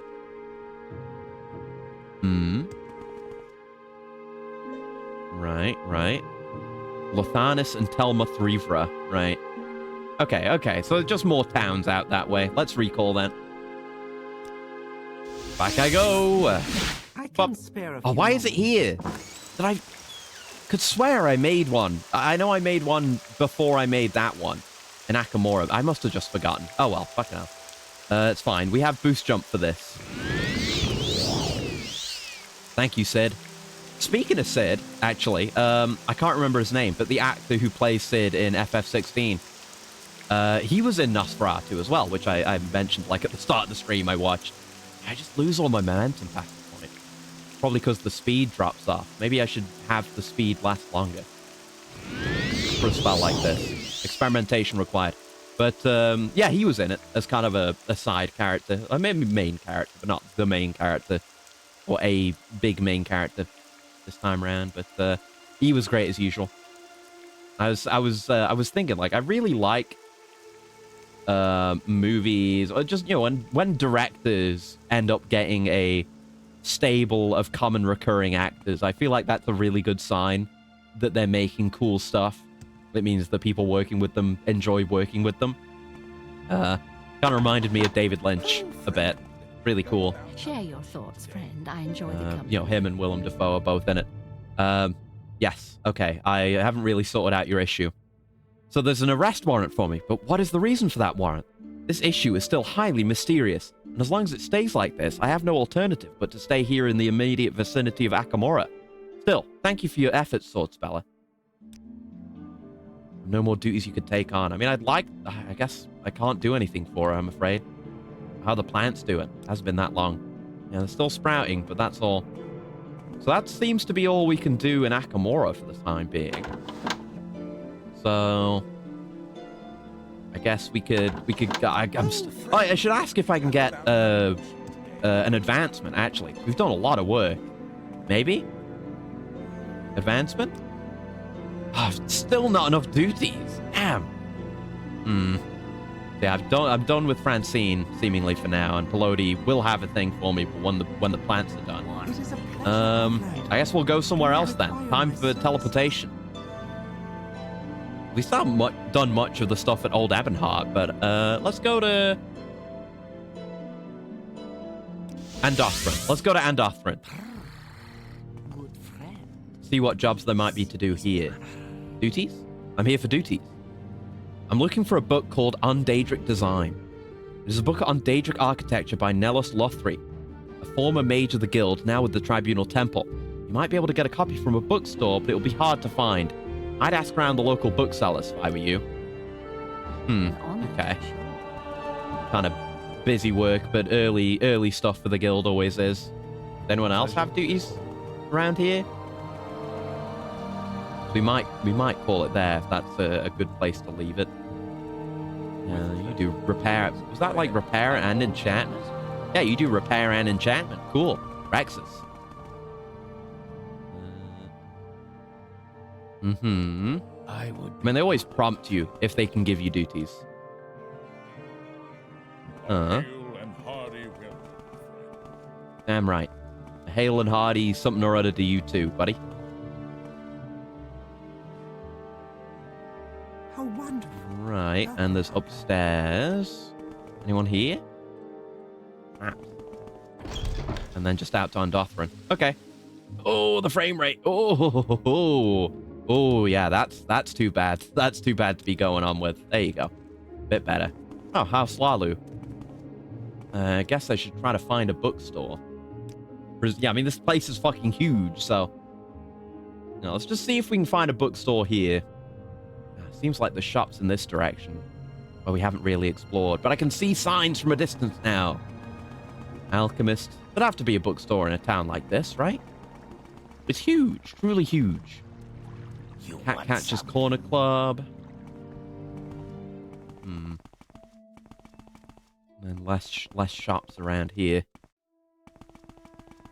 And then back to the Plalu HQ. Okay. Apartments out that way. And there's a ship. Oh, look at this lighthouse. Cool. I like that. It's almost brutalist in its design. I like that. So where are you from? And I think we... Did we? Maybe we didn't take a ship to here at some point. Where do you go? Almasthir, Old Ebonheart, Tain, Vivek. We've been to those places? We've been to Tain. Been to Almasthir? The name sounds familiar. I don't know. Oh well. Short trip, long trip. You decide. Anyway, I don't need anything from you. Thank you, though. Let's take a look around town some more. There's more stores here, seemingly. A pawnbroker who does not specialize in books. Wharfside guard tower. Right, not much over that way. Just the wharf. Would that be enterable? Oh god, imagine. I'm thinking of Hitman again with these like big open towns. Right, that's the Imperial Commission. We came by here last time when we were having our initial look around. Flesh our knowledge of this area out a little bit. Well, there's someone up here. This is a very nice spot. Hello. Thank the gods you're not one of the locals. I can't stand them. I simply can't. We haven't met before, have we? I'm Casa Atreus. How do you do? I'm Casa Atreus. My brother and I are nobles from the Heartlands. He owns this manor. Speak freely, friend. Yeah, wasn't it? I guess the Hlalu are more in with the Empire, so you're going to see foreign nobility in areas like this. Look at this little overgrowth on the trellis here. That is the word for it, I think. Yeah, right. Sharpshooter guard. You better not be half asleep when you're sharpshooting. I can tell. Any stores out here? Oh, there's the Morag tongue. Might be other stuff of interest out this way. More houses, weaponsmith, enchanter.